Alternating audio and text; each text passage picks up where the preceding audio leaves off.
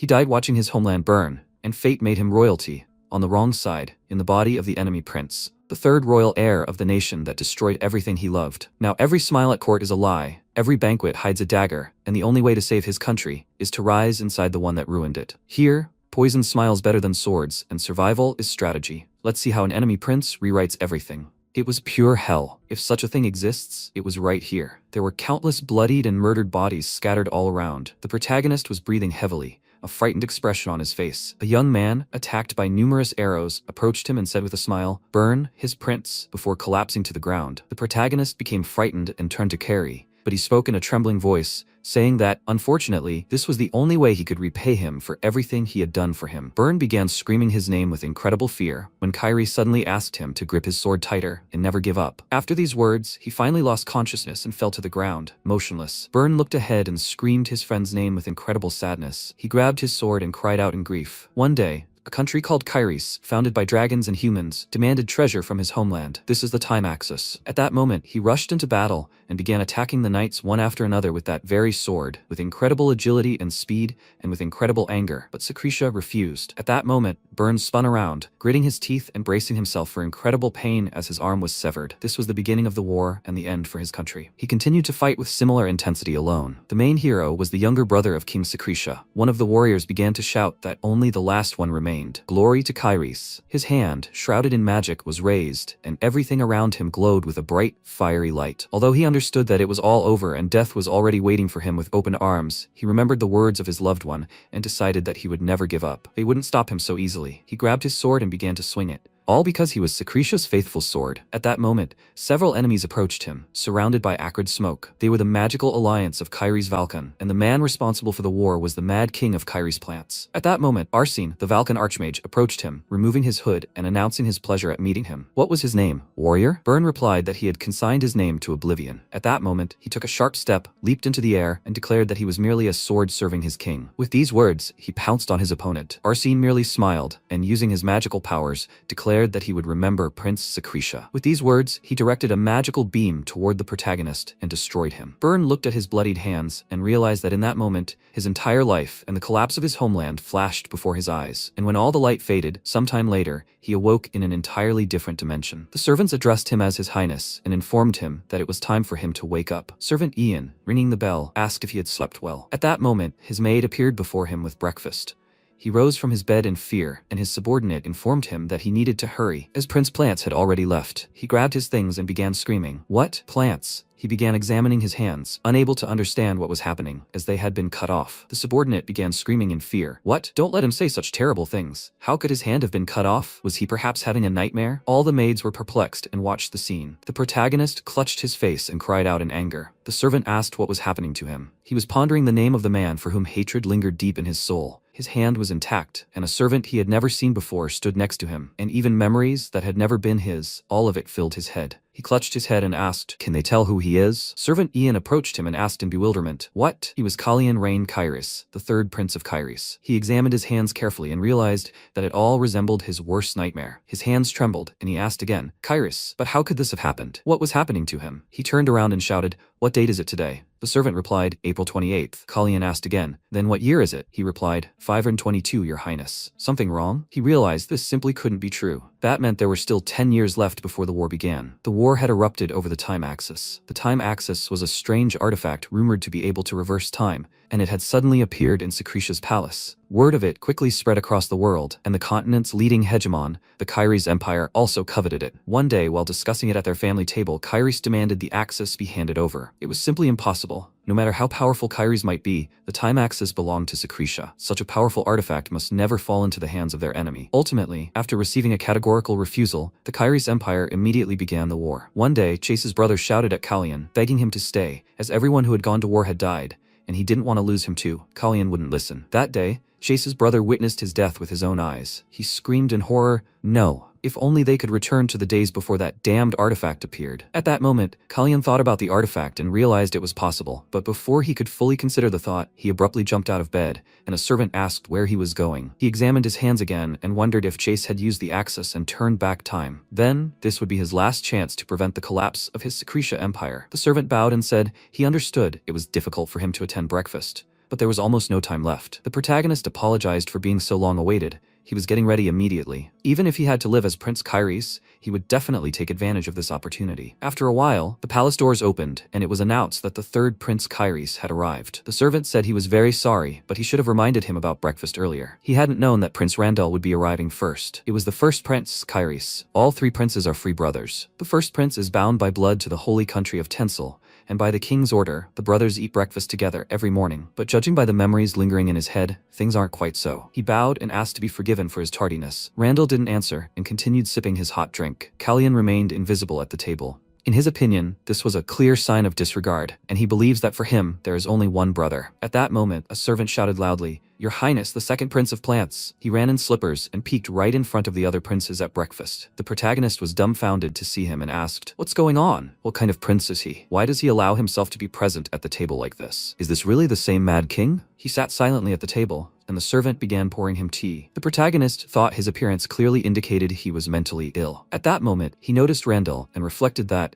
judging by Kalyan's memories, the first prince didn't dare provoke the second. This was because the current queen was the mother of plants, and her power was so great that no one in the palace dared challenge her. The protagonist continued calmly drinking tea and thought about how he had absolutely no idea how he was supposed to survive in this place. At that moment, the second prince turned his attention to him and said that this was ignorant. The protagonist was stunned by what he heard, after which he turned his attention to the prince, who said that he was as worthless as his mother. He became very angry and gritted his teeth in anger. With a trembling hand, he placed his cup back in the saucer and thought about how he had to endure this and how he couldn't miss the opportunity Chase had given him. But right now, he could hardly express the emotions that were stuck in his throat. Plants Kairis, the man who destroyed his country, is now sitting right in front of him, and he can barely restrain himself from losing his temper and lashing out at him. Rune noticed that strange look and paused. At that moment, he smashed his teacup and threw it on the floor. He asked Kalyan, how dare he look at him like that? At that moment, Randall said enough and looked at Kalyan. Plants noticed his brother's furious glare and grabbed his head,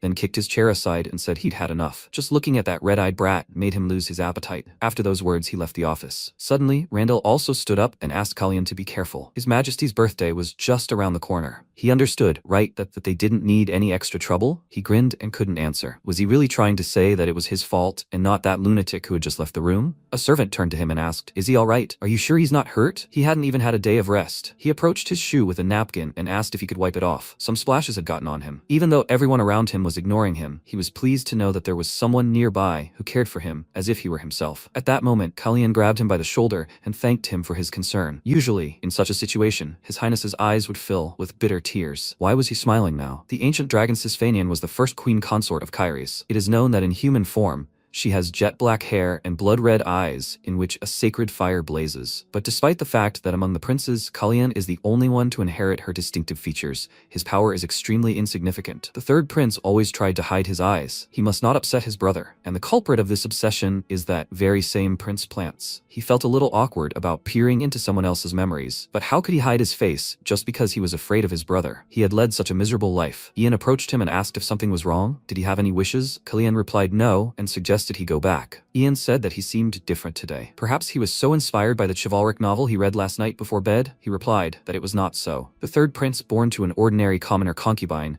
was a weak, timid, and fearful youth, possessing neither the power nor the strength to protect himself. This was his current situation. So all this was happening right before the coming-of-age ceremony. The protagonist turned to Ian and asked how old he was now. He replied that in 4 months he would be 15. He realized that he would soon be killed. After a failed attempt to poison Queen Silica, he hanged himself before being punished, but almost no one believed this legend. Soon, an assassin would be sent to kill him. Sometime later, Ian burst into his office and shouted that he was asking him to slow down. It would be no more than 2 months before this happened, and in a situation where he didn't know what was happening to his real body, he couldn't sit idly by. Ian pointed out that he could trip and fall. Kalyan asked him to hand him the scissors, and Ian, surprised, asked, "Do you need scissors?" He placed them on a special pillow and handed them to his master, then asked, "Why do you need them?" He smiled and replied that he wanted to change something. If fate existed, then he would carve his own path. He began cutting his hair, and Ian began shouting, "What is he doing?" The Prince of Plants would be furious. He replied that he had no intention of obeying his orders for the rest of his life. "It's all right. They shouldn't worry. He'll take care of everything." After a while, Prince Plants said he could see he'd completely lost his mind. Ian stood next to his master, frightened,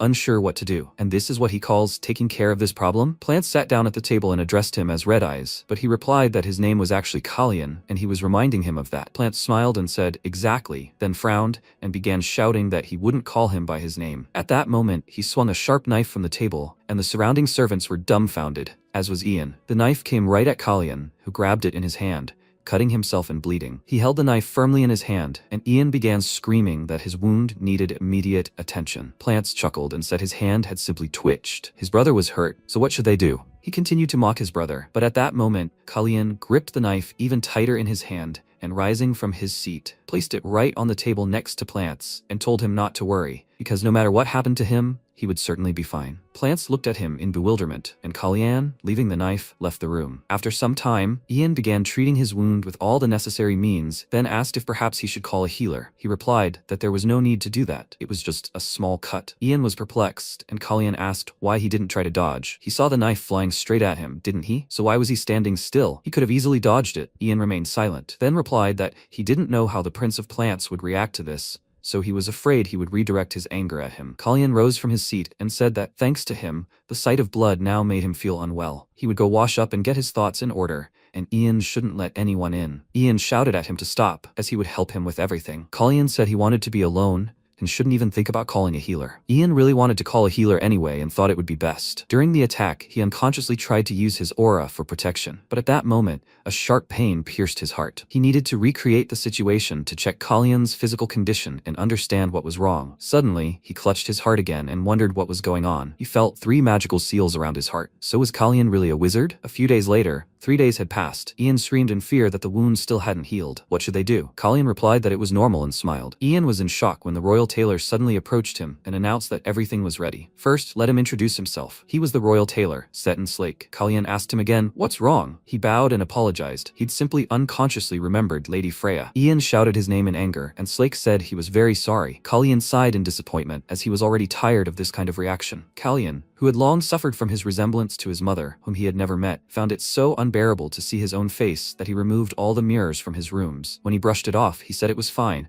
He looked very much like his mother. Let him just do his thing. Slake replied that he would first take his measurements. After measuring his hand, he advised him to eat better. He apologized for saying this, but young men his age were usually larger. Kalyan replied that he was eating normally, but when he looked in his mirror, he realized that there was indeed cause for concern. The royal family of Kairis descended from dragons, or more precisely, from 8 heroes who once sealed an ancient evil. Descendants of Sisvanian and Hazar, the royal dynasty of Kairis possessed healing powers and magical talent, bestowed upon them by the blessing of Sisvanian. In other words, Kalyan's wound should have healed long ago, but he still felt pain when trying to use mana. He understood he was in a dire situation, unable to use either aura or magic, and if this continued, he would truly be killed. Slake turned to Ian and announced that he had prepared several samples. Would he care to take a look? Kalyan turned, wondering if he needed someone knowledgeable about the properties of mana. Slake continued to say that he had prepared outfits for him that would be perfect for His Majesty's birthday. At that moment, he realized the birthday was very soon. He was sure he would be there too. That same great wizard, Alan Monasil. He had to meet him. He was one of the 3 great wizards on the continent to have reached the 7th circle of power. He was a role model for an entire generation. The story of how Alan was invited to the King of Kairos' birthday party, but for some unknown reason was not allowed to attend. This even reached neighboring countries, including Secretia. And that same humiliated wizard, 10 years later, proved his worth by becoming the only archmage of the 8th circle on the continent. No one knows more about him than he does, and Kalyan hopes that with his help, he can solve his problem. He can only guess at the real reason, but in Kairis, people have a low opinion of mages, so he's not sure if he'll listen to him. In all likelihood, the knights have overrun the Kairis palace under the influence of the Brazen family, to which Plant's mother belongs. And to keep the Brazen family in check in the future, he needs the power of the wizards. If he can win Alan over to his side, he might even be able to prevent the war that Plants will unleash. But for now, he'll turn his attention elsewhere. At that moment, the maid asked with incredible pleasure if the ribbons were too small. She liked these big ones. Slake asked how about adding more lace. The protagonist said he had to somehow cope with this problem, and sharply stated that he did not need any ribbons or frills. Did they seriously think he would wear lace, especially with bells? Who did they think he would look like then? After some time, he sipped tea and, putting the mug on the table, thought about how little by little he was beginning to get used to this life. His wound had almost healed, and from that day on, Plants ignored his existence, so everything went without incident. Ian approached him and announced that he would have a riding lesson in the morning and dinner with Her Majesty and Viscount Breezen in the afternoon. He asked if that was really true. Ian replied, yes, he believed he was here to discuss the upcoming banquet with Her Majesty in honor of the king's birthday. Kalyan thought he would run into him sooner or later. At that moment, Ian approached him and asked if he was really going to train today. He replied that he was just going to run a couple of laps around the lake. He shouldn't worry about him so much. What could happen? With a smile on his face, he headed into the garden. A moment later, he began to run quickly, but suddenly felt ill and stopped to catch his breath. He knew he was about to die and tried to hug a tree to keep from falling. Suddenly, a girl ran up to him and asked fearfully if he was okay. It was Merlin, Kalyan's servant, the second daughter of the captain of the outer fortress guard. She explained that he ran 4.5 laps on the first day, 4 on the second, and today was his third. He leaned against the tree and looked at her silently, then realized it was true. His problem was that training only made him lose stamina. Merlin suggested that she could call a healer if he was unwell. Kalyan replied that he was fine, and realized the healer would immediately detect his magic circles. Even Ian didn't know Kalyan was a wizard. His life would be in danger if he acted rashly. At that moment, she hoped everything was okay. The healer was useless, as he was simply exhausted. Merlin tried to argue, but the main character repeated that he had already said he was fine. After a few training sessions, he would be back to normal. His entire body trembled with fatigue, and suddenly, they heard someone shouting. The commander told him that one of the knights needed to keep his gaze fixed, while the other needed to keep his eye on the blade and maintain concentration. The guys turned around and realized that it seemed the knights were training. Indeed, several knights began fighting simultaneously. Their captain shouted at them to watch their blades. In a real fight, they would have already been ripped open. They must act decisively. The protagonist watched the knights training intently and realized he had a lot of memories. This was quite good. Merlin mentioned that this was the training grounds for the Pavel's knights. He replied that it looked fun, but suddenly, Merlin started yelling that he'd never been interested in fencing. He replied that now everything was interesting to him. Merlin asked, he knows what a knight Pavel is, right? He replied, of course they are the royal guards, or more precisely, the knights of the Brisson family, who have filled the palace, restraining the king's power. At that moment, Pavel, the commander of the knights, approached them and asked what was going on. They had no business standing there. He was asking them to leave the training grounds. His men didn't like it when someone stared at them during training. Merlin started to stand up for the prince and shout that he should behave appropriately, because the third prince stood before him. Pavel was dumbfounded and said, is the prince himself really standing before him? He thought a rat had snuck in. He glared at the prince, but Kalyan didn't react to his attitude. Suddenly he smiled and wondered, is this how he behaves? At that moment, Merlin grew even more enraged and began shouting, what is he even doing? The third prince stood before him. Pavel replied, I already said it, that's all he thought. Why was she reacting so strongly to these words? Let her see, even the prince. But before he could finish his sentence, he froze in horror. Kalyan became extremely angry, and his eyes glowed bright red. The knight wondered if this had ever happened before. Suddenly, memories flashed before him of yelling inappropriately at him, and all Kalyan could do was tell him to leave now, since he was just a weak, downtrodden brat. So where did this intimidating aura come from? Kalyan bowed and said, Commander, let me clarify something. What is his purpose? Pavel was terrified, and beads of sweat began to pour down his face. His knights approached him from behind and asked if something had happened. The knights began to discuss among themselves. Isn't that the third prince? Why is he interfering here? He's just the third prince, whom even ordinary knights disdain. At that moment, Pavel blurted out that they were in the middle of training, so he had no time to bother with them. They should rather attend to their own affairs. Merlin was stunned at this point and turned to Kalyan, who said, Commander, he's asking again, what is his purpose? He said this threateningly, and everyone around him froze in fear and began whispering among themselves. Pavel declared that his task was to increase the strength of the royal guard to protect their country and the ruling dynasty. Kalyan grabbed a tree branch and said, that's true. Strength for the sake of protection. But then, why does he perform his duties in this way? As he spoke this, he broke the tree branch and stared intently into Pavel's eyes. He asked irritably, what is he talking about? Kalyan said that he wanted to increase the strength of the royal guard, but let him point out what he had already noticed. First, their training is completely pointless. At that moment, he swung the stick and lunged at the commander, who realized that if he didn't stop him, he would kill him. At that moment, he grabbed his sword and managed to parry the attack. But this attack was so powerful that the knight was stunned, unable to comprehend what was happening, as it was only a wooden stick in front of him. Kalyan continued to hold it with incredible strength and released the stick, causing the knight's sword to bounce off. He adjusted his hands and said he'd never held a sword before, and he couldn't even read its movements. How disappointing. Pavel noted that he had an incredible aura, and Kalyan continued to say that, secondly, a man defending the country and the royal family hurls derogatory words at the prince and then maims him with a sword. Could he consider this betrayal? The commander was stunned and wondered if this was really the third prince. He was incredibly frightened and screamed for his highness to forgive him. He wasn't thinking at all. He bowed his head to the ground and continued to shout that he had never even considered betrayal. The surrounding knights gaped in shock as their commander continued to beg for forgiveness. At the same time, he wondered how this insignificant prince dared to disgrace him. He would never forgive him for this humiliation. After a while, Ian said that the protagonist had told him he was just going to stretch his legs by the lake, But then, where did he get the horse? He came with the horse, and Merlin with smiles on their faces, and said that he took it. The horse's name was Raven. Ian shouted that he hadn't asked him about it. Where had he been? Where had he gotten the horse? After the conflict was resolved, Kalyan turned his attention to the horse and asked what was happening to it. The knights replied that Prince Plants had tried to tame it,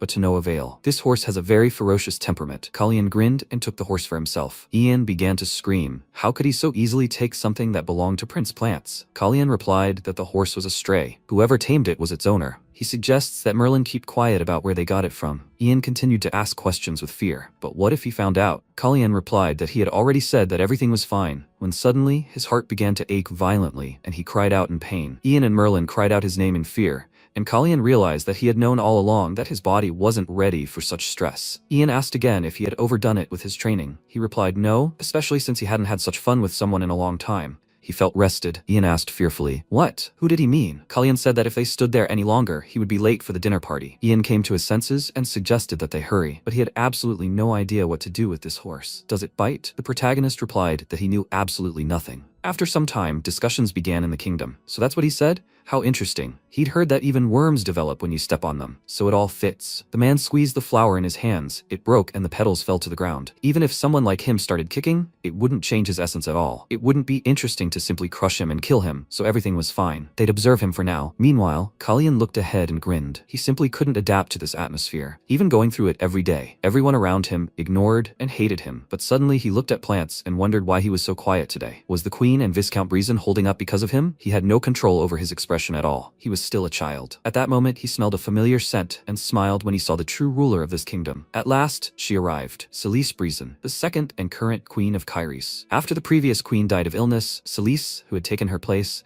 lent her Breezen family's power and assumed control of the royal knight corps. Most of the nobility also supported the Breezen family, so Celise's power only grew with each passing day. Meanwhile, the third prince, Kalyan, with no influence whatsoever, became a laughingstock even to a lowly commander. At that moment, the Viscount announced that he proposed to do the same with Commander Fable. Celise replied yes, they would pay him adequate compensation. He understood, and Celise asked that in the future, he not report such trivial matters to her. Afterwards, she sat down at the table and asked if she really should pay attention to such trivialities. Kalyan carefully examined the queen, who suddenly turned to him and remarked that he had grown so much in recent times. He smiled, noting the reaction, then said it wasn't that much. He'd expected something like this, and said he would definitely grow up in the future. Then took a glass of wine and looked confidently into the queen's eyes. Everyone around him also noticed his gaze, and suddenly a servant cried out. Of course, but whether he'd grown up or not, he almost didn't recognize him. He showed his face, and he was very pleased to see it. He should have gotten a haircut long ago. It was Viscount Raynon Breezen, the second son of the Marquise of Breezen, and since he was still in his growth phase, he was sure to grow even more. But before he could finish the sentence, the queen suddenly slammed a heavy object on the table in anger. He turned around in fear and asked, "What's wrong?" He was terribly hungry, so have them bring him some food quickly. At that moment,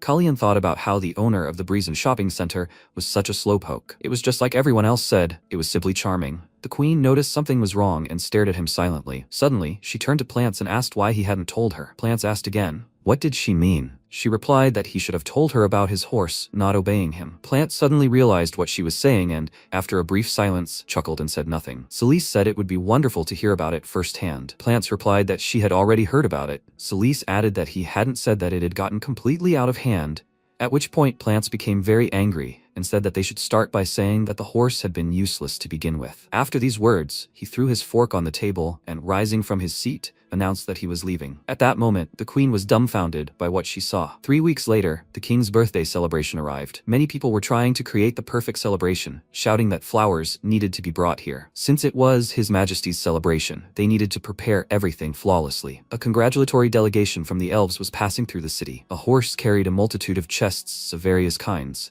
and those around them wondered if these were all gifts. The festive banquet promised to be exquisite. The princes must be immersed in preparations, right? How they longed to see them. They were so excited. At that moment, the protagonist was in the room with Slake, who was looking at the measurements and wondering what was going on. Hadn't he started eating more? Suddenly, blood began to flow from the protagonist's nose. His entire hand was covered in blood, as was the floor around him. Ian began to scream in fear. "Your Highness, the others must quickly get a handkerchief." He replied that it wasn't so bad, he just hadn't slept well lately. He could see it. The bleeding had already stopped. Ian said that wasn't the issue at all. Slake suddenly apologized for his impudence, but explained that the problem was something else. He'd been losing weight steadily. 3 weeks ago, he hadn't been this thin. The protagonist realized his problems and asked with a smile, Is it really that bad? Maybe it was because of his intense exercise? He had been working out hard, but his stamina was only getting worse. Considering the pain he still experienced when trying to use mana, there was something wrong with his heart. Slake advised him not to be so careless about his health. Had he seen a doctor? Kalyan replied that it wasn't that bad. Why would he need a doctor over a simple nosebleed? The conversation in his room started again about the doctor. But why did he have a nosebleed in front of such people? Slake replied that it wasn't just blood, but the protagonist still insisted that he was truly fine. He wouldn't be able to shake this problem off so easily. Suddenly, Ian approached them and said he knew it, because he'd been picking his nose the day before. Kalyan was as stunned as Slake, and Ian continued, saying it must have been hard for him to talk about something so personal. Kalyan asked again, "What's going on?" All the servants were laughing at the idea of Prince Kalyan having such a secret habit. Ian continued, saying that, as he'd already said, Prince Kalyan ate well and exercised, so the nosebleed was probably just a habit,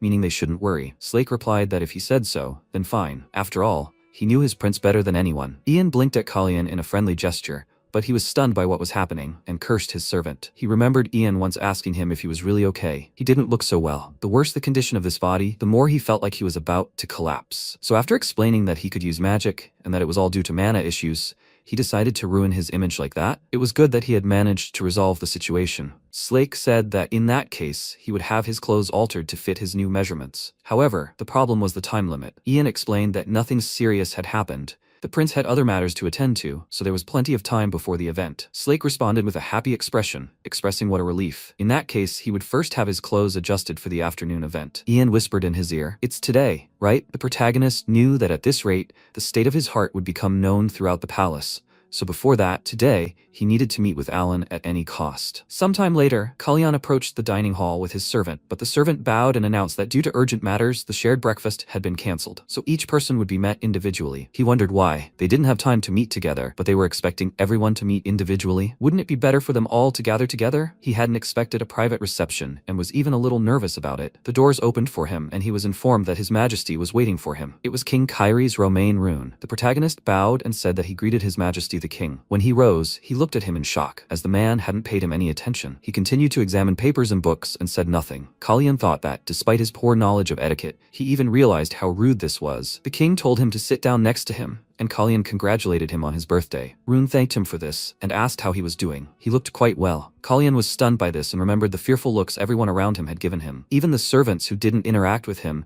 knew how quickly he was fading. Now it became clear to him why he wanted to see each of them separately, despite his busy schedule. If he met all his sons at once, he would have to concentrate on the conversation, so individual meetings were better in his case, because even spending time with his sons, who had come to congratulate him on his birthday, was a waste of time. The more he learned about this family, the more disgusting aspects he discovered. A father who didn't care about his sons, a first prince who was indifferent to everything, and a second prince who knew no rules of decency. At that moment, Celise entered the hall, and Rune angrily said she was late. Celise smiled and said that such things happen. A queen with enough power to look down on even the king. Someone is trying to kill him. The celebration is about to begin. But who is it? Who will send the assassin for his soul? After a while, the people around began shouting that Prince Kalyan had just appeared in the square. He appeared in public completely transformed, right? In comparison, the second prince of plants looked completely drunk. People thought this wouldn't change anything, that the bustling crowd was just making a fuss, but something had changed. Perhaps everyone sensed that, unlike before, something had changed. After a while, people began shouting that Prince Kalyan was entering the hall. Those around were dumbfounded by what they saw, because the rumors were true. The prince with black hair and red eyes, reminiscent of Sisfanian, had cut off his bangs, covering his face, and he even wore that red brooch. Most likely, this was a declaration that he no longer intends to hide. He entered the hall and smiled at everyone. Ian whispered in his ear, asking why everyone was looking at him and his clothes. As he thought, it was because he looked amazing in them, right? The Seton would be glad to see him in person. Kalyan replied that they were looking at him, wondering how someone like the third prince could go out in public wearing such jewelry. Did he even understand how difficult it had been to stop Slake? He should be glad they had agreed on this. If he had pinned on everything they offered, the reaction would have been much worse. Ian replied that he was very happy with it. Those two were the most ignorant people, so they had thoughtlessly chosen this brooch. Kalyan said that Ian had said that his family also lived in Kyrie's, right? Ian replied that he saw that he remembered this story. His younger sister and father had returned to their hometown, and the rest of the family remained in the capital. He asked when they would arrive at the royal palace. Ian replied that they would come if they received such an invitation. When should he bring the raven to the garden? Kalyan realized he seemed reluctant to answer that question. Everyone has undesirable topics of conversation, so that was normal. For now, he suggested waiting for the right moment. He would like to see someone. Ian asked with incredible surprise, but who? Cullion raised a finger and asked if he knew why this ballroom was called Siegfried's Hall. He replied that it was obvious, as it was named after the first patriarch and one of the 8 heroes of the two-sided war, Duke Kitros on Siegfried. The only ducal family in Kyrus, Siegfried. Despite their considerable influence, they have remained loyal to the royal family for over 500 years, striving to protect Sisfanian territory. The protagonist reflected that, as a baron, he had been quite impressed by this story. Ian turned to him and said that the person he wanted to meet was not by chance, but before he could finish this sentence, Cullion suddenly replied, "Yes, he wanted to see you," but suddenly a loud laugh erupted in the hall. The man remarked that Siegfried's Midsummer Night is a timeless classic. Ian whispered that it seemed he was right there, the very same Duke Slyman, Hans Siegfried. He smiled and asked again, "Isn't that so?" Cullion realized that this family had such a long history of loyalty, and that this type of person was to his liking. In that case, should they test his insight? Slyman's gaze suddenly turned fearful, and he abruptly turned toward the protagonist, who was radiating mana. As expected, he found him instantly, and he released a small additional stream of magical power. Ian whispered that it seemed the Duke had taken an interest in him. Cullion reflected that he was, after all, one of the continent's 5 sword masters, so he couldn't help but notice. This was pleasant, but it was still too early. For now, let him act as if he hadn't noticed. Slyman continued to watch him with surprise. After a while, the king raised his glass and said that he thanked everyone for their congratulations and please let them enjoy this evening. They should drink to their country, Kyrus. After a while, the protagonist and Ian began to climb down the rope to enter the garden. At that moment, Cullion mounted his new horse and spoke joyfully, as one would expect from the intelligent and gentle Raven. Ian shouted at him not to be fooled when he wasn't around. Well, as they could see, he caught on so quickly, there was no point in arguing with the first epithet. They just needed to get to the main gate? Cullion replied, yes, and while they waited, he could enter without an invitation. Suddenly, they heard someone talking near the gate. Alan informed the night guards that he had come quite a long way to participate in the celebration. The knight replied that he couldn't enter and that he should please leave now. Cullion realized with joy on his face that he was here. The paragon asked again, are you sure he wanted to deny him entry because of some kind of invitation? His name was Alan Manasil. Despite this, the guards continued to block his path, and the captain said that even so, he needed an invitation. The mage smiled and remarked that this was annoying. So, Ceres determines the class of guests by their appearance. Hearing this, Cullion thought, isn't it strange to differentiate people by how they dress? But Alan Manasil seemed to be deliberately picky, as if he was looking for an excuse not to get into Ceres. Hearing their answer, the mage abruptly turned his horse and MC became worried. He was about to follow him, but Ian understood his intentions and exclaimed that he couldn't. By order of the king, no one was to be allowed out during the celebration. Cullion glanced at the retreating silhouette of the mage and nervously thought that at this rate they would lose him. He decided to disobey the king's order and rushed to the gate, telling Ian to do everything possible to stop the soldiers. He urged his horse faster to catch up with him, and the guards lined up at the gate and asked him to stop. Leaving the gates was prohibited by order of the king. But MC did not listen to them. He deftly jumped over them and rode outside the palace. The soldiers were already ready to follow him in pursuit, and Ian nervously wondered what he should do. He remembered Cullion's words. He must do everything possible to stop them. He nervously bit his lip and mentally told himself to focus. He was Prince Cullion's servant, and he must protect him at any cost because it was his duty. After that, he approached the guards and ordered them to stop. Duke Siegfried allowed the prince to ride away. One of the guards asked who he was to use the duke's name so frivolously, and he, letting down his hair, declared that he was Soroyan Siegfried, the duke's eldest son. After his father found out what had happened, he couldn't stop laughing loudly, which made Ian feel a little ashamed. He said that was no reason to laugh like that, after which he called out to him with embarrassment, and Romain, wiping away tears, asked him for forgiveness. He simply couldn't believe that his son had thought of such a thing. He patted his head and said with a laugh that this was his son, who had left the family as a child, but it was a good decision. Ian answered that something was completely wrong. This would definitely affect his relationship with His Majesty. Slayman said that he wouldn't ask. His son looked at him in surprise, and he repeated that he wouldn't ask about it. Romain was thinking too much. If a child received help from Siegfried, he would be put in a position where he would have to doubt the good intentions of the family, and if they weren't punished in any way for this assistance, it would be tantamount to acknowledging the friendly relationship between them and the prince, which Breezen would undoubtedly see as a problem. So the situation would be hushed up as if nothing had happened, regardless of the reasons for this action. Meanwhile, MC finally caught up with Alan, and he stopped,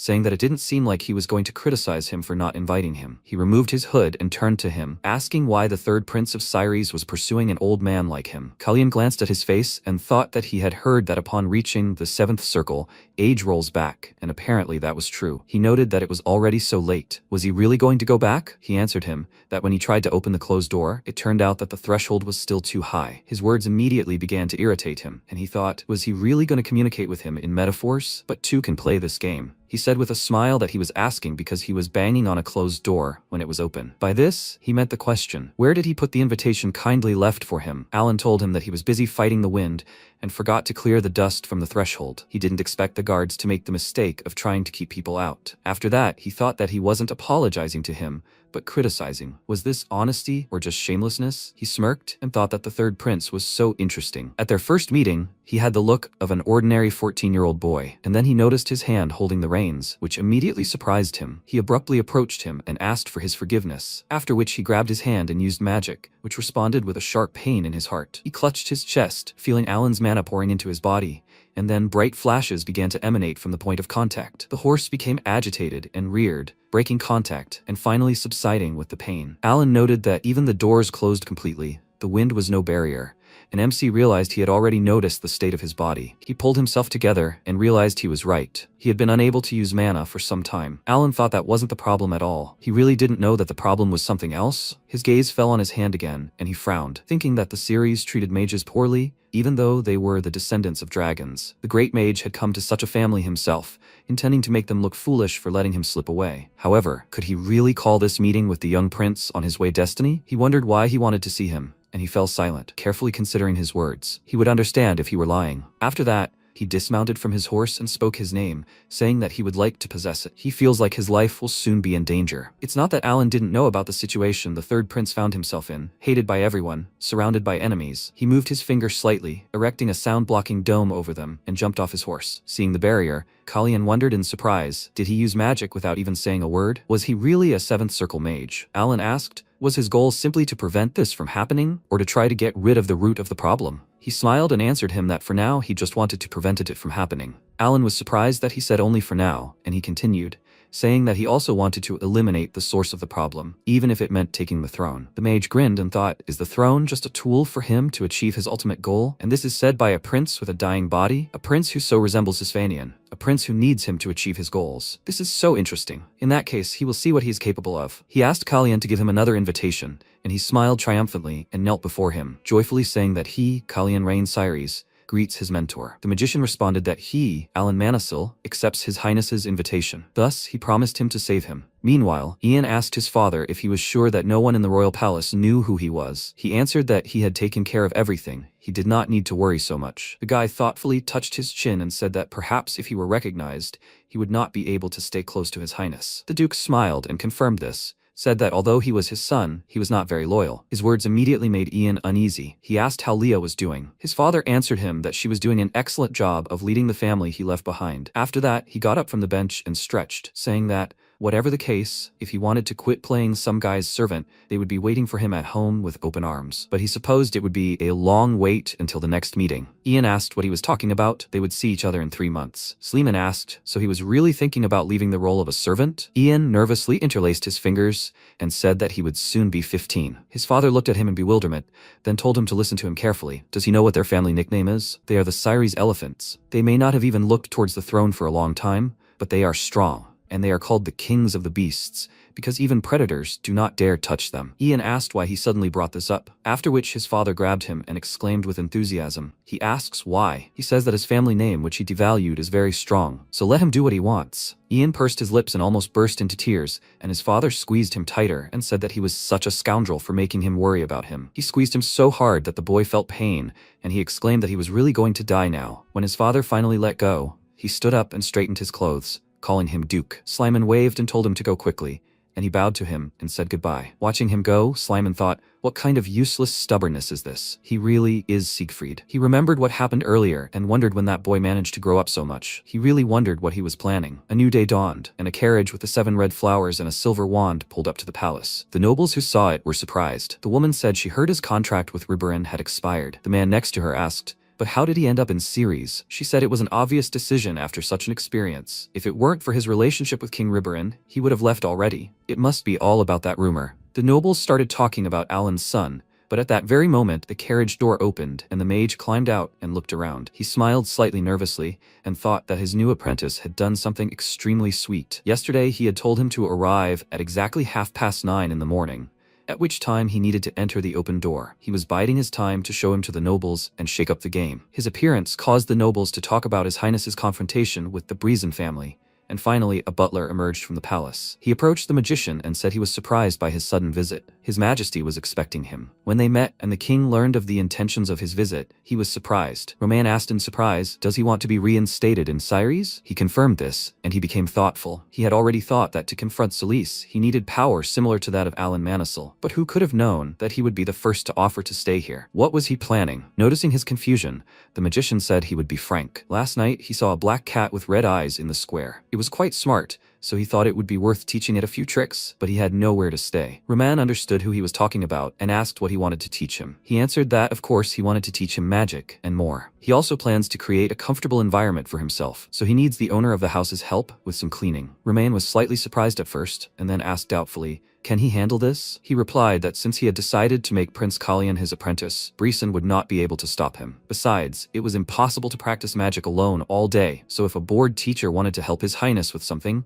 it would not be able to interfere. All these thoughts were Prince Kalyan's true invitation. Roman clenched his fist, having made his decision, then rose from the sofa and said that he would make room for him. It was already a complete mess here. It couldn't get any worse. He approached his desk and said that for some reason he was interested in something. He had heard that there was nothing special about this child. The mage thought in confusion. Nothing special? His state of health alone was already a peculiarity, so much so that it was hardly possible to find anything within the norm. The king continued, saying that he had also been told that he was full of fear. Therefore, he found it hard to believe that this child, who was afraid even of horses, was chasing him. If there had been anything remarkable about him, he would have known about it by now. The magician was surprised that he was only speaking about what he had heard from others, and asked if he even knew His Highness's height. Roman turned to him. He could not answer his question, and the magician only became convinced that he knew nothing about his son. He stood up and declared that at times attention can be poison, and indifference a cure. However, he knew very well that being busy in this case was just an excuse. The king did not like his tone and said that he would attribute his inappropriate behavior to concern for his student. It was ridiculous that he had to explain this, but he valued princes enough, especially Kalyan. He was already his favorite. He decided to end the conversation there and was about to leave, but Alan snapped his fingers, creating a barrier preventing him from leaving,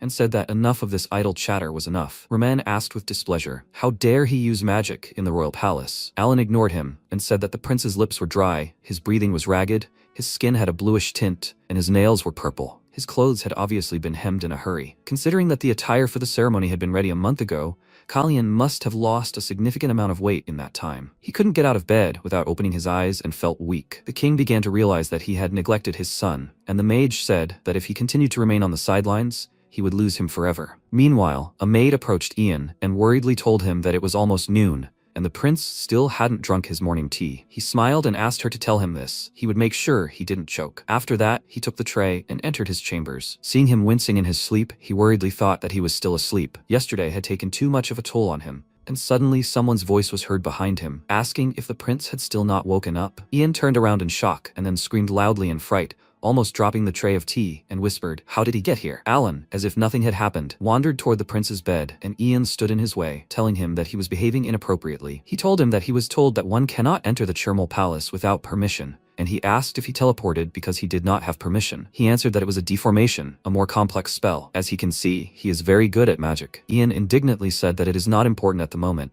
He needs to leave the room. The prince's health is still bad. The magician did not let him finish and asked, he knows him, right? He was in Reborn a few years ago. Did he think he would not recognize him just because he grew up? He called him a baby elephant, and he remembered his father's words. He told him not to worry. His son does not look massive, so no one will suspect him. But he was identified, and very quickly. The noise woke MC. He got up and asked how long he slept, and Ian, awkwardly pointing at Alan, said that he had a guest. Kalyan scratched his head in confusion, as he hadn't expected him to come here. After he had more or less recovered from his sleep, they began talking. Alan gave him a bag of pills and told him to take one every day. He asked, is this medicine? His teacher confirmed it, saying that he currently had two problems. First, he couldn't handle his mana, and second, his body was rapidly depleting. MC closed his eyes tiredly and noted that he hadn't said anything, but it was as if he could see right through what was happening to him. Alan frowned slightly and asked, he has the power of blessing, right? He confirmed it, adding that it gave him healing abilities and an affinity for magic. Although he had a feeling that this healing power had disappeared somewhere. And maybe he had heart problems? Alan asked. Has it ever occurred to him that it was a strange combination, a mixture of healing powers and magic? Kalyan replied that he'd considered the possibility that the blessing strengthened his heart. After all, the source of both mana and life is the heart. The mage smiled and confirmed this. The power of the blessing strengthens the heart. But this power hasn't disappeared. He has no heart problems,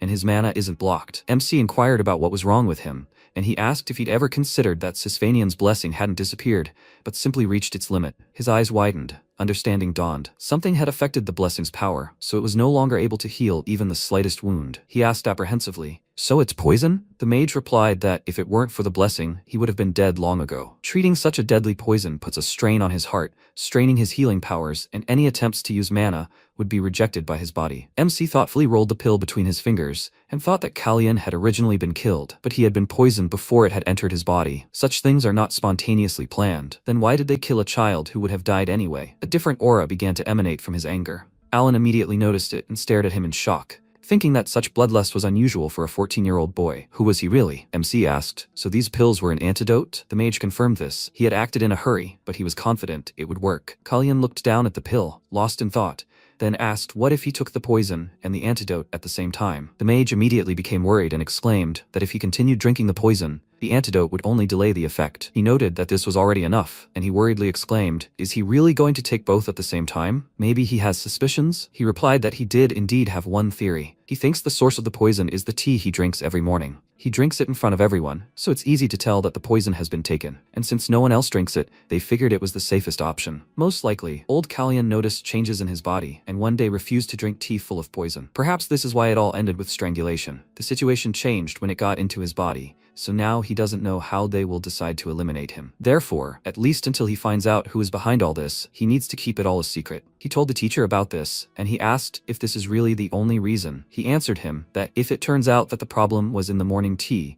then Ian and the other servants will be at risk. The criminal probably does this regularly, therefore he believes that he will not be caught. The magician thoughtfully looked away and quietly said that the baby elephant will be fine, after which he grabbed his head and said that he understood everything. What is he going to do now? MC immediately remembered his father. He once told him that to lure someone else's trump card, you first need to throw away your own. At such moments, he always remembers him. He asked the teacher to escort him outside the palace tomorrow evening, and at the same time, the servants began urgently waking Prince Plants because the queen was coming to see him. She walked quickly along the corridor. They managed to wake him but did not have time to dress him. Having dispersed them, the queen approached his bed and abruptly pulled back the curtain, saying that it looked like he was already late for preparing for his afternoon plans. He doesn't think so? Her son tiredly touched his face, and she exclaimed in displeasure that he reeked of alcohol. He didn't learn his lesson even after being forbidden to drink at an open ceremony. He took a glass of water from the nightstand and asked what she was doing here. Let her just answer and leave. She bit her lower lip in irritation, after which she said that Kalyan had taken a mentor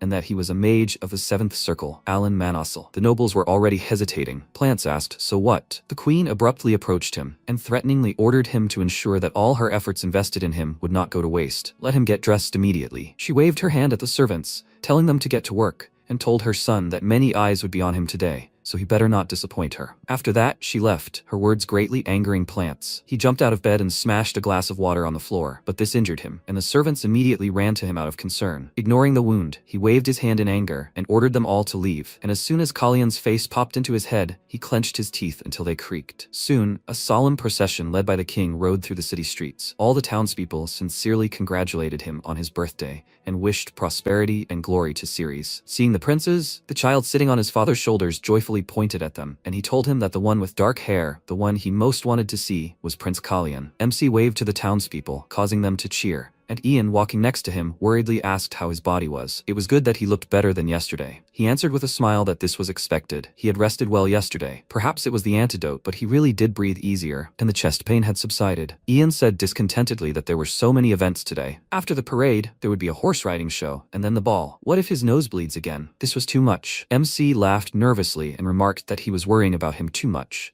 Still, he could participate in all the events in good condition, and that was enough for him. He glanced at the townspeople waving at them with smiles and noticed two suspicious people, a girl and a guy, in the alley. Looking at the guy, he immediately remembered his old friend Kyrie. That day, he had protected him with his life, and when he looked at his face, he was only convinced that it was definitely him. But what was he doing in Ceres? Raven immediately sensed his master's emotions. It glanced at the alley and started to go there, but Ian stopped the horse by the reins and asked why it was suddenly acting up. He pulled the reins back, returning Raven to the road, and asked if it was because there was someone there. Kalyan looked sadly at the two people who were already leaving the alley and patted his horse, asking if it felt it too. But they couldn't go there now. He mentally told Kyrie to just wait. He would definitely find him. When they arrived at the show venue, they were met by Melfier Polin, the owner of the Polin shopping center. He greeted His Majesty and said that they had prepared performances that he would definitely like. MC thought that it was he who had prepared the horse riding show instead of the Breezen family. Thanks to this, he avoided pointless hassle. However, he was worried about something else. If his memory serves him correctly, Randall will suffer during this show, and afterward,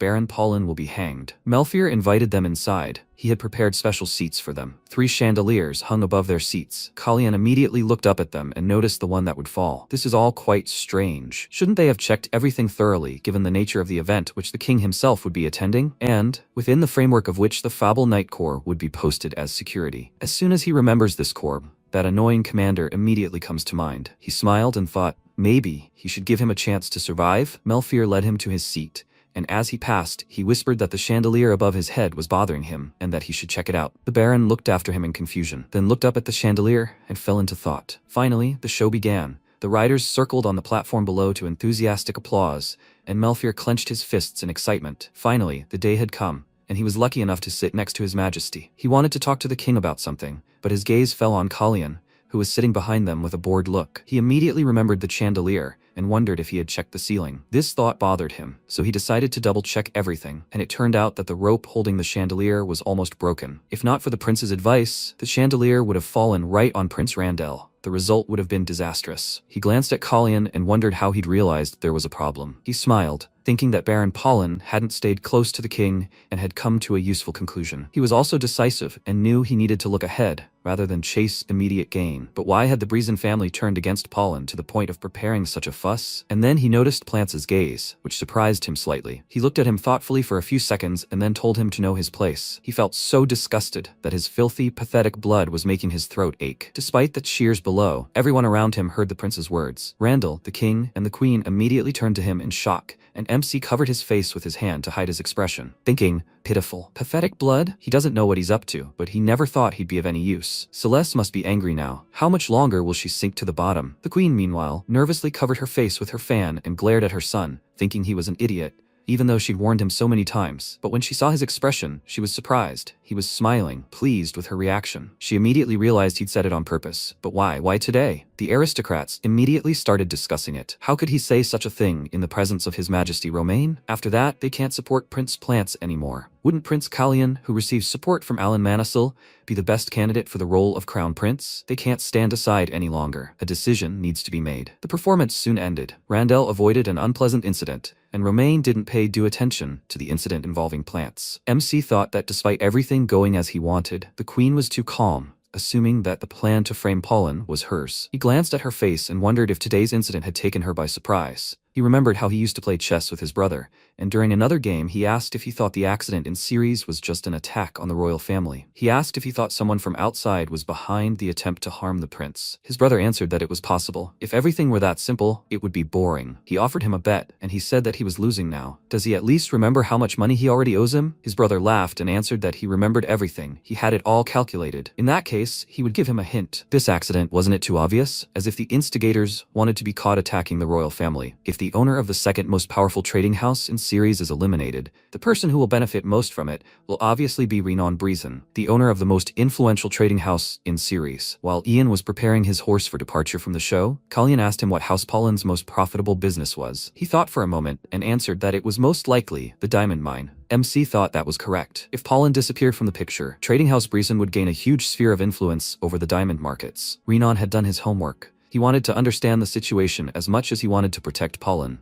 but he needed to collect payment from him for saving his life. He mounted his horse and asked Ian to cancel all his plans after the show. Ian was very surprised by this and worriedly said that most of the nobles would be at the ball after the show. Kalyan pretended to clutch his head, pretending to be too upset by what he had heard earlier, so he won't be able to attend the ball. After that, he left and some time passed. When Romain returned to the palace, he immediately met with someone, and now he sat alone and pondered what exactly was happening. Alan's words about how, if he continued to stand aside, he would irrevocably lose him, and Plant's words today. He remembered Kalyan's mother, how she was dying, and asked him to protect their son. Suddenly, the doors swung open, and the butler, who had been unable to stop the queen from visiting the king without permission, excitedly warned him of her arrival. Celise walked to the center of the room and measured the king with her gaze. and the maid removed 2 cups of unfinished tea from the table and said that she would serve fresh. Celise looked at her in surprise and wondered if anyone else had been here before her. She hadn't heard anything about it. Ramon waved his hand to the maid and told her that everything was fine. She would leave soon anyway. These words offended the queen, and he asked what brought her to him. She sat down opposite him and, barely containing her emotions, declared that House Reason would take full responsibility for today's incident. She bit her lip nervously,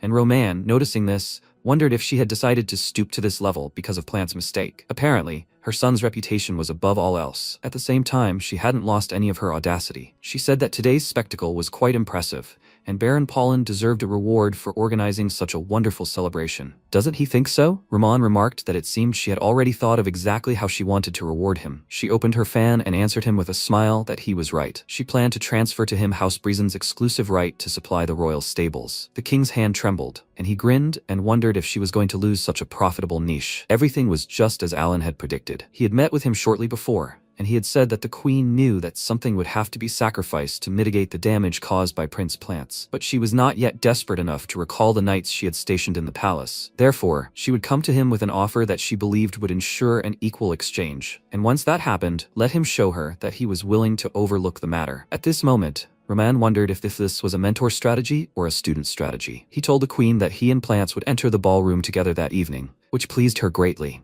She said that he would be incredibly pleased. As stipulated by the agreement, Roman and Plants entered the ballroom side by side, and Baron Pollen was granted the agreed-upon exclusive right to supply. Everyone in the ballroom knew that this was Celise's maneuver to save her son. To think that House Breezen had taken such a blow. Now they figured out how the queen paid for the prince's liberties. It turns out Prince Kalyan has enough power to pressure the queen into action. It's time to see his worth. After that, Kalyan's room filled with gifts, and he, scratching his head in confusion, looked at everything and noted that they were ready to change sides without shame or conscience. Ian wondered what they should do with all these gifts, and he reflected that while he was pleased to see Plants and House Breezen losing their influence, he preferred not to gather defectors to his side. He asked Ian to send everything back except for the gifts from the Mage Association and Baron Pollen, and that he should remember to make a list of senders. Ian pointed to a small box and said that this gift must be from the Baron. MC immediately turned around with interest, and Ian pulled a huge necklace out of the box. However, it wasn't meant for him, but for his horse. He looked dumbfounded as he settled for it, then noted that it was a rather specific gift, and it was probably his doing. What did he tell him? Ian replied that he had asked him for a lead, and he had told him how much His Highness loved his horse. Kalyan looked at it more closely and thought, is this decoration for the horse, not its owner? He was testing it. If he accepts this gift, he will sign a document agreeing to receive gold for its rescue, and then next time he will receive jewelry,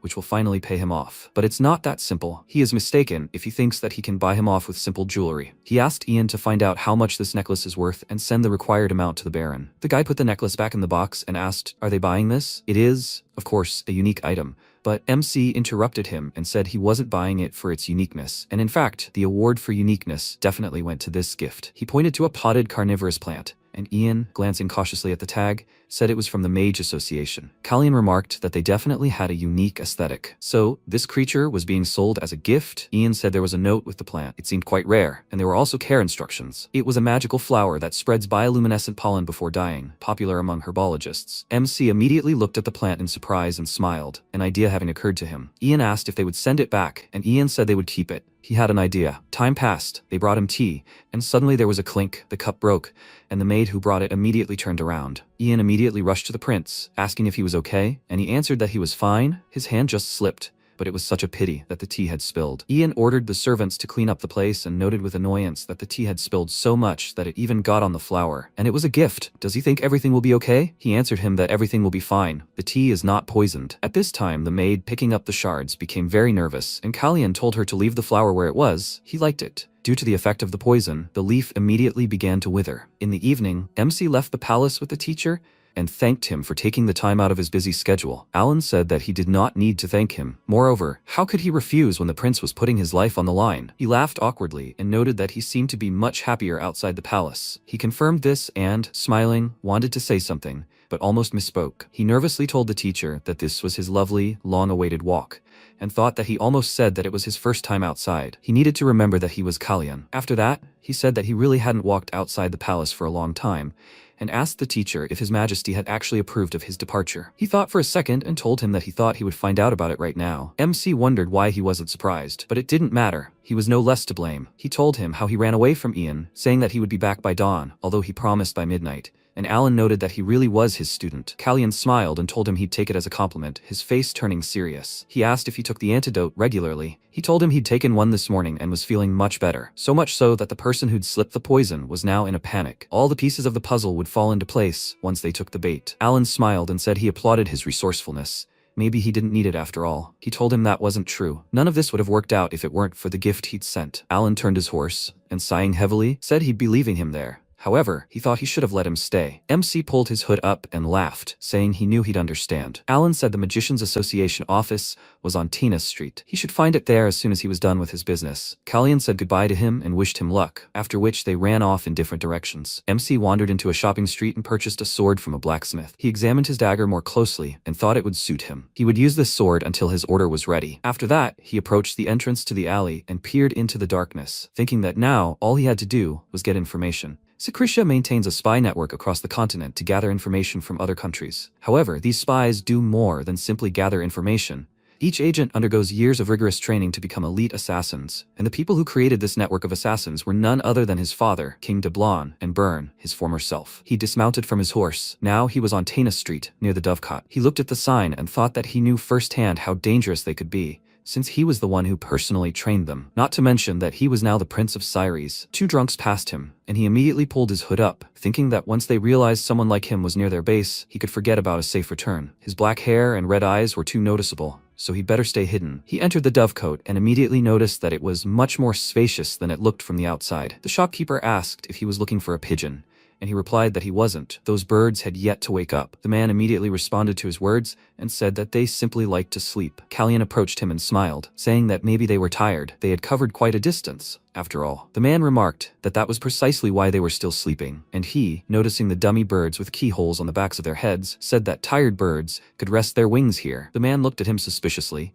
and asked why he was there, to which he replied that he had come for bird food. He noted that he had come to the right place, then swung the knife sharply, cutting his hood and saying that he didn't remember him selling pigeons recently. MC thought that this was definitely not an ordinary person. It would be difficult to figure out Kalyan's body with him. He pulled the knife away from his face and said with a smile that the bird had obviously simply left its nest and gone in search of food, so of course he couldn't sell it. Here, birds are called secret agents who collect information. Secretia keeps the identities of agents secret, even from each other. This way, even if one of them is exposed, nothing will point to Secretia. The man asked whose bird he was, and he thought that even if he used his father's name and pretended to be a secret agent for Secretia, no one would know. He replied that he was a nebulad bird, and his gaze immediately became surprised. MC said that now let him provide some food to this bird that had just left its nest. Now, he would become the first prince of Syres, who would use the secret agent Secretia to steal information about Ceres. After that, the man opened a secret passage to the second floor and asked him to follow him. As they walked, Kalyan looked around and thought, so there was a hidden place like this? The man said that he must be new, so let him remember his name, because they would meet again. He is a white eagle. MC introduced himself to him in response, saying that he was a red swan, after which they went up to the room and he asked what kind of food he needed. He crouched down and said that he needed one item, one piece of information,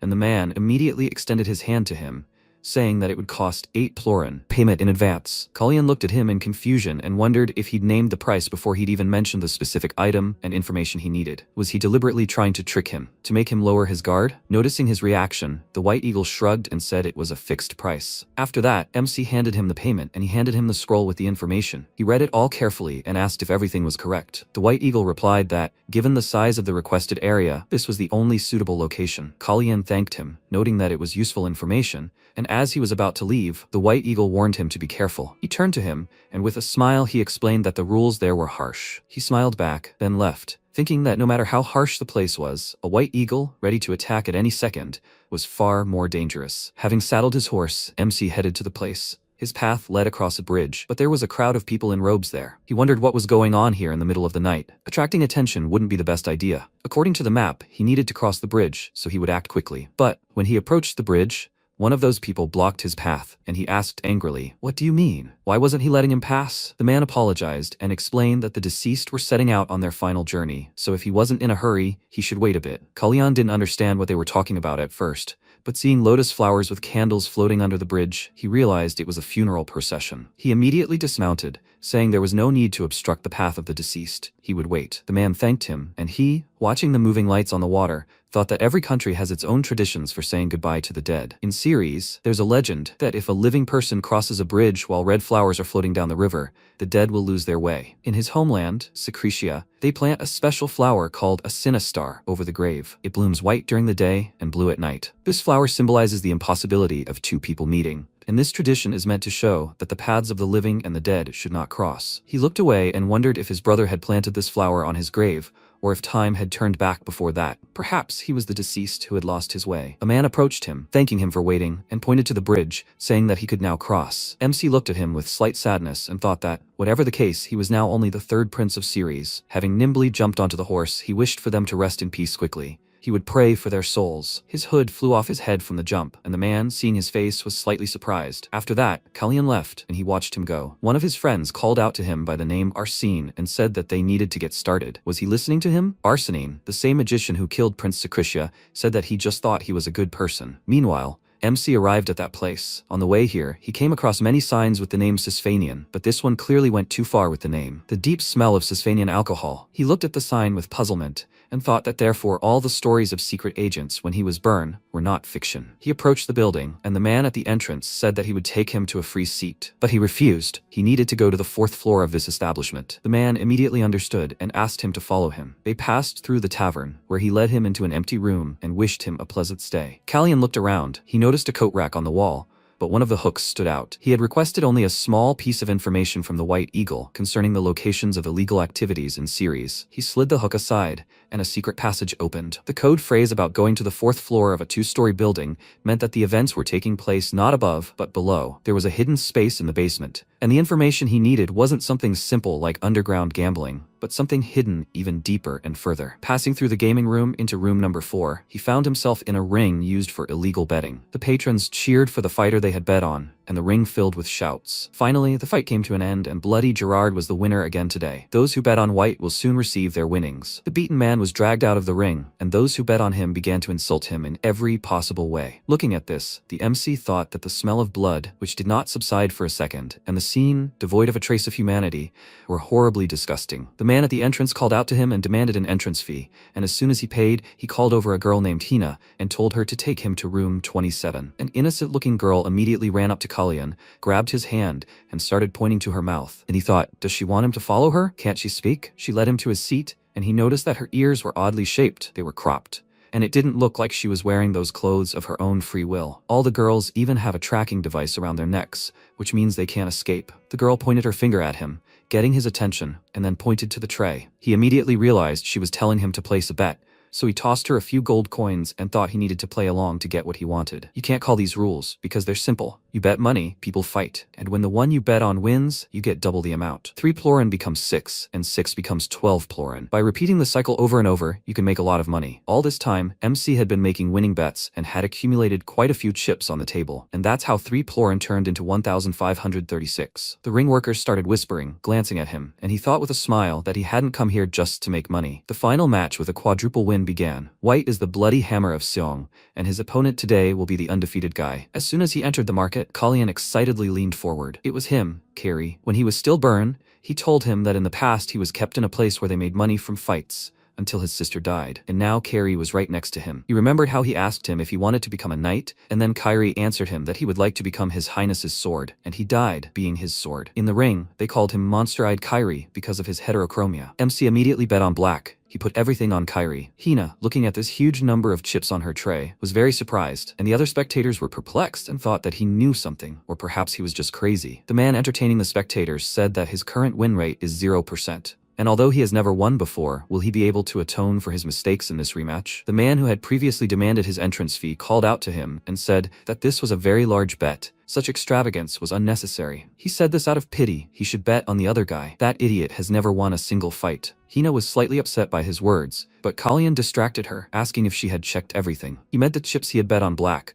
let her check them carefully. The man said that if he lost all the chips he had worked so hard to earn, it was not his responsibility. Bloody Hammer Sion is truly cruel. Meanwhile, preparations were underway for the fight. Someone from the spectators called out to Sion and told him to deal with him properly today. If he finished him off, the bet would increase tenfold. And how is he even alive after being beaten so badly? Kairi ignored a certain crowd, glanced briefly at Kalyan, and then his opponent said the new player would lose all his money, blinded by his greed. And all thanks to one idiot who was somehow still alive. His shackles were removed, and the final match began. Song immediately launched an attack, disappearing from the spot and throwing a punch that Kairi managed to dodge, and then he saw his opponent's fist approaching from the right. He immediately blocked the punch with his forearm, but it damaged his forearm. His opponent swung, exclaimed that he was too slow, and then kicked him with all his might, sending him flying backwards. Kairi hit his back against the ring fence, blood spurting from his mouth, and the players told Song to finish it all in one go, to use his fists instead of his legs. Song began throwing more punches, while the MC grew nervous. Without a sword, he's getting beat up like that. Why is he doing this? He's capable of defeating him. Meanwhile, Kairi was about to strike, but his opponent dodged and smirked, noting that he told him he was too slow. After that, he struck again, calling him a cockroach that was too tenacious, causing blood to spurt from his mouth once again. Sion, delivering a series of quick and powerful blows, shouted that this time he would finish him off. The time had come for the finishing blow. Kalyan realized that at this rate, Kairi would lose, so he jumped up from his seat and called out loudly to him, telling him to keep his shoulders covered before he attacked. Kairi heeded his advice, and then his opponent's fist appeared in front of his face, and he instinctively dodged, then crouched down and pulled his arms close to his body. MC smiled, the situation immediately turning in Kairi's favor. He punched his opponent in the chest, causing him to lose his balance, and then immediately delivered a second punch, right in his face. Having lost his tooth, Sion fell unconscious to the floor, and everyone present stared at him in shock, not understanding what had just happened. A man shouted that Monster-Eyed Kairi had defeated Bloody Hammer, Sion, and earned his first victory. The players began to curse Sion, and Kairi turned to Kalyan and lingered his gaze on him. He smiled widely, rejoicing at his victory, and at that moment, a tall man approached him and said that a person was looking for him and that he should follow him. He was led into the ringmaster's office, and he remarked that he was quite talented, having earned almost 6,000 from 3. His subordinates placed their hands on their weapons, and he said that he was nervous about giving such a huge sum to such a young guy. MC chuckled and said that he still thought that he would at least try to make a deal with him, but he turned out to be much stupider than he looked. These words angered him, and he asked who he thought he was to behave like this. Let him take off his hood and show them his face. Kalyan asked if he was sure he could handle it. If he took off his hood, a lot of problems could fall on him. He chuckled, saying that he was very curious about what could happen, then waved his hand to his subordinate, and he approached Kalyan, saying that he needed to look at his precious face. How cool is he to continue hiding it? As soon as his hand reached for his hood, MC immediately stabbed him with a dagger, causing him to scream loudly. The men stared at him in shock, and he said that he thought the only thing they had was common sense. At that moment, the man became very nervous, realizing they'd invited a psychopath who wasn't afraid to use a knife. He said it was too much to give away all at once. If he waited a little, they'd hand him the money. Kalyan deftly twirled the dagger in his hand and said he wouldn't take the money, telling him to give him the monster-eyed Kairi instead. The man became nervous and exclaimed that this idiot had only just started bringing them money, and their master wouldn't allow it. He wanted to say that, but quickly realized it was complete nonsense. If he said that, he'd immediately lose his head. No matter how good he was with a blade, he was alone here, and there were significantly more of them. He wanted to refuse, but MC immediately realized his intentions and attacked with his aura, causing the man to immediately feel a chill in his pants. Kalyan ripped his pants, revealing his pink underwear, and asked if he'd take his 6,000 plorin and his life, and if he could negotiate. The man became very nervous. The guy had used aura right before his eyes. He immediately ordered his subordinates to drag Kairi here immediately, while MC covered his mouth, where a trickle of blood had flowed, and thought that he couldn't repeat this trick twice. This body couldn't take it anymore, so he had to hold out until the end. His subordinate soon returned, but alone, and said there was one problem. Kairi said he wouldn't leave without Hina. Kalyan wondered who it could be, and immediately remembered how he told him about his sister. She chose death, after which he left the fighting ring, feeling anguished at not being able to protect her. He lazily waved his hand at the man, showing that he didn't care, and ordered his subordinate to simply drag them here. MC said that he would bring her himself, and this guy was about to go and prepare everything so that they could leave without any problems, but he forgot something. Kalyan extended his hand and said that he needed to collect his entry fee and winnings. After that, he easily led Kairi and Hina out of the structure. It was clear that they were confused and scared. Hugging his sister so that she would not be so worried, Kairi thanked Kalyan for helping them. He wanted to ask about his intentions, but MC interrupted him, saying that there was no need for unnecessary suspicion. He took off his cloak and threw it over the girl, adding that he had no evil intentions. Seeing his face, Kairi was very surprised. The third prince stood in front of him. He immediately bowed his head to him and apologized, saying he hadn't acknowledged him and dared to mistrust him. Kalyan touched his shoulder and asked him not to bow his head. He was the one who shouldn't do that. Brother and sister, half-elves, penniless. It was obvious what kind of life they had led. In his past life, Kairi had failed to protect his younger sister, Hina. He pointed at the boy and said that the habit of exposing his shoulders during battle was very typical of all novices practicing fencing. Would he like to become a knight? Kairi looked at his sister and declared that he wanted to become a sword that would protect everything in the world, not just a knight. His answer made him smile. He threw the sword into his hands and said that he couldn't just become a knight right away. First, let it act as his shield. If he still wanted to learn the art of the sword, then let him find one. He headed back to his horse and Kairi asked in surprise why he was giving them such a valuable thing. He smiled and told him that because he needed a good sword. He remembered the fun they used to have and thought that this was all he could do to repay him. Meanwhile, at the Mage Association, in Alan's office, he burned the letter and thought that the mage who was sent to the riding show said that Prince Kalyan told Melfir Paulin that the chandelier above his head made him uncomfortable and asked him to check it out, and the Baron, who couldn't hide his anxiety, went and found a torn rope there. But how did the prince know all this? Finally, MC arrived. He walked awkwardly into the office and smiled, and the mage immediately noticed his appearance and frowned. He asked, did he get into a fight? What happened to his clothes? He answered that in fact, he didn't fight. Something just happened. The mage decided to make some tea and said that judging by his tone, he guessed that today's affairs had been quite complicated. He told him that it had been a long day, after which he thought that he had received Kairi,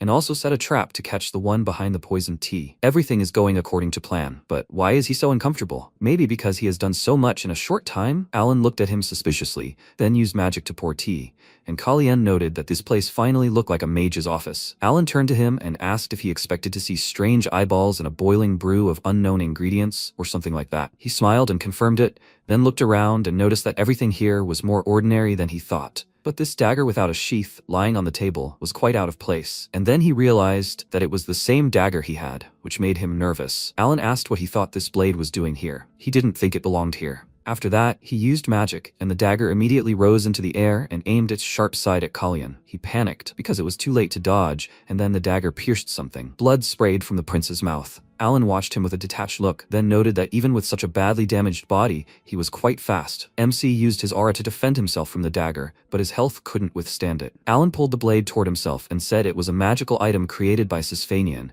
It replicated the enemy's hidden weapon. He should consider it a warning. Kalyan caught his breath and realized he hadn't intended to attack. He was impatient and even activated his aura. Alan approached him and told him he had an aura, even though he himself hadn't held a sword. He touched his shoulder and used magic, saying that the day of their meeting had already been marked by some curious details, but you never know what happens in life. However, later, more and more striking oddities appeared. His Majesty mentioned that the prince was afraid of horses, and the nobles unanimously claimed that the prince seemed to have become a different person. When he learned he had received poison, instead of fear of death, he expressed a thirst for blood. Such energy could only come from someone with blood on their hands. Not to mention that he knew about the accident that would happen at the horse riding show, and he prevented it. Can he explain all of the above to his teacher? MC immediately felt a surge of strength. The mage used healing magic, but this confused him. He suspected him. But when he looked into his eyes, he realized that Alan was trying to believe him. He nervously clenched his fist, collecting his thoughts, and then declared that he was not Kalyan. His real name was Burned Secretia. When he told him everything in detail, silence reigned in the room for a few seconds. Alan sighed heavily and grabbed his head, asking, so this is the axis of time? But something else is important now. Does this mean that the real Prince Kalyan is dead? He shook his head and answered that he did not think so. At first he did not understand it, but he is here. He feels the faint presence of this child. Alan stared at him for a second, then grabbed his head and said that when he first saw him, he said that he did not wish to obtain the throne. Could he ask what he really wants? He answered that he wants to stop the war. So far, he does not know the reason why plants would want to obtain the time axis. If the source of the problem remains, history will repeat itself, so he needs to find out what the reason is and confirm it. Alan paused for a moment and then asked if he wanted this for himself, the prince, or for Burns' brother, Chase. He asked in surprise what he meant, and he said that first he needed to know something. In Secretia, there is only one prince, Chase. He is the only son of the king's concubine, and the queen has no children. There is no person named Burn. This news sounded like thunder to MC. He tried to comprehend it all. He He does not exist in Secretia or anywhere else. But why? Because he went back in time? What went wrong? Did something happen to time and space? Was it because the time axis was used, and that's why he ended up in Kalyan's body? He looked at his hand and thought it was the body of Prince Kalyan, who had lived perfectly well. He clenched his fist and said that he could feel his faint presence. It seemed to him that since he was in someone else's body, someone else could have ended up in his. But as long as he was here, another Burn could not exist. He closed his eyes with regret and thought that he had essentially stolen someone else's life. Alan said that the current chase was already cementing his position as the Crown Prince of Secretia. Since the past and present were different from what he remembered, the future could also have changed. Therefore, he, the third Prince of Ceres, whose life was constantly under threat, should not worry about the Crown Prince of Secretia, who was managing perfectly well on his own. MC looked at his confident eyes in surprise, then smiled and noted that this meant he was offering him to live without looking back at the past. He understood his worries, but he wanted to clarify something. What he was worried about won't happen. On the day he first opened his eyes, here in Ceres, he had already gotten rid of the desire to live like Burn. The mage was surprised by his words and asked if he really didn't mind, even though he wasn't the real Prince of Ceres. Alan stared at him in shock, then chuckled and said that he had been wondering what he was so puzzled about. Now he would clarify something. From the very beginning, he had formed an alliance with only one person. He smiled, genuinely happy with his words, after which they went back to the palace and he asked if he knew about the existence of the time axis. Judging by his reaction, he knew. Did he know anything about it? Alan answered him that last year around this time, Prince Chase asked him about the time axis. Even though he secretly visited Secretia, he couldn't find out anything except the fact that it wasn't created by humans. And a month ago, he received news that the time axis had disappeared from Secretia. He said he went back in time 10 years just a month ago, right? Kalyan looked at him in surprise and thought, was it because of him that the time axis disappeared? He asked him why he thought he went back in time and why the time axis had disappeared. But Alan immediately refused to answer and said that they wouldn't find answers to these questions even if they thought about it. But they could ask someone who knew more than him and whom he would soon meet. That was Sisfanian. MC glanced at the majestic statue in the middle of the square and remembered that he would soon have his coming-of-age ceremony. The coming-of-age ceremony for the Prince of Ceres, Rosalita. It's a ritual meant to demonstrate becoming a true descendant of the royal line by finding an empty Sisfanian nest. And in that place, the Sisfanian will can be found. The magician said that staying alive was crucial to successfully passing the coming-of-age ceremony, so let him deal with the problem regarding the poisoned tea as quickly as possible. He agreed with him and said that the seed he planted should have sprouted by now. When he returned to the palace, he immediately checked the carnivorous plant, and Ian asked, do you know how worried he was? He promised to be back by midnight, but returned only at dawn. He ignored him and carefully examined the leaves. They were still green. He thought that this was expected, after which he called out to Ian, who warily said that if he was going to sleep, he would help him get ready. But he didn't let him speak and with a smile suggested that he look at something cool. After that, he ran out onto the terrace and Ian ran after him worriedly, asking why he did that. It's just getting light now, so it's cold here. Kalyan began to peer around, as if searching for something, and realized that the flower pot he'd received as a gift from the magical association was shedding glowing pollen after it died. Due to its rarity, not much is known about the flower's properties. He accidentally spilled poisoned tea on the plant for everyone to see and observed the reactions of the servants present. It's a potent poison, enough to kill many people in a week, so if the plant absorbed it, it would definitely not survive. However, the flower didn't wither at all and was perfectly functional, as if someone had deliberately switched it. And then the glowing pollen appeared. Ian's eyes sparkled with delight, and a beautifully shining trail appeared across the palace grounds. After the switch, the suspected culprit couldn't simply dispose of the flower, so he must have hidden it in a safe place, and that's how the flower pot led MC to the culprit. The trail of pollen led straight to the owner of the Hysia Palace, Queen Celise. Morning came, this time cloudy and rainy. Kalyan went to the window, watching the rain, and the doors to his room quietly swung open. Ian entered. He greeted him and asked if he slept well. Ian stared at him in surprise and replied that the night had been good. After that, he put the tray of tea on the table and said that he felt a little awkward hearing the morning greeting from him, which he usually said. MC smiled and told him that he simply got up early, and he, handing him a cup of tea, noted that this was the first time it was so unexpected. He took the poisoned tea and Ian glanced towards the window, asking if the sound of the rain woke him. At that moment, Kalyan took the first sip. The taste was slightly different than usual. This means that Celise increased the dose of poison. He asked the guy if there were any events planned for this week that all the nobles would be attending, and he replied that there would be a conference that the king would also attend next week. MC thoughtfully took another sip. After the noble conference, there would be an evening banquet, and this day would be perfect for drinking his fill of poisoned tea. He glanced out the window and silently told the queen to try her best. After that, he took the antidote, and Ian happily asked what he had been taking lately. He answered sharply that it was vitamins. He knew himself, his body was weak. Shouldn't he have breakfast early today? He immediately tied the bag with the pills tighter and put it away, and Ian, a little worried about his reaction, decided to help him get dressed. After he left his chambers, he stared at the empty cup and wondered why it bothered him so much. Having finished getting ready, Kalyan went to breakfast and, glancing at the empty seat, thought that after the incident during the equestrian performance, plants no longer came down to breakfast. Well, that only made him feel better. It would be bad if he disrupted his plans. He looked at Randell and said that the roses would soon bloom, to which the prince immediately responded and turned his gaze to him. After looking at him thoughtfully for a few seconds, he silently got up and left, after which Ian whispered to Kalyan why he suddenly mentioned the roses. He answered that he saw them when he was walking. They reminded him of how he saw Randell's brother growing roses, and nothing more. The rain still did not subside. But despite this, after breakfast, he went to train. After running some distance, he stopped by a tree to rest, and his teacher approached him and asked why his condition was only getting worse day by day. Was torturing himself his hobby? He told him that if he skipped endurance training, then everything would really get out of control. Where had he been all this time? Alan told him that he had a short conversation with Romain, and MC asked in surprise, is he so close to him that he calls him by his first name? He shrugged and told him that it's not that they are close, he just calls him that one-sidedly. He's old enough to be his grandson anyway. Anyway, why did he call him? The prince told him that he wanted to ask him for two things. First, he needed to know the identities of two people. Alan noted that it was not difficult. And the second, he told him that he wanted to conduct an investigation into suspicious cases involving nobles, especially cases involving the Brisson family. His teacher also thought about it and said with a smile that it was not difficult, but he really was ordering him around too much. To do two things at once, he must be in a hurry. Kalyan told him that she had increased the amount of poison, and he remarked that it looked like he had found the culprit, and he felt he knew this man. He said that soon she would begin to take a closer look at him. It would be difficult for her to do anything to a great mage from the outside, but now was an important time to gain strength. The mage raised an eyebrow in confusion,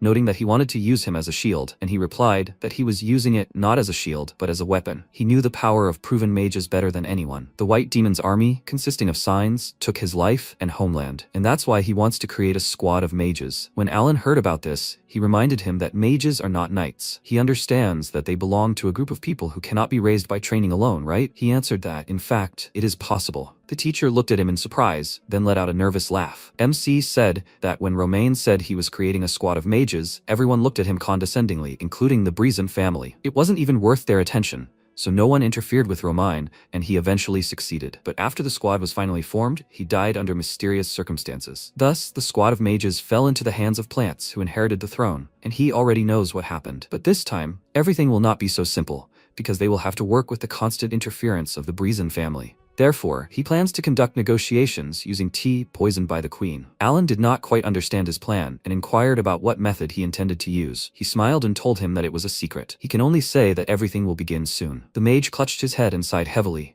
noting that this is truly a trustworthy answer. Kalyan advised him to ask Romain's opinion. He was sure he had a lot on his mind. They needed to take advantage of Celeste's mistake and succeed in the negotiations. Meanwhile, the same maid came to the queen to report that they had increased the dosage, as she had ordered. Celeste, dissatisfied, put her cup of tea on the table and said that she must deal with everything properly. She kept receiving disturbing news. Didn't she think that nothing should bother her anymore? The maid nervously replied that she would keep that in mind, and Plant's voice was heard. He asked his mother if that meant she was up to something bad. She told him that the one who should do something was doing nothing, so she had no choice but to suffer like this. He approached her and angrily said that he didn't care. He had come just to say that. She said that it was not for him, who could do nothing to make decisions. But what was to be done? This suffering was her inevitable fate. He clenched his fist in rage, then ran away, and she mockingly called after him that he was weak. She would do everything so that no one and nothing stood in her way. The day of the trip to the palace arrived. Hina was preparing clothes and humming something joyfully, and her brother remarked that she seemed to be in a good mood today. Was she that excited? She told him with a smile and gestures that they would finally get to the palace and be able to meet the prince. He stroked her head and asked if she liked him that much. She confirmed this and said that she wanted the night to come quickly. Meanwhile, the servants were helping Kalyan get ready for the upcoming dinner. Ian, straightening his clothes, said that a meeting of the nobles was currently underway,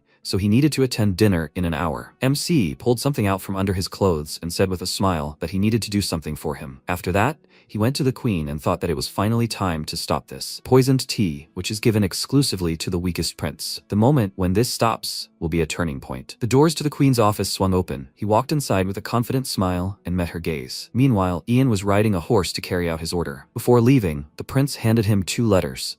One he should give to the magical association, and the other to his teacher. First, he should go to the association, and only then to his teacher. He exclaimed in shock, so he decided to go to the banquet alone? Preventing further questions, MC said that he could handle the rest himself, so he should not worry. But Ian was still worried. Something similar had happened before. He must be worried for nothing. He is confident that nothing will happen to the prince. But it still happened. At the banquet, Kalyan drank something and fell right in front of the queen, blood flowing from his mouth. At this time Alan was at the association, and Yuria Siren, the head of the Syres Mage Association, told him that everything was ready. Quite a few documents had been collected, although she had only looked at official cases. But wasn't the fact that this hadn't been made public suspicious? Alan replied that he didn't think so. Since weak nobles wouldn't have been able to interrogate the Breezen family, she agreed with him. Otherwise, they could have become the next unsolved case. But how was the prince going to take advantage of this? Alan remained silent, and at that moment, the doors swung open, and Ian appeared on the threshold. He worriedly called out to the head of the association, and seeing Alan, said it was good that he was there. The prince sent letters to both of them. As soon as Alan read the letter, his face darkened, and he grabbed his things, cursed, and rushed to the exit, asking where this banquet was supposed to be held. Ian answered him that if he didn't have an invitation, he wouldn't be able to get there. And then Alan turned sharply to him and shouted that now was not the time to worry about that. His master could die. His words made Ian very worried. In his letter to the teacher, Kalyan wrote that today he was going to make a deal with Celise, putting his life on the line. If something went wrong, then let him save him. An hour ago, MC entered the queen's office. A servant poured them tea, and when they were alone, Kalyan said that there were only two of them, so he suggested they be honest with each other. She abruptly folded her fan and loudly put it on the table, saying that she didn't mind, although she wondered what difference it would make. He took a sip of tea and said that he suggested that they be honest with each other and not forget about decency. She crossed her arms over her chest and said that she had been wondering what he wanted to tell her. But in the end, he had only decided to argue with her. She already regretted that she had shown interest for a moment. As befits someone of such low origin, he was rude. When he mentioned the poisoned tea,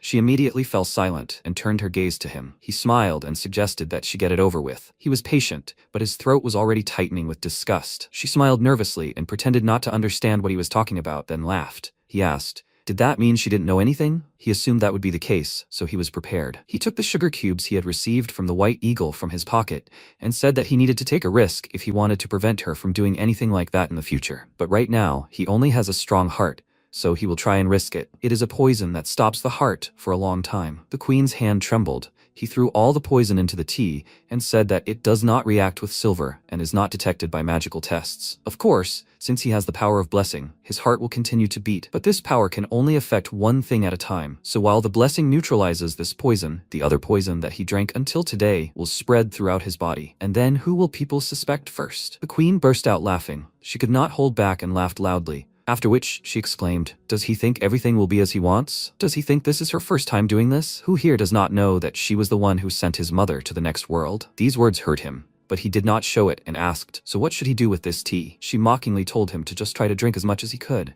and he said he would take that as a refusal. He took a few sips. The queen waited until he drank it all down, and with a smile said he was an idiot. Who would even dare blame her? Even Roman should be wary of her. There was nothing she couldn't have in Syres, including the queen's throne. She just needed to get rid of the obstacles in the way of what she wanted, so she was able to get everything, step by step, except one. Remain, there was still something she hadn't gotten. As soon as the evening banquet began, Kalyan became ill and began coughing up blood. The queen looked at him with a smirk which she covered with her fan, and then worried cries of the nobles were heard. Completely exhausted from the poison, MC fell, and the princes and the king immediately jumped up from their seats. Everyone started calling for the guards and the priest, and the queen glanced at Kalyan and thought that he should simply consider himself a stepping stone on the path to her greatness, just like everyone else. The nobles crowded around the prince, and someone asked if there was poison in the drink. Someone said that even his majesty hadn't touched the drink yet, so it was unlikely. Could the prince have been poisoned before the banquet? Who had been with him before? One of the nobles immediately ordered the others to be silent, or they would have their heads cut off. Their gazes fell on the queen. They all knew it was her doing. Hearing the whispers behind her back, she smiled and thought that no one dared accuse her. And once again, an unconditional victory was hers. Roman anxiously rushed to his son. He raised him and asked him to wake up, then asked the guards where the priest was. He panicked and ordered his son not to close his eyes, and he quietly called out to him, holding out his hand. Roman immediately remembered his mother's death. That day, she had also extended her hand to him and asked him to protect their son. And now, seeing Kalyan in exactly the same position as her, he became very angry. The queen said that she never thought such a misfortune would happen within the castle walls. She could not stay here for a minute longer, so she would return to her palace. She headed for the exit and he hissed through his teeth, asking, "Is she trying to kill his son too?" He shouted her name loudly, and all the nobles stared at her in fear, and she turned to the king in shock. This time, he did not remain silent. The nobles immediately plucked up their courage and began to discuss the situation. After all, they had been together before the banquet. Had she really been planning to poison him all this time? If this was her doing, then everything fits. In fact, everyone was simply silent, but she was openly poisoning the prince like this. Celise nervously clutched her fan, then quickly opened it and covered her face with it, saying that she had absolutely no idea what he was talking about. As she had heard, Kalyan was a sick child. Romain furiously said that even when Freya was ill, she, surrounded by the Brazen Knights, said the same thing, all because of the illness. Even now, she had exactly the same expression on her face. The queen thought that even acting like this, he would not be able to make her out to be a criminal, since no one would agree with his accusations. After that, she asked, "Was the child healthy?" The princes who gathered for breakfast every morning should be aware of Kalyan's health. Randall became worried, and she turned to them, asking if she should check with them about this too. Romain said that was enough, and she exclaimed that she was simply worried about the fuss he had made, worried that Kalyan, or rather their children's condition, would worsen. He drew his sword, angered by her words, and Plants told her that she could call anyone her child, but definitely not Kalyan. The queen turned to him in surprise, and he said that Kalyan was fine. He had never noticed anything wrong with his health. He even told them not to worry. She hissed his name through her teeth in rage, not expecting such a setup from him, and at that very moment, a priest ran into the banquet hall. The queen fled to her palace amid the noise, and the priest approached Kalyan, and the king asked him to quickly use his divine power. As soon as he reached out to him, he was repelled by a magical barrier erected by Alan. He ran into the banquet hall and anxiously exclaimed that this would only kill him. The king shouted in rage, "What is he doing?" Kalyan needed urgent treatment. He didn't let him finish and said that the prince had a circle in his heart. They immediately fell silent, understanding why he did it, and he said that if a magic circle clashed with holy power, then, as they well knew, the owner's heart would explode and he would die. Romain asked in a panic what they should do then. And when his son began to cough again, he turned to the magician in fear and exclaimed, "If holy power is powerless, then what should they do? Use magic? Can they help him with this?" Alan answered him that if we are talking about a healer with the power of nature, then it is possible, but magic will not help. Romain, in a panic, ordered him to come up with something then. Doesn't he see how he is suffering? At that moment, Alan remembered his son, who was dying from poisoned wine right before his eyes, and asked what was wrong with him. And now the same thing was happening to his student. He placed his head on his lap and stroked his face. MC immediately opened his eyes and looked at him, wondering why he had that expression. Alan used magic and said that he had no idea that he would use this spell again in this life. When his son was suffering from poison, he also placed his head on his lap and used magic, saying that thanks to this, he would not feel pain. He cast the spell, and everything went dark. After this incident, thousands of leaflets with accusations against the Brazen family were scattered over the city. Screams that can be heard from the graves call for the truth from the butchers of human bodies. The Brazen family, who killed 37 people, they faced a storm. Suspicions that the queen poisoned Prince Kalyan, coupled with all the Brazen atrocities, caused public outrage. The nobles no longer wanted to deal with them. If they made this mistake, they too would be caught up in this storm. The people were angry with the queen. The king himself pointed out that she committed the poisoning. Who would have thought she was a malicious murderer? Down with Queen Celise. Alan came to another meeting with the king and said that Prince Kalyan said that in order to create a detachment of mages, they needed to create a hopeless situation for Celise. Hearing this, Romain was surprised. This is exactly what he wanted to create. He stared at the documents in shock and asked if he was really thinking the same thing as he was. After the queen found out about this, she came to Kalyan in his chambers, who was still recovering from the incident, and said that organizing a squad of magicians must be very difficult. When did he have time to prepare such a thing? He answered her with a smile that he had no idea what she was talking about. Now, thanks to her efforts, he needs a long time to recover. She smiled nervously and thought that she heard that he was on the verge of death for a week, but his voice sounded better than ever. In fact, MC put a lot of effort into it. He told her that he almost passed away, so it would be difficult for him to talk to her for long. If she had nothing more to say, then she should leave. He wants to rest. She nervously squeezed her knee and then asked what he thought about a one-for-one exchange. He told her that she should have offered it to him a week ago. Now the situation has changed a bit, so shouldn't he at least hear what she has in mind? She bit her lower lip nervously and said that if he said the information he had gathered was unreliable, she would not object to his plans. He chuckled, then couldn't help but laugh out loud, noticing that it seemed she had misunderstood something. Did he even need the queen's permission? Did she have nothing else to offer him? She squeezed her fan so hard that it broke and said that he could tell her whatever he wants. He chuckled and thought that he needed there to be no room left in the palace for the Brazen family. He asked, in a land ruled by the descendants of Sisvanian, how could the clash of swords resound so loudly? Let her recall the Fable Knight Corps. She was immediately indignant at his request, and he thought that the fables were the royal knights that Marquise Brison had given to Celise to counter the king's knightly guard. The loss of the knights meant the loss of power for Celise. He said that she should disband the Knight Corps and replace it with a squad of mages. No compromise. She remained silent and nervously clenched her teeth, realizing that she was in a hopeless situation. And then MC waved his hand to his servant, and he presented her with a pledge under the seal of an oath. She looked at the document in shock and exclaimed, "Is that what the oath seal means?" MC confirmed it. "It is magic that seals the contents of the contract onto the heart of each party, and if the oath is broken, the heart will be torn apart, leading to immediate death. What choice will she make?" When the third prince woke up, Queen Celise visited him. This was reported to Randell, who was pruning roses in the garden at the time. He looked at the flowers with sadness and sorrow, and thought how he was sure they had met eyes just before he fell. He said the roses would soon bloom. He had planned to drag him into this game all along. He was curious about how this rose would bloom, so he was considering giving him what he wanted. When Plants was in the room with him, he abruptly turned around and reported that Kalyan was fine. Randall was pruning the roses and thought he never thought Plants would back down like that. There is definitely something different here. At that moment, Celise began to get angry and shouted at him to wait a minute. If this is an oath, then, but before she could finish her furious sentence, Kalyan suddenly pointed to his heart and said, "That's right, this is the magic that cements a promise in people's hearts. If she violated this, her heart would stop, leading to death." Celise was incredibly angry and bit her lip in anger. This was inevitable, because his trust in her was not that strong. What would she do now? Celise leaned against the table and looked at the paper. She was in incredible shock and remained silent for a long time. Suddenly, she took the pen from Ian's hands and signed the document with her signature,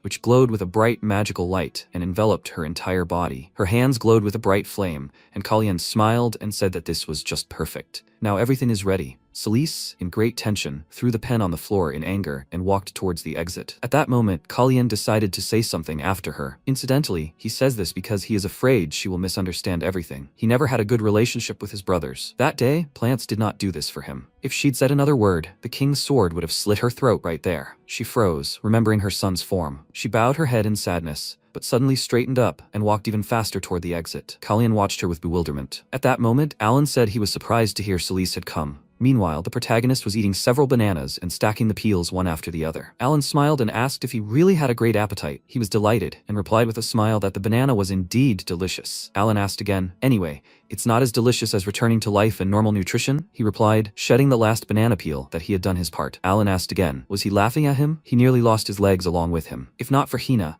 the healer girl who harnesses the power of nature, he would have left forever. He replied that he was surprised that Hina was a healer. Alan asked again, hadn't he known about this in his past life? He replied that at that moment he had no connection with Carrie. When he met him, she was already gone. Alan replied that in that case, he was saying that he had blindly gotten rid of the poison in his body, just believing in a blessing, just so the poisonous tea would work. He had gotten poison from somewhere and taken it. He really was sick. He'd been in bed for a whole week and couldn't do anything. What kind of nonsense was this? Kalyan grinned and replied that he was wrong. Did he want a banana? Alan got angry and shouted that that was enough. Let him take the document in his own hands. He took the package and, opening it, smiled. Alan said that it was the ID of the guys he had asked for. He smiled and replied that he had already forgotten about it. It was easy for him to make a fake ID. Suddenly, he read something and froze. These were the names of his close friends. Alan had said they needed a last name for identification, so he'd given them the prince's old name. It didn't look like he'd just met these children and brought them here. He froze, then smiled and thanked his teacher. This wasn't even a fake. It was legitimate identification. They were plebeians who lived on his land. From the very beginning, he'd been concerned about him, as if he were his subject. Alan replied that Romain had done it. Suddenly, the protagonist looked questioningly at the teacher, and Alan asked him again, what was it like to be the king's favorite son? He asked again, were such rumors really circulating? Alan said he'd caused such a scandal in front of the nobility that it couldn't have been avoided. Kalyan wondered, what, and how was he supposed to feel after that? This was something a person should savor to the fullest. After a while, he continued sitting on the sofa in his room, pondering the pressing matter. He turned to Ian and asked him to remove the banana peel. The servant approached him and addressed him by name. Kalyan asked again, what happened? Ian had something to tell him. He was going to stop serving him. At that moment, the protagonist was dumbfounded by what he heard, and his mouth fell open in shock. Ian had flashbacks to his childhood, walking through his house and suddenly quickening his pace. It was the far right room on the second floor of their mansion. He was hiding behind a pillar and shouting that he was here. He found himself near his brother, who was lying wrapped in bandages on his bed. He was happy and greeted him. In that room, he felt a deep sense of guilt. His brother asked if he had heard the chirping of cicadas today. Ian confidently answered, "Yes, they are black, ugly, and very noisy. They can be found in the summer. Cicadas make a strange chirping sound. They also have very funny wings. It seems like their whirring comes from the belly." His brother confirmed that they were so strange, and Ian replied that they were indeed so. Did he want to see them? In that case, Ian would catch some for him. But his brother replied that he didn't want that. He found them incredibly frightening. He would rather listen to his violin playing. His condition worsened with each passing day. When he overheard a conversation between his father and his subordinate, the latter mentioned that the son of Lord Manisil was an expert in medicine, and he thought they could try to contact him again. But wasn't the problem something else? How could he ask for such a thing? Sleeman lowered his gaze and said that it wasn't easy for him either, and there had to be another way. He didn't know then that a person who can't get something shouldn't even offer it. Suddenly, he was stunned by what he heard when his brother grabbed him by the shoulders and shouted his name. He mustn't even think of turning away from him. He must look straight at him and never forget that he was dying. How terrifying it had been for him then. When a huge fire started in their house, people were shouting that they had to leave. They had to run away with Mr. Ian as far as possible because the fire was getting stronger. And so, on the day before his 15th birthday ceremony, his brother chose to end everything himself. After that day, summer passed, and then autumn, after which winter came. And until the chirping of cicadas filled the air, he withdrew into himself. His father, who could no longer bear to see him in such a state, forcibly pulled him from the captivity of the walls. He picked him up in his arms and took him outside. And suddenly, Ian asked his father, pointing to the side, "Who was this child?" His father turned and realized he meant this guy. This is the third prince of their kingdom. They locked eyes, and in that moment, he made the decision to serve him. Now he resigns as his assistant. Kalyan was stunned by what he heard, then began to ask in fear, "Wait, what is he talking about?" He replied that even though he was closest to the prince, he had no idea about many things, especially about what had happened to him. After all, he had personally administered the poison. At that moment, the protagonist grew even stronger and widened his eyes in shock. Ian explained that it was his fault. He had turned a blind eye to all the details that troubled him. Besides, he hadn't been there when he was in danger, and once again, he understood nothing of what was happening. That day, he could have died, and he hadn't seen the obvious. At that moment, he again recalled the outline of his brother, who had asked him not to forget that he was dying. At that moment, Kalyan began screaming his name, demanding that he look at him immediately. Ian began to sob bitterly and suddenly looked at the protagonist. He asked him to answer right now. Who stands before him? After these words, he silently looked into Ian's eyes, who replied that he was Prince Kalyan. Kalyan came closer to him, touched his chest, and said, "That's right. Let him know he's not dead." Only when he opened his eyes in an unfamiliar place did he realize he'd always been there. And the fact that he'd been able to endure all of fate's trials was thanks to him. He hadn't turned away from him, and that's why he'd survived. When Ian heard these words, his tears grew even more intense. And Kalyan continued to say that he felt like he, too, still didn't know much about him. But he was certain of one thing: he would continue to protect him. Was that true? Ian backed away in disbelief, then suddenly began crying even harder and blushed with grief. He suddenly fell to his knees and continued sobbing. The protagonist asked him why he was crying so much. He should stop crying and get up right now. He began to think that he wouldn't return home after all. At that moment, Kalyan extended his hand and told him to hold on. Ian continued to think that he would never return home because he had found someone who needed his help. They grabbed each other's hands and held on for a while. After a while, Ian announced that he would kill everyone who did this to him. Kalyan turned and looked at him in bewilderment, when suddenly, Ian continued to look at him with a confident expression and collect banana peels. Kalyan asked again, what was he talking about? Was he planning revenge? Ian replied that nothing was impossible. He had suffered greatly because of them. Kalyan asked him to stop saying that, because elephants shouldn't do anything, otherwise a war would start. Ian started shouting that he didn't care about this war, and no matter what blood he had, he wasn't a son of House Sleeman anymore. At that moment, he was dumbfounded by what he heard and asked again, "Elephants? So he knew everything?" The protagonist spread his hands and, with a smile on his face, didn't answer. Ian continued shouting, "When did he learn this information?" He replied that it just happened. Ian continued shouting,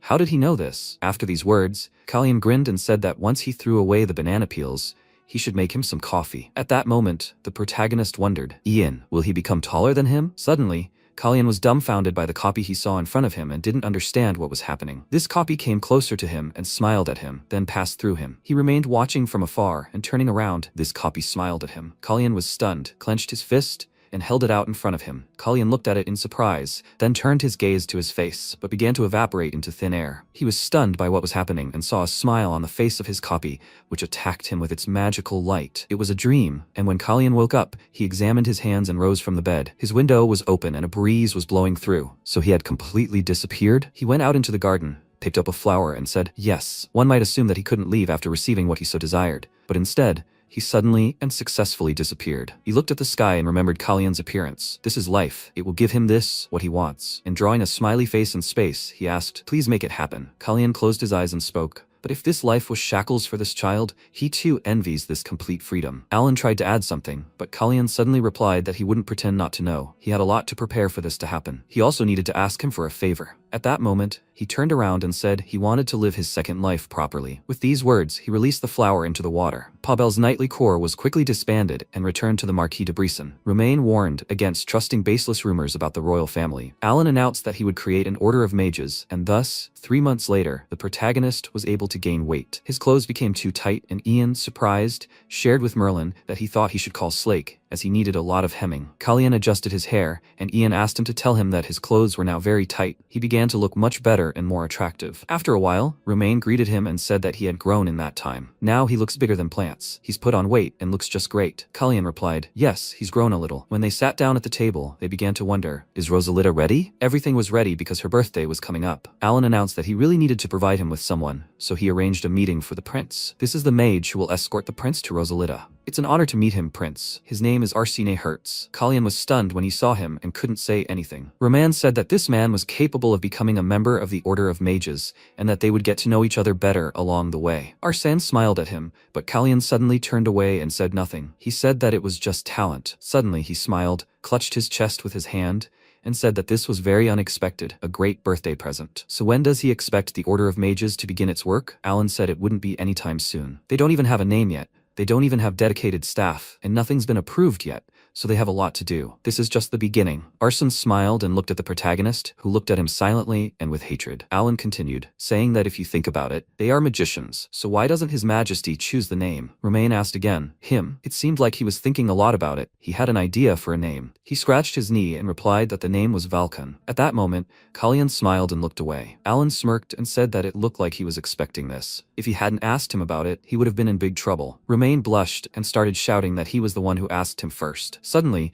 Kalyan turned to Mr. Arsene and asked what he thought about it. He turned around, bewildered, and asked again, "But what does he mean by that?" The protagonist asked if he liked the name or if it seemed familiar. At that moment, Alan pretended to be busy drinking tea, but suddenly he himself was dumbfounded. Arsene, after some indignation, replied that he thought it was a great name and placed his hand on his chest. Kalyan smiled and replied that everything was clear. Sometime later, when Alan and Kalyan found themselves outside, they began discussing under the protective barrier what he had just said. He never imagined they had such a relationship in the past. Did he want him to do something? Kalyan replied no, there was no need. But according to the prince, Arsene was the one who killed him. Of course, Arsene was different from him in the past, since the situation was changing, and he knew that the future he knew might not happen. But before he could finish his sentence, Alan asked him again what he meant. He replied that he was a little upset, with a furious expression, recalling Arsene's appearance. Suddenly, a servant entered their office and asked to greet the third prince. Kalyan smiled and said they hadn't seen each other for a while, and that he, Baron Melfier, would like him to make himself comfortable. He apologized for coming without warning and hiding his name. It was quite difficult for him to speak openly about such things. Melfier declared that it was a great honor for him to allow him to see him. At that moment, the protagonist reflected on the fact that Prince Kalyan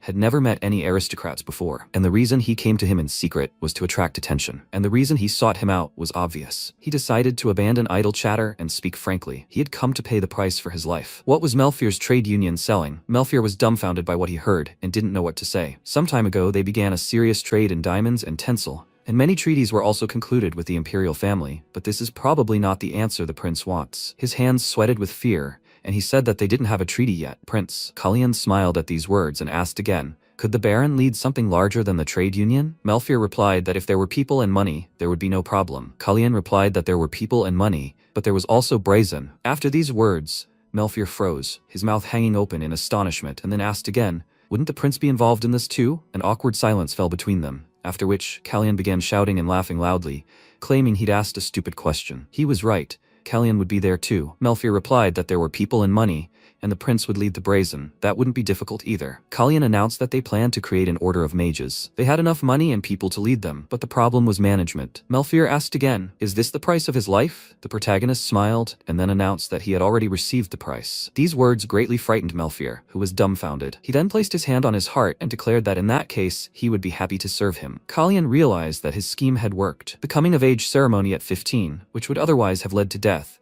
had changed his fate right before him, and he had people he could trust. All that remained was to swear the oath of allegiance to the Sisfanians in Roselith. Everyone wondered why all this had happened. After some time, the protagonist emerged from the gates into a huge hall in the palace, and was greeted by the people who shouted, "Prince Kalyan!" They congratulate him on his birthday. He emerged dressed in respectable clothes and looked ahead with a smile. All preparations were complete. After a while, Plants stood alone in the hallway, lost in thought. Kalyan approached him and said with a smile that they hadn't seen each other in a while. Plants didn't respond, and Kalyan passed by. Suddenly, Plants decided to call out to him, addressing him as Blood Eyes. Kalyan turned and said he shouldn't say that again, brother. His name is Kalyan. Plants mockingly asked, "Kalyan? He's no Kalyan." At that moment, the protagonist was dumbfounded by what he heard, and Plants continued mockingly, saying that he rides a horse and even knows how to use a sword. He even became cruel. That's why he doesn't know who he is, and asked him this question directly. Kalyan frowned and stared ahead, frightened. He mustn't forget that here he wasn't the Prince of Secretia, who had lost his kingdom, nor was this man a mad king who had destroyed his homeland. Everything would become clear soon when he learned the truth from Sisfanian's will. He relaxed his hand and, with a smile on his face, said he didn't understand what he was talking about. His expression suggested he didn't care at all, and Plants grew angry, continuing to examine him. After a while, Alan reported that the Plants were very receptive, and perhaps he had noticed something. He was playing the role of an outcast quite convincingly, but it was much more subtle than it seemed. Kalyan turned and wondered if this attitude was just for show. Alan replied that it was true, which was why his concerns didn't surprise him. Kalyan thought for a moment and replied that he understood everything. While he was busy with nonsense, he hadn't realized it, and he hadn't expected to understand anything. Alan asked again, what was he expecting him to believe? After all, they only had one name. He chose to be Kalyan, didn't he? After a brief silence, Kalyan replied affirmatively, for he did. Alan looked at him seriously, and thought that giving up his name was easy enough, but giving up who he was a whole other matter. Suddenly, Alan turned to him and tossed a ring into his hand, saying it was for him. Kalyan caught it and examined it in his hands. Alan asked him to use it when he needed the old man's help to think things through. Kalyan realized the ring was enchanted and asked about it. Alan replied that it was indeed so, for it was his doing. It wouldn't work in the castle, as Sisfanian magic was too strong there, but outside the palace, he could call at any time, and he would answer immediately. Kalyan thanked him for this, for he was pleased to have the master's help always at his side. He was the one who said he had nothing to worry about. The people around him were devoted to him. He recalled the outlines of Ian's faces, as well as Hina and Kairi's. Kalyan smiled and said he'd see about that. After a while, the commander of the knights, Juran, greeted him and said he was honored, his prince. He was at his service. His men would accompany him to Sisfanian's chambers. The protagonist realized that everything was as expected of the Siegfried Knights. It sounded impressive. Incidentally, he remembered that sometimes it even sounded too impressive. So that's who had turned their young lord into such an errand boy. Ian approached him and said they had to go. Ian was that same young lord. He asked if he needed anything else before leaving. Kalyan turned around and realized what he needed, then touched Ian's shoulder and asked him to bring him something to drink. The knight was dumbfounded by what he heard, and Ian asked again, "Do you want water, or perhaps a cup of warm tea?" He replied that he was enjoying everything. Ian immediately replied that he'd be right back, and Kalyan said he was a good boy. He then turned to the knights and saw their horrified expressions. Alan wondered if he was serious. For him, making enemies was a simple matter. This was his only chance to partake of the will of Sigmund Khan Sisfanian. After a while, a crowd gathered near the palace, shouting loudly with delight. The knights arrived at the palace, led by Arsene, followed by Ian and Kairi. Plants stood nearby, observing the proceedings from the sidelines. Meanwhile, Celise took a mug of tea and drank alone. She stared thoughtfully ahead. Kalyan rode his horse with ease and stopped next to Alan, who smiled back. Thus began the Rosalita. It was the prince's coming-of-age ceremony. Kalyan barely survived the recent incident, and he simply couldn't help but worry about him. Shouldn't he have gone with him? Alan replied that no one knew what might happen, but then he suddenly announced that he was worried about the wrong person. He was in far more danger within these walls than the prince ever could be. Rahman put down his mug of tea and said that he hadn't changed at all, had he? And that was not a compliment at all. Didn't he worry about this guy himself? Alan grinned and realized that he was such a worried father. It even irritated him, and he found it very hard to believe that he had managed to act detached before. He replied that every word he said was the absolute truth,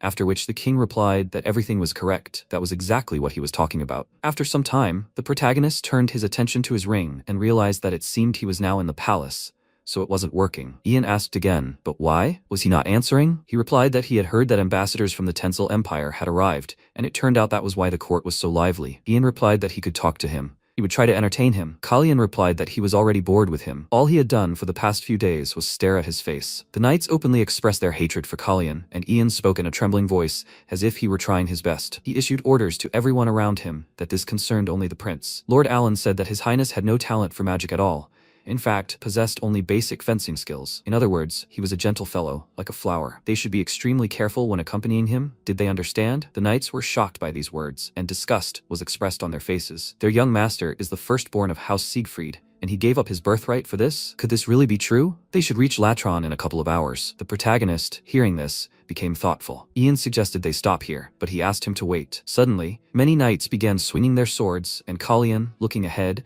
realized that whatever it was, it didn't pose any threat. It looked more like... But before he could finish his sentence, someone's hand appeared from the bushes, and a girl jumped out and started screaming for help. He realized those ears were special. Could she really be an elf? The girl introduced herself as Shia. The people around began to inquire about what was happening, and Shia said she was hungry. They asked if she was looking for food. She replied that she was only hiding. Kalyan said that the fact that she was there was already good. Shia said she should have told him about it right away and apologized to him. Kalyan considered the strange way she spoke, and something was clearly wrong. Juran asked what he was supposed to do with her. The protagonist replied that they should first give her something to fill her stomach. Suddenly, he froze and asked them to stop, as she should have told him she had brought someone with her. Another man on horseback appeared before them. Kairi covered the girl with a cloak, and Kalyan asked them to keep a close eye on their surroundings. Juran asked who he was. The man replied that he was a simple man tracking a thief. Had they by any chance seen a strange child wandering around? Juran replied that there were no children here and that he should be on his way. Suddenly, Kairi froze, and the man blurted out that he hadn't come here to cross swords with knights. Kalyan, too, became wary and continued listening to the man,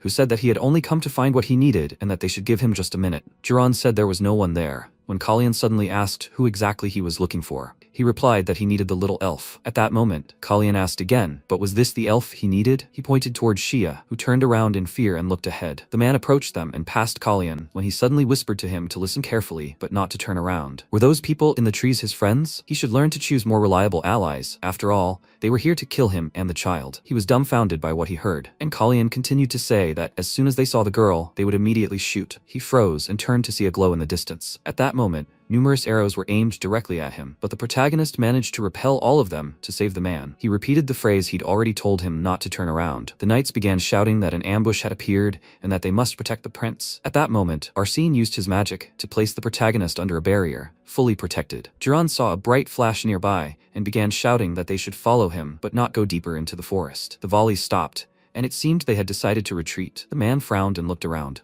Arsene asked to leave the child with him and follow the prince. Kairi approached him and asked if he was okay. Suddenly, he froze and saw a man behind him trying to destroy him. He shouted at him from behind. The surrounding knights also looked on in fear, but the protagonist managed to repel the attack. The man froze, and beads of sweat began to roll down his face in fear. The protagonist used his magic and attacked his opponent in the chest. He was in great pain and fell to the ground, screaming loudly in pain as his blood spilled. The surrounding knights gaped even wider in surprise, asking, "What's going on? Was this magic? Was their prince really a sorcerer?" Ian started screaming, "Your Highness!" He too hadn't expected what was happening and continued screaming. He wasn't acting on his own anymore. It was a miracle he wasn't hurt. Why did he rush forward? After all, there were dozens of knights behind him. He only knew the basics of swordsmanship, and he was only a beginner sorcerer. But anyway, he was asking for trouble again. The surrounding knights thought his words were meaningless. Was he as delicate as a flower? How could such a flower do this to its opponent? After a while, Shia stood behind a tree, trembling slightly, and Kalyan approached her, removed her hood, and said they needed to talk. She was dumbfounded by what she saw and began screaming that it was all Luca's doing and that she knew nothing. He asked again, "So she's a thief, right?" She screamed that she knew nothing, and Kalyan asked her again, "What do you mean she doesn't know?" But that's exactly what they said. Shia screamed that it wasn't her, and Kalyan clutched his head in confusion. Then he turned to Arsene, who shouted back, "What happened?" Kalyan asked him to speak with the elf and report back. After all, the child somehow answered questions even before he asked them. Arsene replied that he would do everything in his power and smiled, then suddenly said in a trembling voice that he would report back to His Highness when Shia appeared behind him and spoke faster. This name was given to her by her mother tree, which means spirit who rejoices in a horse. The elf lives in the Cerisi forest and his name is Ciaris Tian Evriha, something like that. He turned to Shea and mentioned that she had a friend, Luca, also an elf, who had stolen something from the bandits they'd just seen. As they fled, Luca separated, and Shay ran toward them, and he had no idea why she was answering questions ahead of time. Shay retorted that she wouldn't say that, prompting the protagonist to ask if this was a prophetic gift. In that case, Arsene can go about his business. Ian turned to him and asked what he intended to do with her. He replied that they'd drop her off somewhere near the forest, otherwise she'd be caught as soon as they left. They were on the same route anyway. Ian asked, so they were going to investigate this matter? Kalyan said they had a long journey ahead of them, so they wouldn't. They couldn't get involved in this mess or linger here. he had to send a message to the nearest lord to take care of it. Ian said they would be at the Latron estate that evening, and the lord would be informed of everything. Jiran asked permission to say that they had searched it and found something unusual. Would he like to see it? Kalyan asked again. What was it? Jiran brought him a package, and when Kalyan opened it, he asked again, was it really among his things? Jiran replied, yes, he knows what it is. Of course he wouldn't know, because he'd already tried it. Where is he now? After some time, Norton was tied to a tree and muttering that he thought he was a pathetic lord, but it seemed there was more to him than met the eye. Kalyan approached him and replied that indeed he was. He was far nobler than he could imagine. Now, they should get to the matter at hand. He took the cube in his hands and asked, does he know what it is? Norton was dumbfounded, then asked, is it useful? He'd like to know, and had grabbed one for each of them, just in case. Kalyan wondered in confusion, what are they trying to achieve? Norton replied that he didn't know, and the protagonist asked, does he know who they are? He replied that they were hiding their faces. Kalyan asked if there was anything else he could say, to which Norton replied sharply, no. Kalyan was surprised and thoughtful. He sat down next to Norton and replied, okay, can he say anything? He said he didn't care about them. So what does he want? If he helped them, he would try to solve his problem. He could trust him with this. As he said, he was not like the other lords. But how could he know? What if his power was enough to give him what he wanted? At that moment, Norton froze and blurted out that his wife was currently in Hanson Village, and he knew it. Kalyan confidently replied, fine, he'll provide her with protection. And now let him tell you their purpose. Norton explained that they were looking for a small sphere, the size of a fingernail. They didn't elaborate, but he'd heard that only Tansil priests could recognize it. Kalyan wondered if they really needed this divine artifact. Villagers could draw magic from divine artifacts as an alternative to divine power. This is one of the reasons the Tansil Shrine scours the continent for these items. If the artifact was stolen, then it's only natural that they would send hunters after it. But something remains in question. What did they need this poison for? This poison, in cubes, is used by Secretion spies if their missions fail. He went to the White Hawk because he knew no one else could have gotten it. Norton continued to say that he had no idea who these people were, but they called their leader by a very strange code name. Kalyan asked curiously, what kind of name is that? He replied, Blue Songbird. At that moment, Kalyan was stunned and clutched his face, then asked again, is this really true? After all, this was one of his father's birds, the bird he always keeps locked up. What was this bird doing here? After a while, it began to rain, and they found themselves at the Latron estate. The evening downpour forced them to stop. At first he thought it was a blessing, but then Hale loudly placed the wineglass on the table and began to shout with joy. He was finally welcomed into his estates. What an honor it was. This rain came at the perfect time. It must be a sign from above for him to look after him. Kalyan didn't like how talkative he was. Suddenly, he remembered a conversation with Ian, who had asked if he remembered Count Hale. He was one of those who sent him gifts. Kalyan replied that he saw his name on the list, but didn't they send it back? Ian replied that everything was correct. He had previously supported Prince Randall's faction, but 6 years ago, after the war between the Great Dunes and the Tansil Shrine, he defected to Prince Plants, and now he wanted to win him over. It seemed they were dealing with a hypocrite. Hale continued shouting that he had been awaiting His Highness's arrival with bated breath. The news of his arrival haunted him. Kalyan reflected on how he had also been fawning over Prince Plants last year, so he could already see how he treated his servants. They were simply poor wretches. Malcolm Kethish was Hale's butler, who stood nearby, deeply saddened by his master's inappropriate behavior. At that moment, Arsini entered, announcing that he apologized for the intrusion, but that he would come over to deliver the news if he could. He approached Kalyan and whispered in his ear that they had caught a bird. He knew the Count would certainly try to tell the blue warbler his whereabouts. People usually don't send birds out in such weather, and he was undoubtedly a master of his craft. Hale asked for a drink, as that was exactly what he needed in such foul weather. He'd been wanting to ask him something for a while. Kalyan asked, does he by any chance know what the Tansil priests are doing in these parts? At that moment, Hale dropped the bottle and apologized for having too much to drink, after which he asked again, so where were they staying? He asked about Tansil, those self-made charlatans. When Kalyan heard this, he and Arsene were dumbfounded, and Hale continued shouting, what business could his shameless ones have in such a backwater village like this? Maybe he was mistaken? At this point, Kalyan got angry and called him by name, but Hale continued to shout that they were heartless villains. All these people were corrupted to the core, and they should surround them. But before he could finish this sentence, he suddenly fell to the floor and fell asleep, thanks to Kalyan snapping his fingers and ordering him to sleep. He's completely lacking in manners, his dear Count, and that sounds highly insulting. After a while, they continued on their journey. Duran rode alongside Lord Kalyan. Kalyan began communicating with Alan through the ring, and he asked if he'd been dragged into the situation with the stolen artifact and the Secretion spy, exposing him to unnecessary risk. Kalyan replied that it was exactly so, and he was still alive. Alan said that was fine, he could do whatever he wanted, and they'd see where it led. The old man would stop caring about his apprentice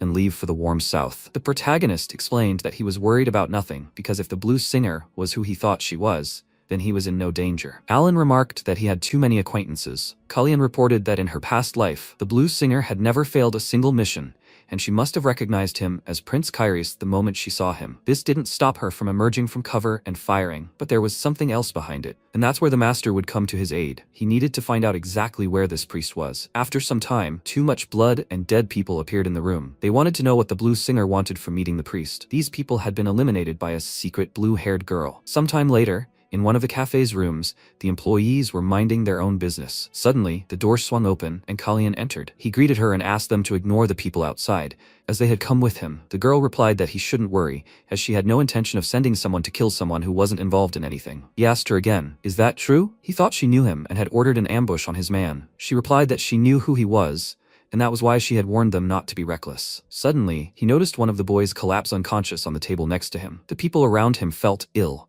and the girl remarked that, unfortunately, they had done the opposite. Kalyan asked again, so did he now interfere in this matter himself? She replied that she believed that was indeed the case. Ella looked at his dangerous aura and grabbed her dagger, then said that she didn't think he would make her job easier. Kalyan smiled and asked if the elf she was pursuing was dead. She replied that he had disappeared into the forest. If she had known things would turn out this way, she would never have followed him. She also had to say that it hadn't been the most pleasant meeting, but since they hadn't harmed each other, she believed they should part peacefully. The child was in no danger, and she gave him her word. Kalyan asked again, did she think he'd come all this way and leave empty-handed? He wouldn't leave until he got the answers he needed. Why would she need divine artifacts? She wasn't a priestess and didn't know how to use them. Her reflection was visible in Kalyan's glass, and she frowned deeply and grew angry. Then she snatched the glass from his hands and said it cost her a pretty penny. Kalyan asked again, so she's a supplier? Ella replied that it was a part-time job, so to speak. People in her profession rarely have a stable income. Kalyan looked at her carefully and then asked, does her client live in Latron? He simply couldn't see any other reason why she would do this in such a small village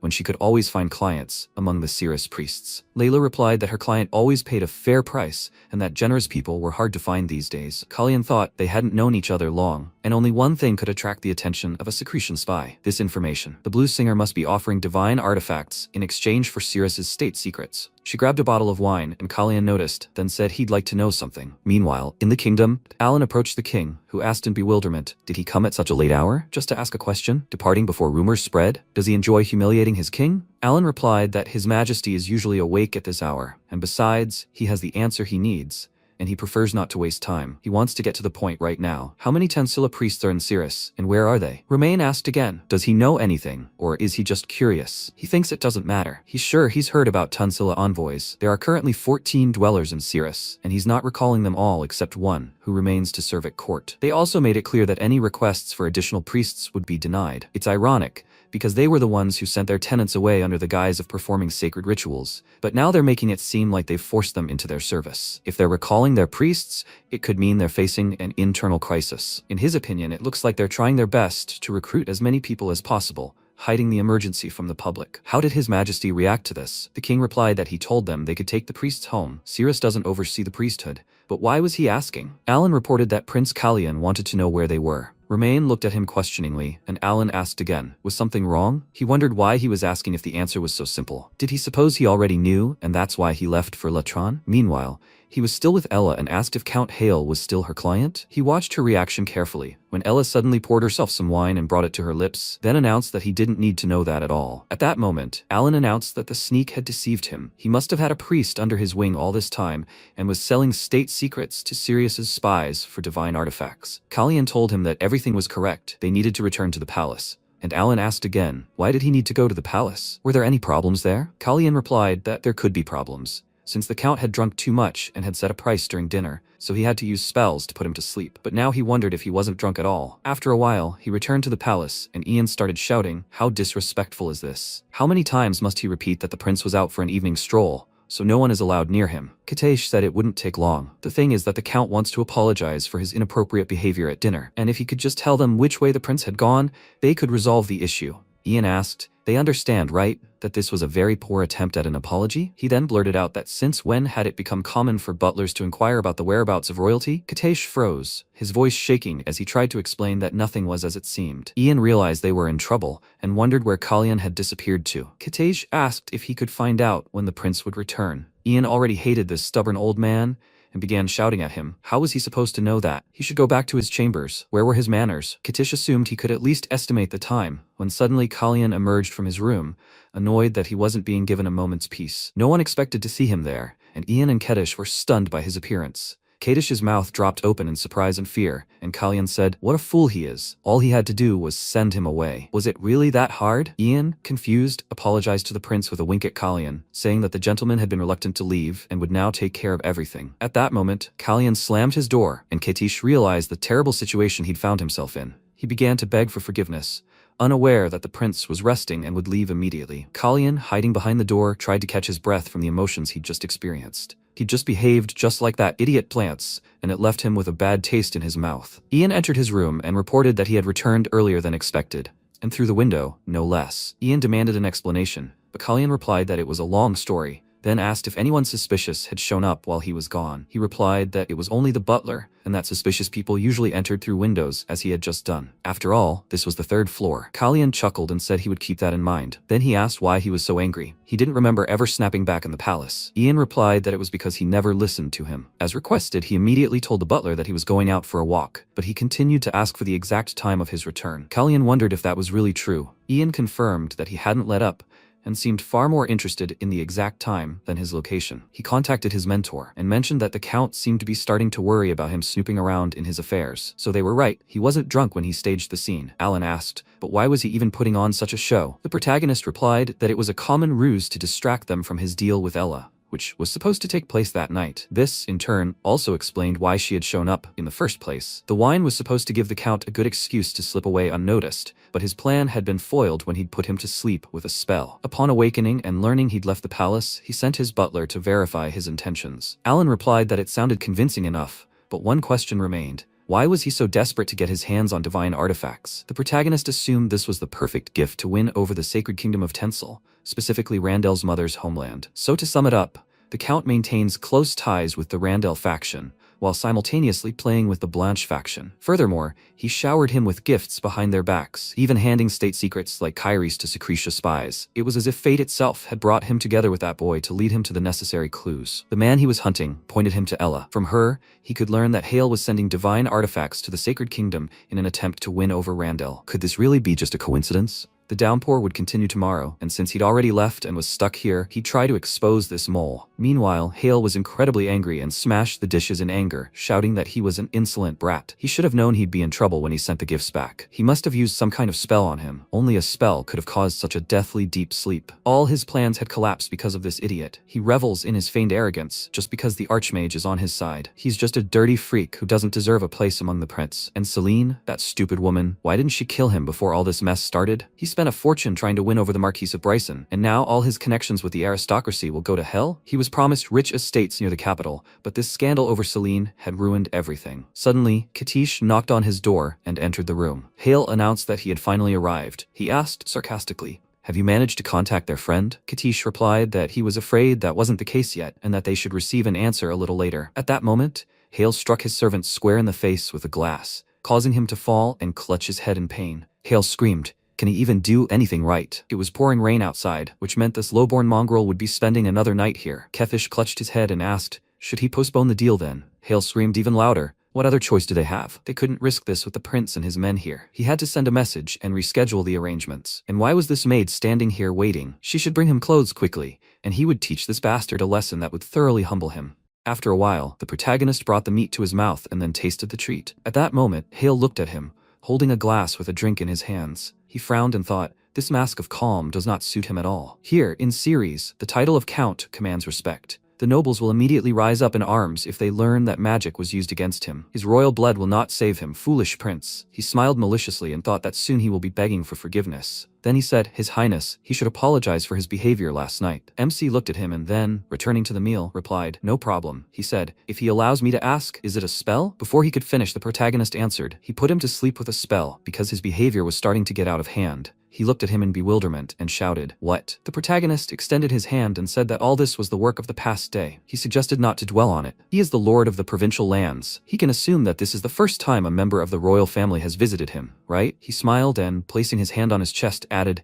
He must have been overexcited. Hale smiled and said, Yes, overexcited, a spell. He thought irritably, What a sneak. Now he looks in a bad light. Then MC added, Did he see? He was completely exhausted dealing with the ambusher. He was surprised. The ambusher? Was he, by any chance, talking about the dying man who was brought here? He replied, Yes, he managed to find out the most interesting information. Hale thought, He should find out more about this. Then the protagonist folded his arms across his chest and said, the name of a certain species of bird. The next second, Hale spat out his wine, and Malcolm said anxiously, my lord, his clothes. He took a handkerchief from his pocket and held it out to Hale, but he shouted, don't disturb them, they're talking with the prince. The next second, the protagonist said, of course, they still have to go into detail. But he thought it would be interesting to hear about what was happening on his lands. Hale then rose from his seat and, placing his hand on his chest, shouted that he would do everything in his power to help his highness, and he would never allow him to suffer any harm on his territory. He thought, he won't let him snoop around here, the damn prince. He would find out everything and get to the bottom of his weaknesses. Then Jiran, turning to the protagonist, said that he must allow him to report. At that moment, Hale looked at him and thought, the mere sight of this creature that ruined the performance is unbearable. What is the best way to erase him from his castle? Then MC said, he's incredibly lucky, Count. He was surprised. What? And he smiled and said, it seems this man has finally decided to speak. After some time in the dungeon, Hale walked forward, stepping in a puddle. He thought indignantly, disgusting. This place is beneath his dignity. Did he have to drag him here? At that moment, the protagonist thought, yes, he knows what he's thinking, Count Hale. No matter how hard he tried, he's already checkmated him. Last night, prisoner Norton held onto the bars and shouted, him again. What did he do to his wife? MC stood opposite, leaning his back against the wall. He folded his arms across his chest and said that his family would not be harmed. After all, he gave him his word. Does he remember? He asked. Then what is he doing here? He replied. As he could have guessed, he was facing execution. He made an attempt on the prince's life. As soon as the investigation is completed, he will be transported to Ceres, where a public execution by hanging will take place. Norton lowered his gaze. The protagonist added, even if he's imprisoned without proper treatment, his time will be limited. After all, the wound has already begun to fester. He asked, what is he trying to say? He replied that he could help him escape. Norton, surprised, asked, what? He said, give him a life away from this estate, a plot of land to live in,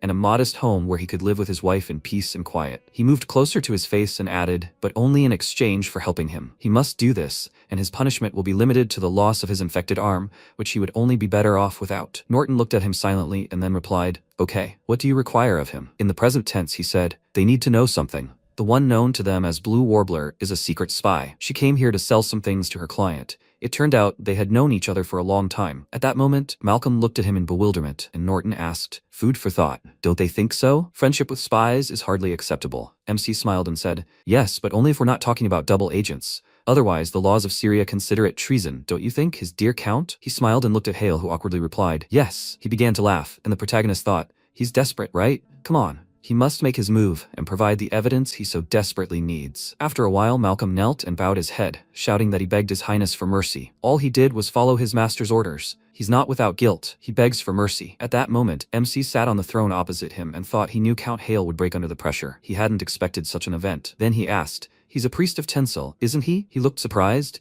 and added, only priests are trusted to acquire sacred relics. Count Hale, in turn, gained the upper hand because he discovered a secret he shouldn't have. Malcolm said the temple would have his head if they found out he was selling the sacred relics. The protagonist thought in surprise, he was selling them? Wasn't it all about collecting relics for Tencel to gain their trust? Then he asked, who was buying them? He desperately replied that he would tell everything. It was Queen Salice's brother, Viscount Renan. He was offering the temple relics. Renan had been courting Tencel's favor all along. He had betrayed the plants and joined the Randell faction. To put it simply, he didn't just betray Salice, who wouldn't stop by anything to ensure her son took the throne. He betrayed the entire clan. The trap he had set for the rats had caught someone even bigger. At that moment, the protagonist drew a smiley face on his knee with his fingers, then heard a voice ask, what now, your highness? This will inevitably cause a stir. He needs to speak with the king first. He replied that it would be best. But before that, master, could he ask him to write a letter in his name to Count Hale? After a while, MC sat in a chair and told his subordinate to go and take care of the prisoner's wound in the dungeon. The injury was very serious. He then held out the package and added that without proper treatment,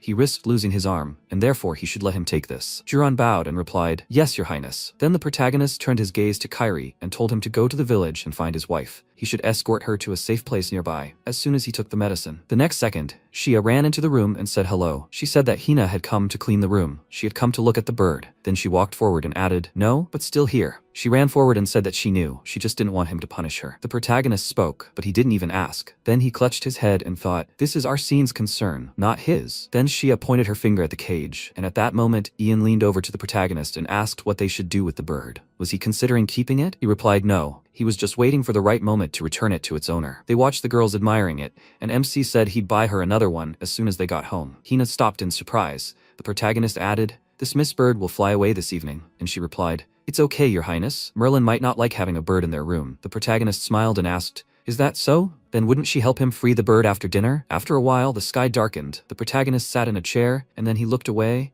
and closing the book, said earlier than he thought. Ayla, hiding behind her hood, appeared on the balcony, and said that the letter was so poetic that it touched her deeply. It said she should come to him if she didn't want the dovecote on Tainash Street to find out what she had done. She said she believed he had a good reason for blackmailing her. With that, she removed her hood, and MC, holding the notes in his hand, said he needed proof that Hale was involved in the sale of sacred relics, and then their secret would remain just that. They locked eyes, then she lowered her head. He asked, "Is this her answer?" She answered, "Unfortunately." It turned out that she hated complexity. With these words, she reached into her inner pocket and then fired several projectiles forward. The protagonist thought in surprise, magic projectiles? He needed to catch his breath. The blue warbler he knew was trying to use a sword, not a hidden weapon. The next second, he held up a magic symbol in front of himself, creating a barrier, protecting himself from the magic projectiles. The next second, an explosion thundered, and alarmed people shouted, "Intruder, is he alright, His Highness?" The next second, MC slammed the door with magic and shouted that no one would enter here. Then he looked ahead and asked, did she really want him dead? So what else was she hiding up her sleeve? Ayla ran forward and shouted, "Nothing more." Their weapons crossed. She clenched her teeth in tension. The protagonist blocked her attack and thought that the sword in his hands was made of ordinary steel. It wouldn't withstand his aura. He needed to end this quickly without using it. At that moment,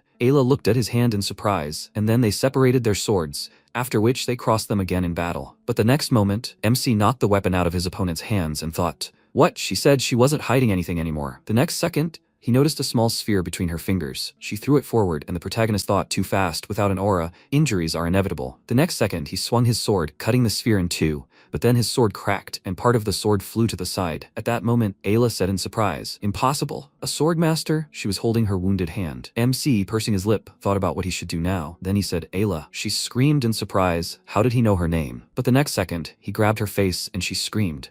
"Who does he think he is?" he asked. "Doesn't she have it? A cube of poison." With these words, he pried her mouth open and asked if Sakrisha's spies weren't required to keep this in their mouths at all times. And now she had to spill everything she knew. He released her head. She put her hand to her face and asked if he would let her go if she told him. He said irritably that Sakrisha were known for their endurance, but she seemed to be an exception. He wondered if this version of her was completely different from the one he knew, or if something had changed her. Then she smiled and said it would be best if he let her go in peace. That sword of his was far more crudely crafted than a simple guard's. Despite his skill as a swordsman, it was as if he couldn't allow anyone to discover his true abilities. He had to let her go if he wanted to keep his secret, or she would walk out and tell the knights what she had just witnessed. Then the protagonist thought, in her previous life, Blue Warbler had been loyal to Sakrisha, a skilled swordswoman who dedicated herself to the blade. She was not the same person he knew, not her. Then he grabbed her by the shirt and shouted that if she valued her skin so much, clinging so desperately to life, there was no point in provoking him. He approached her, then let go of her clothes and told her not to think she could deceive him. His secrets were not so valuable that they could serve as bargaining chips for her. He closed his eyes and added that she should tell him what she knew, and he would spare her unnecessary questions. She looked at him in surprise, and he said that someone else would ask those questions, a white hawk, for example. After a while, Hale shouted indignantly, "To hell with it all. Damn it all. Where did that brainless old man Malcolm go?" He slammed his fist on the table and shouted, "First those damned mercenaries, and now this letter." It said, "Dear Count," that to convince everyone of his innocence, he needed to develop a defense strategy. He had personally explained to Her Majesty what he had encountered and what had led him to this predicament. He must rest assured, there was no cause for concern, Alan. Hale frowned and shouted, "What did he encounter then? Did he really find out about his dealings with the divine artifacts?" He strode forward, clasping his hands behind his back, adding, "You vile serpent. He sent the letter, which means he surely already knows everything. He shouldn't even hope to intimidate him with pathetic blackmail. Well, to hell with him. He would no longer grovel before this low-born scum posing as a prince. He would not whine and bow like a cowardly puppy. He would not give in so easily." Then he placed his hand on the wall clock and asked, did they think he would get involved in this without an escape plan? The next second, the secret door in front of him opened, revealing a room filled with gold. He stepped forward and said, all this effort was wasted because of some scum. Well, at least he still had this, his most prized treasure. With these words, he opened the nightstand and reached his hands towards the box, then opened it, and, looking at the contents, said that with so many divine artifacts he could start over and amass a vast fortune. He had hoped that the deal with Renan would make him rich, but he was more trouble than he was worth. The next second, Arsene slammed the box shut in his hands, and said that he was grateful to him, my lord, for making his job easier. Then he snatched the box, and Hale turned sharply in surprise and shouted, "What? Is this an invisibility spell?" "He's one of the henchmen." Then Arsene smiled, and said he was a mage of His Majesty Prince Callian, at his service. He held out the box and added that he couldn't thank him enough for having obtained such convincing evidence with his own hands. He shouldn't worry, my lord. The vile snake and lowborn scum will definitely find out how actively he contributed to this investigation. After a while, Arsene said that these were the artifacts that Hale had hidden. He also received a full list of his transactions with Blue Warbler and a list of the state secrets he had sold. The protagonist looked at the box's contents, then closed it and said, well. He smiled and added, excellent work. This will save them from unnecessary chaos. The next second, Ian ran into the room and shouted in alarm, Your Highness, there are people outside. At that moment, several knights were approaching the building. The protagonist approached the window and, looking ahead, asked, Is this the king's personal guard, the Kyra? They're supposed to be protecting the king in Syres, so what could have brought them here? Meanwhile, Alan shouted indignantly, They sent elite guards to Latlan? He thought they'd send ordinary knights. When he wrote to His Majesty, this was not what he expected. He put his hand to his head and added, He was gone for a minute, and he was gone. At that moment, Romain took a cup of drink and said, This is too dangerous for the knightly order. He couldn't take such a risk. He knew there were brazen agents among them. Those who wield someone else's sword do not deserve his trust. Alan shouted, Your Majesty, he must understand the entire situation. Such concern will not help Kalyan. If anything happens, it will lead to ruin. Every gesture of love cuts off another path in Kalyan's life. His competitors will make noise and quarrel. Is that why he was so cautious? Romain set his cup down and said he understood it wouldn't happen again, so the brothers would join him for breakfast. He wanted to see them joke around. Then Alan smiled and said,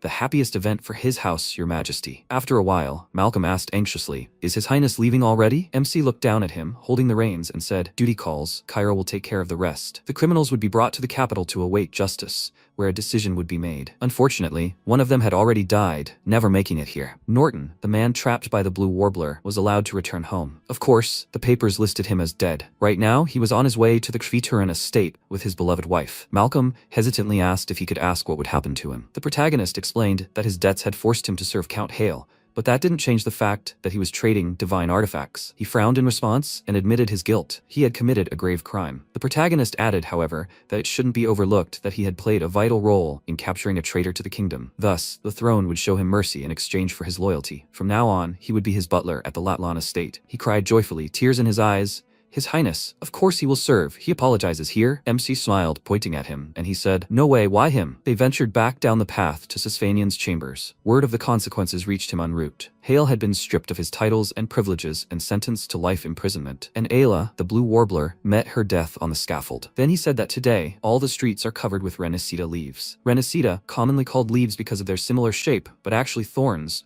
are the Renisita cacti, adapted to absorbing moisture from their surroundings. They cover the capital's square with them, to prevent the white tiles from turning red from traces of blood. At that moment, Randell was busy eating, and thought he was testing him, his way of asking him if his mother had anything to do with the woman who tried to kill Kalyan. Then Plant said, His suspicions are unfounded, brother. Randall took a sip of water, then closed his eyes and said he'd heard that since Kalyan's departure, he'd given up wine. Plants asked, What, does he miss his drunken breath? He silently wiped his mouth with a napkin, then placed it on the table and said, Of course not. He rose to his feet, placing a hand on his chest, adding, Now that his drunken days are over, it's time to learn to be quiet. Then Plance's fork fell out of his hand, and he asked, Wasn't it quiet enough? Meanwhile, Jiran said, My prince, this is too risky. The protagonist dismounted and asked, A landslide? Damn rain. He put his hands on his waist and asked how long it would take to clear the road. He said he was sorry, but it was best to make a detour. He thought they'd spent enough time in Latlan, and now their road was blocked by a landslide. This journey would take a long time, so when he returned to Ceres, he would set up a portal. At that moment, Shia took his hand and told him to come with her. She offered to go to her village. Yes, a village. The protagonist was surprised. A village? She smiled and said, An elven village. She lives there. And Luca too. And the elder. She continued to smile and offered to stay the night, Commander, and he would leave in the morning. The protagonist smiled, looking at her, and said, I see, that's the most sensible thing he'd heard her say. Then they were heading to the elf village. He then asked, But since when did he become the commander? He picked up Shia, and she replied,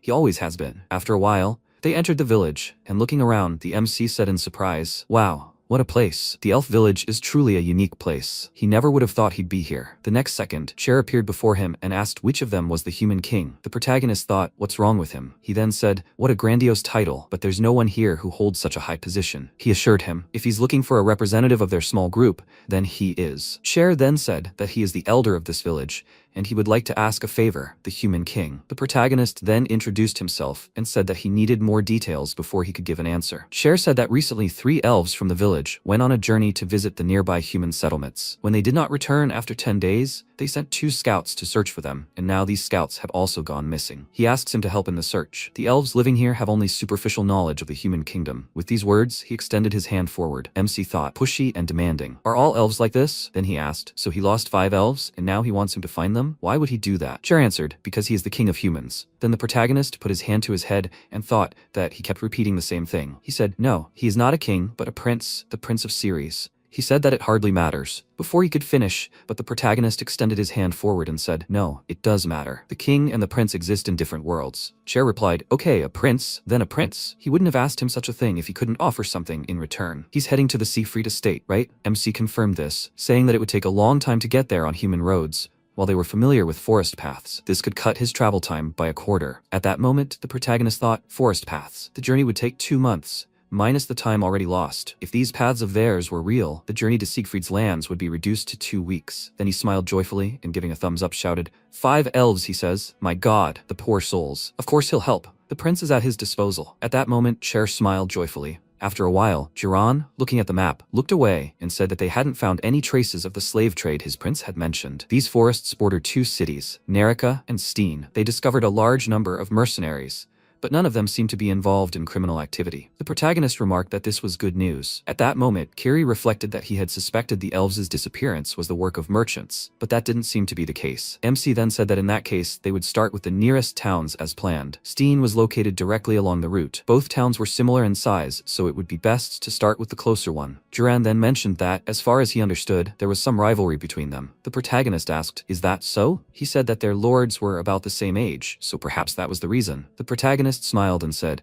well, healthy competition often promotes development. He would see if he could get a new sword in one of those towns. After that, they set off, and after a while, the blacksmith folded his arms and said that they didn't have any swords. The MC looked at him in confusion and, holding his hands out in front of him, said, but he's selling weapons. How could he possibly have no swords? Are they all sold out? The blacksmith remarked that he seemed a bit small for a mercenary. The protagonist replied that he was a mage, while he was a swordsman. With these words, he pointed at Kyrie and added that mercenaries weren't the only ones who needed swords. Then the blacksmith pointed to the side and said that he would say it straight out. He was wasting his time. He should know that all the weapons were secretly being used by mercenaries in the city's castle. Their weapons stockpiles had already been confiscated. If he was looking for a good deal, the castle was probably his best option. The protagonist replied that he wasn't looking for deals or rewards.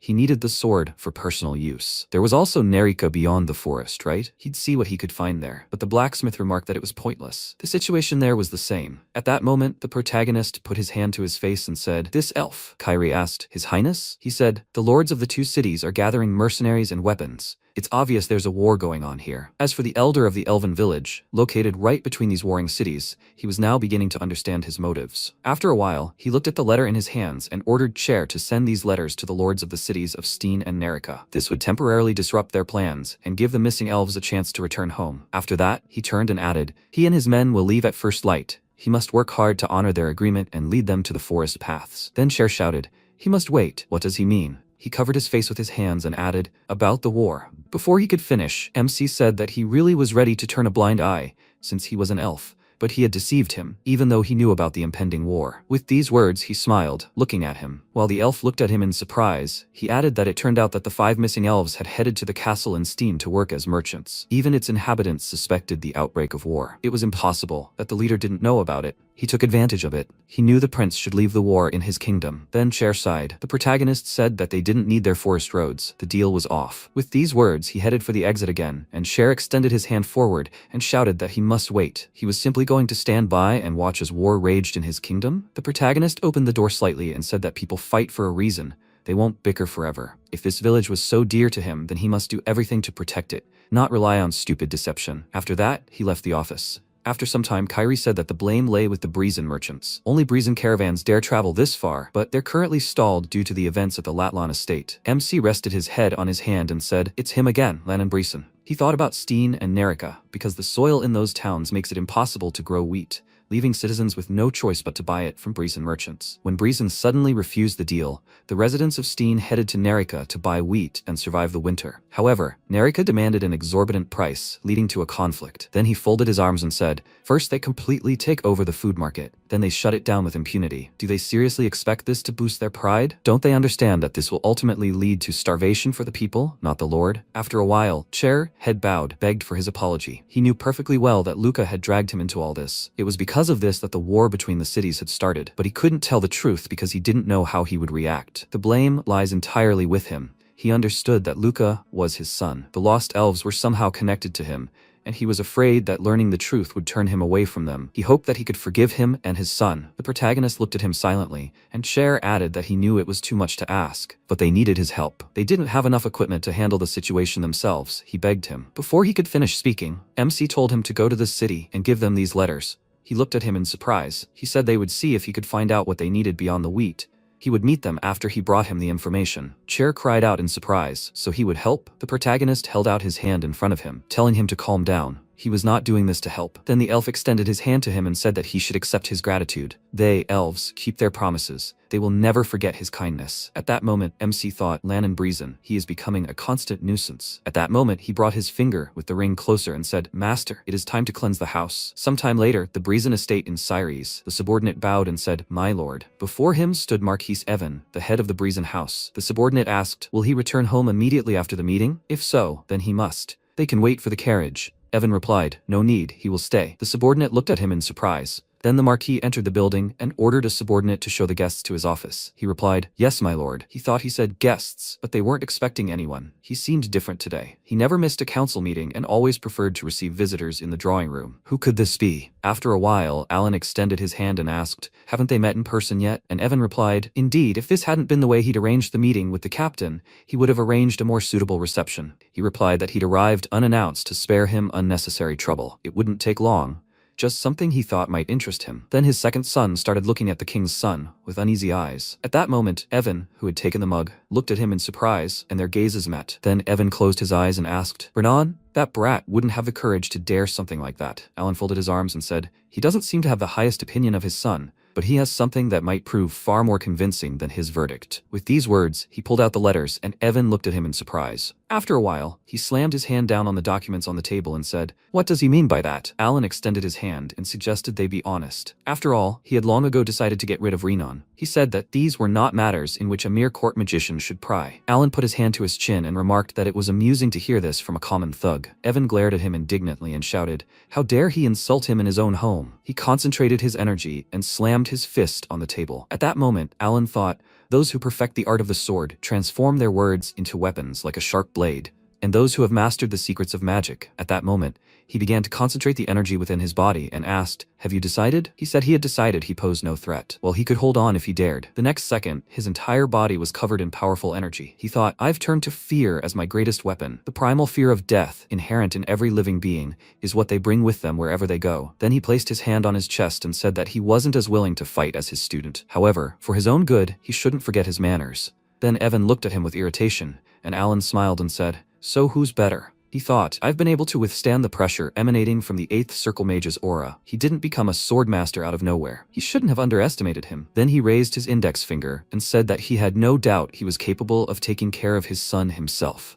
But what if he could suggest a different, more effective approach? There's a way to quietly distance him from his inner circle. Not long before, the protagonist had said he should say he wanted to acquire his merchant guild. When the truth was revealed that Celeste was behind his rise, it was the Briesen Merchant Guild that suffered the greatest losses. The guild only survives because Renan defends its profitability. But Briesen is, first and foremost, a knightly house. The Merchant Guild was founded by the second son, who showed no talent for swordsmanship. His father is probably already considering how to get rid of the guild, which not only has ceased to be profitable, but has also set its sights on the honor of the entire family. Then Alan replied, "Perhaps, but what's the point of doing something that won't benefit him?" By now, Evan had asked, playing into his prince's hands, right? Why should he give him such an advantage? Alan replied that he knew he would say that. He assures him the buyer won't be his highness. Not long before, the protagonist had said he wasn't going to buy it himself. They already had the right person. In the present tense, Evan asked, "Is that so? So who's going to take it then?" Alan replied, The head of the second largest merchant guild in series. He has good reason to target his rival, don't you think? All he needs to do is find a compelling reason to sell and he won't give him a less favorable offer. Meanwhile, Renan was watering the plant and said, "It's a beauty." He stroked the plant's leaves and, smiling, said, "Daddy's been really busy lately, but that shouldn't be a cause for concern. He's here now." He thought Hale's arrest had pissed him off, but so far it hadn't affected him in any way. Maybe he wasn't so stupid as to babble on about everything he heard. For a moment, he even considered selling all his assets and fleeing to Tencel before anyone discovered their connection. But what a nightmare place it was. Luckily, he cut all ties with Hale in time. The next second, he looked in fear at the broken leaf of the plant and screamed, "His poor little thing!" He was so sorry. Then he thought, there were other lords who also traded with Tencel, but he didn't have to worry about them. So, then he felt a presence behind him, turned around and asked, what? Why had he come here? The next second, he was attacked and knocked to the floor. Soon, rumors were spreading throughout the capital. The Holy Kingdom of Tencel had acquired an impressive collection of divine artifacts, and none of this would have been possible without Renan's help. Currently, he sat behind bars, screaming, "Do they even know who he is? His father will make them pay for this." Shortly afterward, he went missing, and his father, Marquis Brizen, scoured every corner of the kingdom in a futile attempt to find him. At first, the Marquis's suspicions fell on Alan and Melfier, but it soon became clear they had absolutely nothing to do with the incident. In the present, MC looked at the ring, and a voice from within said that the guild acquisition process was in full swing, with Melfier handling the details. As they had agreed, the items he requested had already been sent to him, his prince. He should let him know if he needed anything else. The protagonist replied that he was grateful, mentor. At that moment, Cher approached him and asked if he was ready. The mother tree had answered his prayer. Soon he would be able to set foot on the forest paths. The protagonist smiled and said, "Excellent, time to go." Cher then added that his son, Luca, would be his guide. MC raised his hand and said that he was grateful, but he preferred the company of Shiaris. Then he shouted, "Hey Shia, can she lead them through the forest paths?" She looked at him in surprise, then smiled and said, "Of course." He leaned toward her and asked, "Are you sure? No one would be accompanying her on the way back." She replied that he shouldn't worry. She could find her way even with her eyes closed. He replied, "Okay, then they should go." The next second he thought, wait a minute, she's talking quite normally now. He looked at Shia and she looked at him and asked, "What's the matter, Commander? Is something wrong?" At that moment she was holding the stone in her hand. The protagonist then took the stone in his hand and asked in surprise, "What is it? Did he steal it along with the holy relics?" With this question, he looked at Luca, who nervously looked away and replied that he didn't know, he didn't remember. Then Arsene approached the protagonist and said, "Your Highness, perhaps this is also a holy relic." MC thought, the item found on Luca when he returned to the village, a black stone lying next to other relics. There's a possibility that this is one of them, or rather. Then Jiran said, "It seems too dangerous for a holy relic. The smell of blood is too strong." The protagonist, continuing to stare at the stone, thought, yes, as Jiran said, Arsene apparently doesn't sense it, but he senses an ominous feeling emanating from it. A strong life force that was forcibly taken, and blood energy. In other words, he said, "The owner of this stone was killed by someone, we need to investigate." Then he tossed the stone into Shia's hands and said that while she was using it, they needed to somehow communicate along the way. She asked, "Isn't this Luca's stone?" He replied that it wasn't so, it was his now. She replied, "I see, she understood, Chief." After that she smiled and said that she would keep it to herself. She would return it as soon as they reached the other end of the path. At that moment, Jiran leaned towards the protagonist and said, "Your Highness, about this child. Did what she said before he asked mean she could foresee the future?" He replied that she had said it wasn't foresight, but he thought so too. He thought the future was coming a little faster for this child.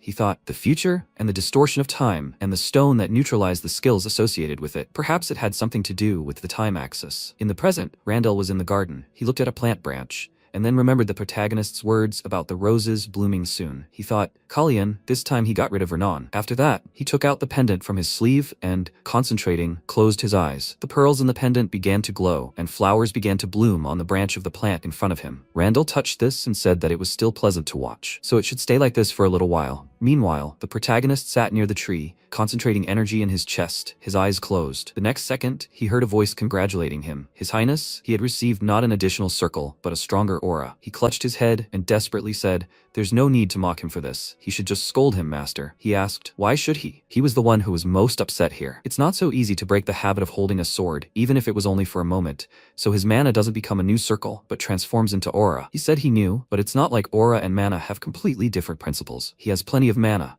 so why is this subconsciously turning into aura? Damn it. The teacher said he didn't say he didn't understand. He simply had to prepare himself, not to return to Ceres until he figured out the answer. After that, he looked up at the night sky and asked if he could find the answer. He replied that he was following this path. He knew better, but all paths lead somewhere. After a while, Shia waved her arms and shouted, "Chief, it's here, hurry, this is the end of the forest path." The protagonist walked forward, shielding himself from the bright sun. He said in surprise, "So this is the land of elephants, the Duchy of Siegfried." Shia called him again and, smiling, said it was time to say goodbye. She held out the stone and said, "Here, he should take it back." MC looked at her in surprise and said she should let him ask something, just in case. Did she really need to return to the village? The elder wasn't thrilled that she would be their only guide, and even he, an outsider, noticed how the villagers were keeping their distance from her. He could imagine things were even worse without guests. If her condition was a problem, he could submit her case to the Sisfanian will. Shia clenched her fist, and the protagonist added, "For now, she can go." Before he could finish, she said he was right. The villagers here disliked her, but the world tree said that's just how she is. Just because she's different doesn't mean she needs to be fixed. Even if she says otherwise, it doesn't change the fact that she's an elf. MC looked at her in surprise, then smiled, thinking, it looks like he still has a long way to go. After that, Shia handed him the stone and told him not to worry about her. Leader, she understood everything. He replied, "Okay." After that, he ruffled her hair and said they'll see each other again, and she smiled and said she'll look forward to it. She's grateful for saving her. These massive castle walls rise to protect the Sisfanian domain. The protagonist rode his horse forward and, looking at the gate, thought, every Syrian prince standing before this must be thanking fate that the Siegfried family never laid claim to the throne. Then he turned to Ian and asked, "Yes, His Highness?" He said that as long as they were here, he didn't have to be at his beck and call. Being the object of the hatred of 20 evil men was hard enough, and inside he bet there were many more. Here, his role as a servant ends. Ian looked at him in surprise, then said, "Your Highness, he can handle everyone just fine." With these words, he smiled and placed his hand on his chest. MC thought as he caught the blades flying at him with his bare hands when he fainted from poisoning. He looked at him in surprise, then smiled and said that he was very sorry, Ian. Sometime later, the protagonist emerged from the shower, drying his wet hair with a towel. He then placed the towel over his shoulders and, sighing, said he thought their journey was over. He remembered Ian, pointing to the map, saying they were only at the entrance gate.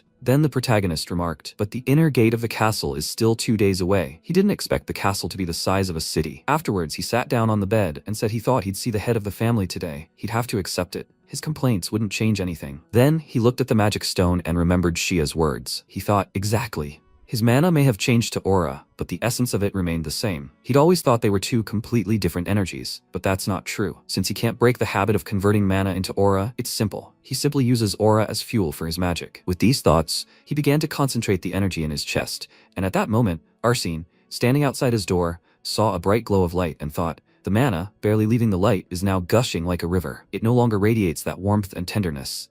Now the mana radiates a chill that penetrates to the bones. But the prince's skills are endless. Where is the limit of his power? Then MC looked at the magic circles in front of him and joyfully said, "Finally, 4th circle magic." He thought the magic issue was resolved, but that wasn't the end of the problems. After a while, Ian shouted, "This way, your majesty." The protagonist thought at the moment, including his sleeping self, there are currently 6 swordsmen on the continent, and in the world of swordsmen, those with a stronger aura can sense a weaker one. After a while, Sleeman rode forward on his horse and shouted, "Welcome, your highness." What a long way he'd come. He must have been very tired from the journey. Before he could finish speaking, the protagonist thought, the Duke, Ian's father, the second most powerful swordsman, his level is much higher than his. In response, he smiled and said that they hadn't seen each other for a long time. The Duke. Sleeman said, "The prince." The protagonist thought that one glance would be enough. Then he said, "How?" MC thought to realize that this was a swordsman in front of him. Then Sleeman asked in surprise, how was that possible? He had grown so much since their last meeting. Wow, now a real man stands before him. The protagonist laughed in response and said, "Is that so?" He replied, he was practically unrecognizable. He can see that a lot has changed in him. MC smiled and said, "Indeed, just a small transformation, nothing drastic." He smiled, and Sleeman laughed even harder and said, "Well, he certainly wouldn't call it just a small transformation."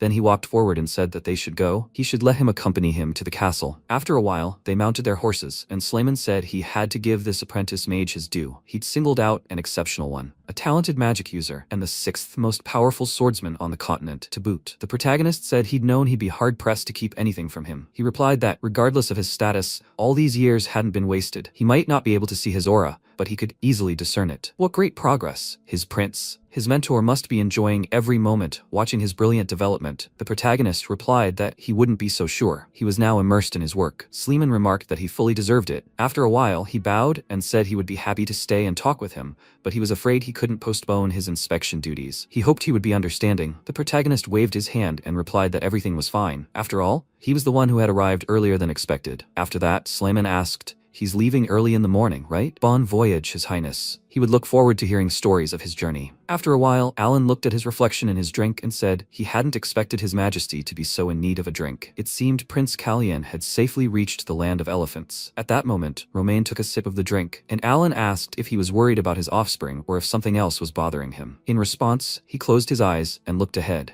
saying he wasn't sure when the right time would be to rekindle the flame of Kalyan. Alan said he meant who should be declared his rightful heir. He replied that Kalyan would be the last of his sons to complete the rite of passage upon his return. All three would be considered old enough to claim the position. Randall is a reserved and cautious man, but his secretive nature has left him unable to fathom what's going on in his head. Plants is perhaps the strongest of the three, but his stubbornness and rebelliousness know no bounds. As for Kalyan, he's just beginning his journey to maturity, and how could he not be concerned about that? Alan suggested that in that case, he should declare the most undesirable heir. The remaining two would simply eliminate him in the struggle for the throne, and problem solved. Then, he added, well, he can say for sure that Randall, at the very least, will continue to keep a low profile until Prince Kalyan decides to leave the palace. The time will come when His Majesty will be able to peer into his secret thoughts. However, until then, he must remain silent, regardless of whose side he chooses. He must not allow the worries of the future to deprive him of peace in the present. When the flame of Kalyan blazes forth, it will be reserved only for those who have proven their worth. In the present, MC entered the cave and thought the path never ends. He thought he couldn't see the exit, even though he had been walking for quite some time.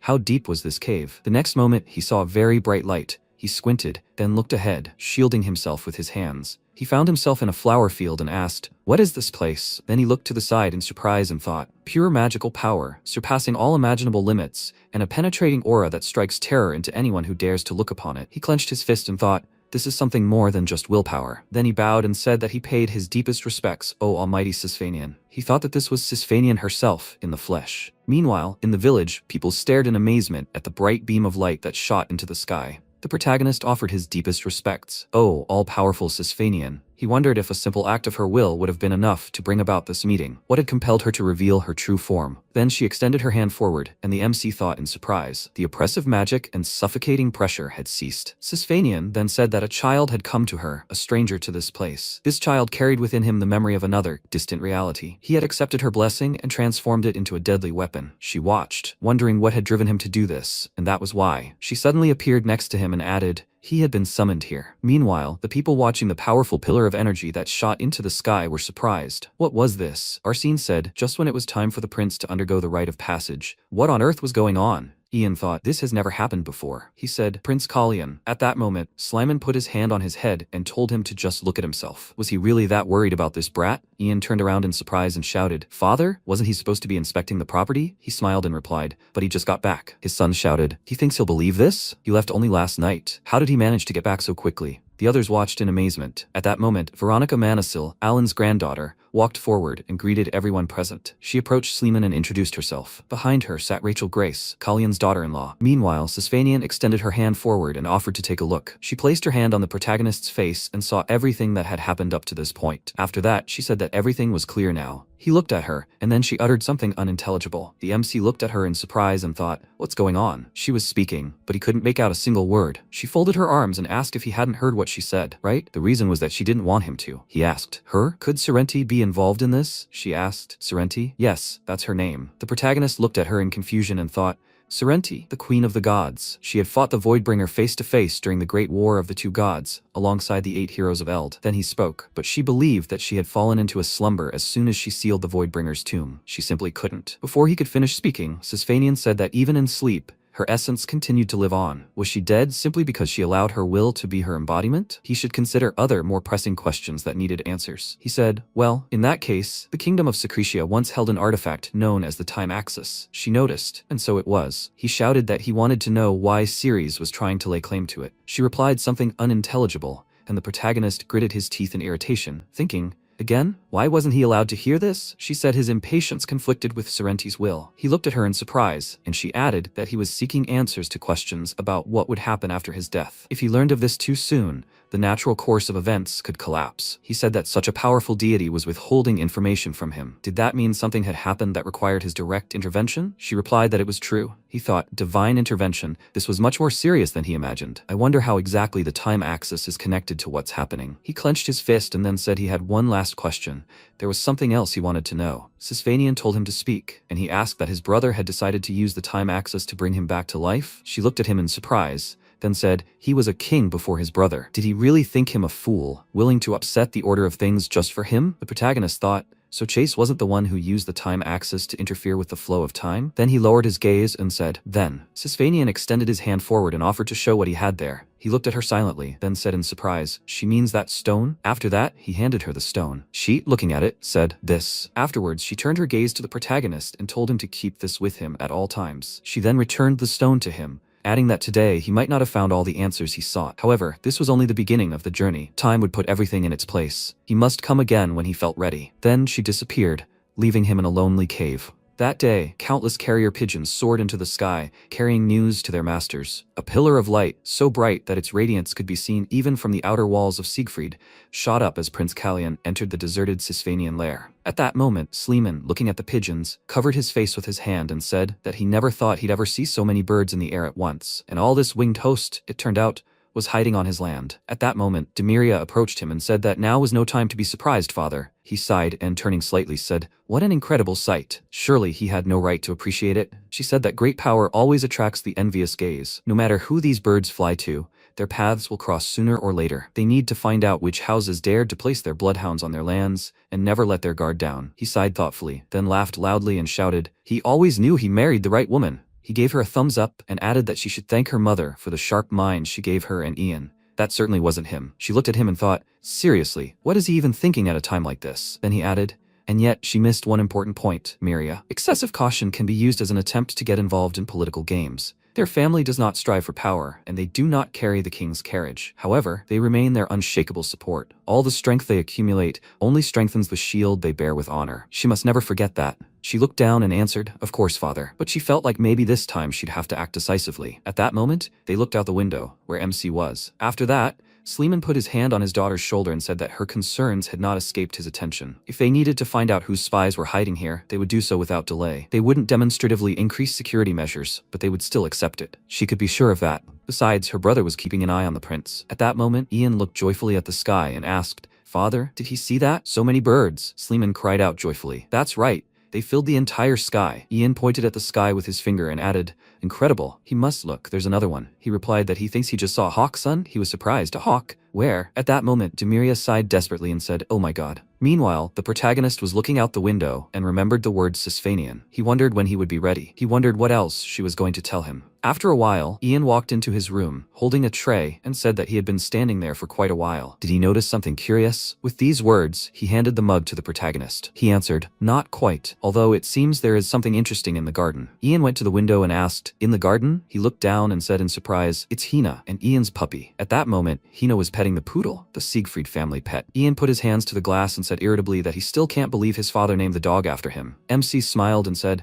well, there is definitely a resemblance, except that the puppy has better fur. He shouted indignantly, your highness. He replied, it's just a joke. Then he added, Hina spends quite a lot of time with him. Apparently she likes dogs more than birds. Do you think they'll let him keep a dog in the palace? She really seems to like him very much. At that moment, she picked up the puppy, and Ian asked, did he see that? The gesture she made meant adorable. He'll need to teach the dog sign language if he's really planning on getting one. Then the protagonist added, by the way, Ian, he never told him how he learned sign language. He replied that he had a brother, but he died of an illness. The protagonist said he was sorry, and Ian remarked that that was in the past. He smiled and added, besides, he has one now. Anyway, he's not serious about getting a dog, is he? His brothers won't be thrilled with the idea. MC folded his arms and asked, does he think so? He then looked out the window and added, then he'll just move to Camelon. Ian leaned over the tray and said, Camelon is the crown prince's residence, his highness. The protagonist sighed and added, he himself said that his brothers wouldn't allow him to keep a dog in the current residence. So what's left for him then? He replied, he's probably the only person on Earth who wants to become crown prince just to get a dog. The protagonist added,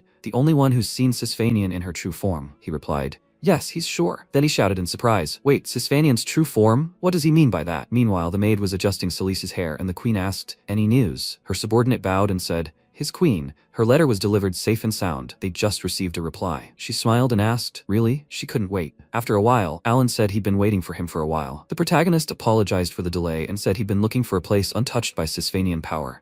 He asked if he'd found one. He replied, yes, in fact, he was standing on one. At that moment, he was standing near a tree in the Siegfried family cemetery. At that moment, Ian said, here, your highness, close to the castle, in unity, and out of Sisvanian's reach, just as he wanted. The protagonist then said that here they could talk privately and away from Sisvanian. After that, Alan asked if his roselight had gone well. He replied, the mentor, of course. It's a long story, but in short, a secret conclave. Alan asked, he's saying he witnessed Sisvanian in her true form, and he missed it. He replied, yes. To be honest, he was surprised too. She told him to find her when he was ready. He hoped he would join him then. He said he was sorry he wasn't there. He had business here. MC said, by the way, had the queen noticed Raynon's disappearance yet? He replied that he hadn't heard from him for 10 days either. Otherwise, it would be strange. Evan had visited her that morning. The protagonist asked if he thought he'd told her about him. He replied that he couldn't. Everything said between them was sealed with an oath. The protagonist asked if it wasn't too risky. He smiled and told him not to worry about it. Did he see that one of his students had outdone him in this and served as an example? MC said it was his fault. He admitted it. He replied, same thing. In any case, he should rest easy, his prince. Renan was no longer their headache. The protagonist said there was one remaining concern. Renan was Celeste's agent outside the palace, doing all her dirty work. The queen would look for a replacement, no doubt about it. At that moment, Alan, holding the letter in his hand, said, speaking of which, he'd just come across a curious letter. Something his father wouldn't want to see. MC asked, he assumes it's from the count? He replied, right. Meaning she wrote to him when she noticed Renan was missing. The protagonist thought, Gray, the eldest son of Marquis Evan, and a Lord Marshal with an estate on the outskirts of Tencel, and besides, one of the 6 swordmasters on the continent. Alan then added that he was looking for a temporary manager for his holdings, as he'd been wounded in a battle with a wild tribe, and planned to seek treatment in the capital. A convenient excuse for arriving in the capital. He and the king were trying to delay him, delaying the appointment of a manager. The protagonist replied, that's very good. He was grateful. Another swordmaster is entering the game. Something interesting is brewing. He can't wait for their meeting. After a while, Sleeman said, your highness. He patted the log next to him and told him to join in. They should take a break. MC smiled, looking at him, and said that he would prefer a bench, but a log would do. After that, he sat down next to him and said that Sisvanian had granted him an audience today. Sleeman said, is that so? And how does it feel to meet her will? He replied that it was not a will. He looked at him in surprise and asked, have you seen her in the flesh? The protagonist looked down and said, it may be hard to believe, but before he could finish speaking, Sleeman cried out joyfully. He knew it. He knew she was still alive. People are gossiping that the Siegfried family wasted 500 years guarding an empty meadow dragon that might not even exist. He clenched his fist joyfully and added, but they were right after all. It wasn't all in vain. Then MC bowed and said he had yet to meet her, and he thought a teleportation portal between Ceres and Siegfried would be quite useful. Sleeman asked thoughtfully, a portal? Now it was clear why he needed one, but would the king allow it? Paving a new route to the capital would be like cutting a window for attack. The protagonist said, if it was safe, that is, he had land near the capital, once belonging to Witherin, perfect for a portal. The portal to Siegfried would be built a day's journey from the outer walls and would only be accessible by special permission. And of course, if his domain was threatened, he would have the right to destroy it. Slyman thoughtfully said,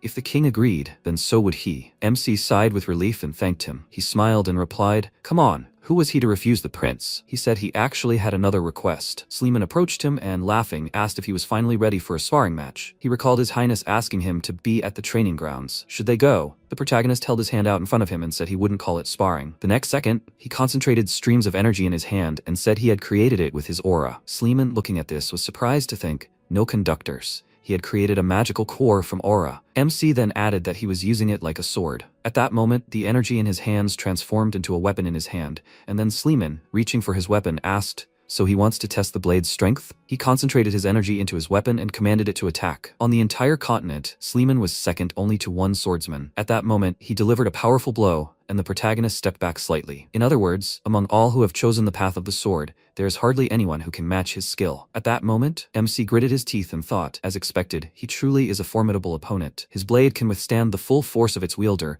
while maintaining incredible attack speed. At that moment, their battle continued. They struck each other again and again, and then Sleeman delivered a particularly powerful blow, forcing the protagonist to jump aside. He skidded to a stop on the ground, looking at Sleeman, who frowned and thought just for a moment, but even that wasn't enough to catch him off guard. The prince's slender frame noticeably affects the power of his blows, but at the same time makes him surprisingly agile. At that moment, the protagonist launched another attack, but Sleeman blocked it and thought, but maintaining the aura in the sword must require a considerable expenditure of mana. Perhaps this sparring match was designed to force him to fight to the limit, and yet he still holds his stance confidently, skillfully parrying and countering attacks. This guy is a real talent. How did this puny brat manage to get so strong? However, then he said, he is still no match for him, Your Highness. For a real test of strength, this looks like child's play. He smiled and added, it's time to move on to the next stage. MC said he agreed. He swung his weapon, smiling, adding that this is exactly what he was waiting for. Slayman said, then without further ado, he must meet his blow. With these words, he delivered a powerful blow, but the protagonist held his sword out in front of him, blocking his attack, then deflected his weapon. He looked at his opponent, then swung his weapon forward, striking Slayman on the neck, leaving a scratch. He thought, this is not good. Such a powerful release of aura is pure madness. At that moment, Slayman prepared for the blow,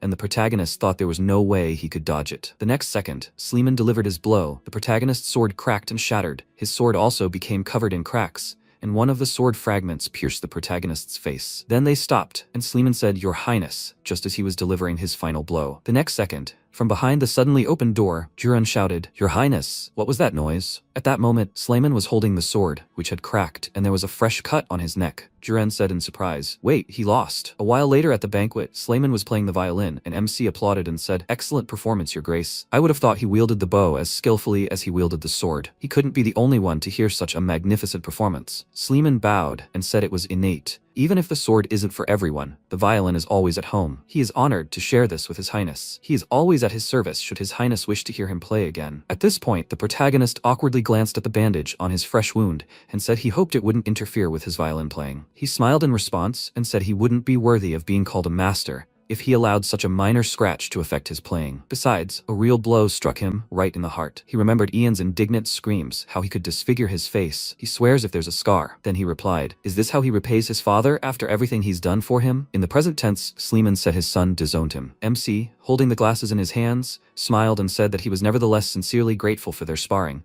It had been a very valuable lesson. Slayman smiled and said, such praise is music to the ears, especially when coming from a student. Then the protagonist looked at his hand and said that he now knew how much power his sword aura could withstand before it dissipated. Here it was, the missing piece of the puzzle. He realized it when he released that flash of aura. He still had a long way to go. It was good to know there was still something to strive for. At that moment, Slayman said, his prince, by the way, how's the cut on his face? He replied that it was just a tiny scratch. He'll be fine. After that, Slayman added, he must admit, he noticed something he hadn't expected and ended up overdoing it a bit. The speed of his blade is certainly impressive, but he tends to use his back to strengthen his blows, especially with side slashes or when stopping after a series of attacks. He asked, is that really so? He replied, yes, barely perceptible, and it's a very common technique among the Knights of Secretia. At this point, MC froze in surprise, and Slayman, still looking at him, said it was hard to imagine someone who trained in series developing such a habit. Series fencing is based on footwork. Their balance depends on the hips, which is especially effective for side strikes. But in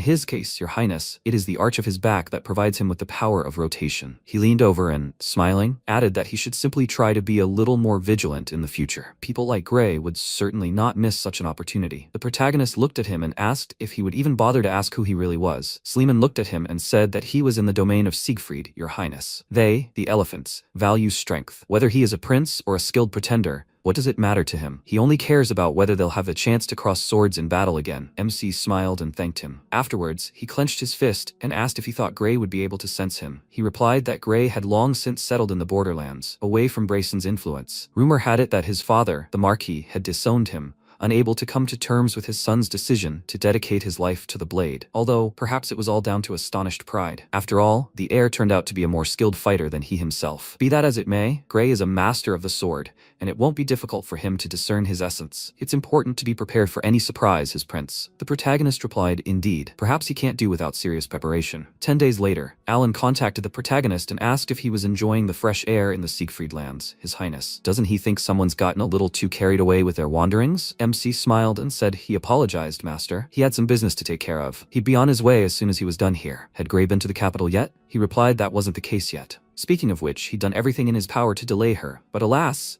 he'd only managed to buy 2 weeks. He asked, 2 weeks, right? He understood. He appreciated it, master. They'd see how much he could accomplish with the time they had. He was a wizard, a master swordsman, and that was a secret he didn't intend to reveal to the world just yet. If Gray, who knew nothing of his identity, detected the presence of his aura, it would inevitably raise suspicions. So, the morning after the banquet, he turned to Arsene to find out how best to conceal the traces of his mana. Then Arsene smiled and said there was a spell just right for this purpose. He was sure he could master it easily. With his magic, mastering a fourth circle spell would be no problem. Both the magic and the sword's aura stemmed from the same source, pure mana. Then Arsene asked if he could offer his assistance in this matter. The protagonist replied, of course, he must say what exactly he was supposed to do. Then he folded his arms and added, yes, but first. Thus, inspired by his mentor's advice, they began studying the teleportation circles. Alan asked if Rachel and Veronica had already arrived, hadn't they? Rachel, his fiancée, was an outstanding mage herself. She had devoted many years to studying teleportation magic, which had helped Duke Siegfried save considerable time while surveying his domains. He was confident that her knowledge would be of benefit to him. At that moment, MC stood up with a smile and said he'd invited them here together because he had a proposition concerning the vast Ceres lands. Arsene smiled and declared that he lived to serve him, His Highness. The two of them would focus on creating teleportation circles and, of course, teach him how to conceal his mana. The spell itself wasn't all that difficult to learn. Maintaining it, however, was far more difficult. Furthermore, Sleeman was the only one who could detect whether his aura was leaking,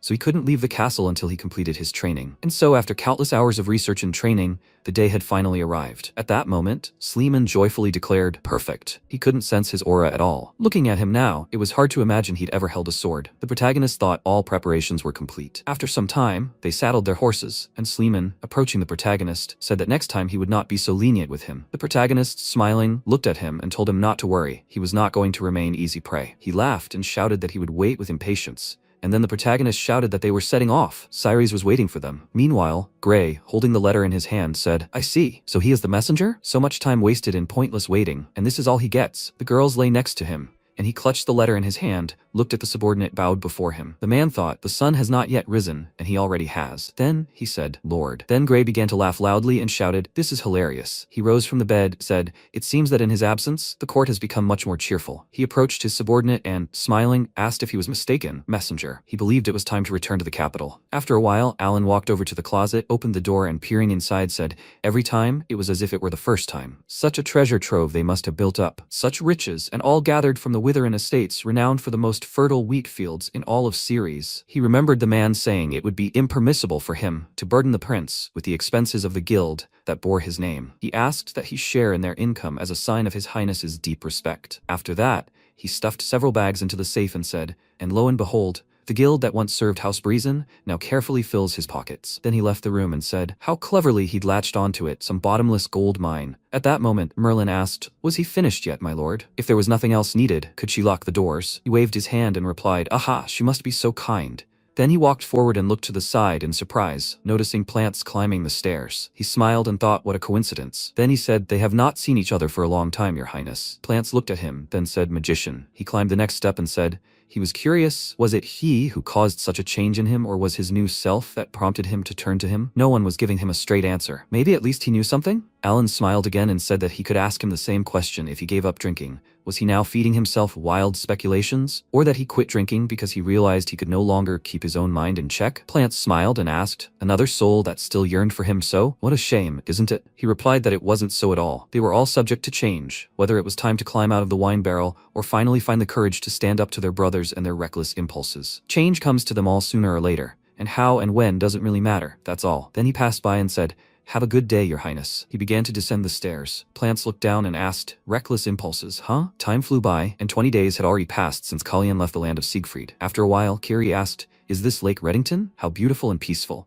MC smiled and said, yes, indeed. He sat on the balcony and thought, Reddington. It was a shame he had to leave so soon. This small detour was perhaps the only thing that made up for the misfortune with Veronica. He hadn't expected Rachel's acceleration magic to be so effective. Perhaps it was too much for horses. Then Ian handed him a plate of desserts and said, it seems the city of the outer region doesn't even feel the charm of these places. Viscount Reddington had always been renowned for his calm and reserved demeanor. Perhaps that was just what he needed before they returned to the capital. He'd hardly have time to rest that way. The protagonist looked at him and, smiling, said he was right. He doubted he'd have the chance to undertake such a long journey again. Just 4 days and they'd reach Ceres, and upon their return, there would be real chaos. So, while they could, they should enjoy their rest. Before he could finish speaking, they were all distracted by the sound of an approaching carriage. MC smiled and said, This is it. This is what they need. The carriage stopped, and the protagonist told Ian that he must go and deliver a message for him. He must inform him that the prince wished to know whether his grace would be pleased to inform the arriving guest of his presence. After a while, Monosil closed his eyes and thought that he might be far removed from the royal court's social circles.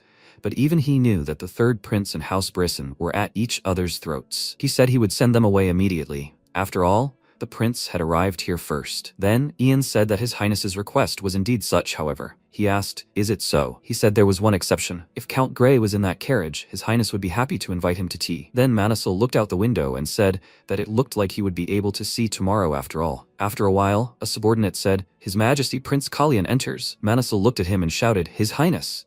Count Grey gladly accepted his invitation. Grey looked at him with irritation. Then Monosil looked at him and said, "His Highness." Before he could finish speaking, Grey began massaging his shoulder and said that he was still recovering from his injury, so he would not be able to stand and bow properly. He hoped that you would show him leniency, Your Highness. With these words, he smiled, looking at the protagonist, and Monosil indignantly shouted, "Sir! In series, only one noble is allowed not to rise when the prince appears, and that man is Sleeman." Then the protagonist said, "I understand." Grey waved his hand, thanking him for his understanding. As soon as he tried to rise, the pain became unbearable. The protagonist replied that he was comfortable. He thought, for someone like him, this is a privilege. He said, however, in that case, Count, he should bow his head. He thought that he was not supposed to. At that moment, Ian, listening to the sounds from the room, thought, "Your Highness, why so directly to your face?" He wouldn't be able to defend himself if this insolent man suddenly went berserk and attacked him. He needed to find Sir Arsene immediately. Anyone could do anything. At that moment, Arsene approached him and asked what he was doing there. He turned and noticed, just in time. He didn't know what had brought them here, but they couldn't do it without his help. Arsene said they had prepared several proposals for the prince regarding the portals. Anyway, what was the matter? He said His Highness was currently in the sitting room. Before he could finish speaking, he asked in surprise, "Dina?" He noticed her running down the hall, wiping tears from her face. Ian crouched down in front of her and shouted, "What happened?" She needed to take a deep breath and tell him what was wrong. She said, "Her brother, knights, horses." Ian looked at Arsene and said, "Perhaps something happened between Kyrie and the knights of House Brisson." He moved forward and said he'd check, and Ian added,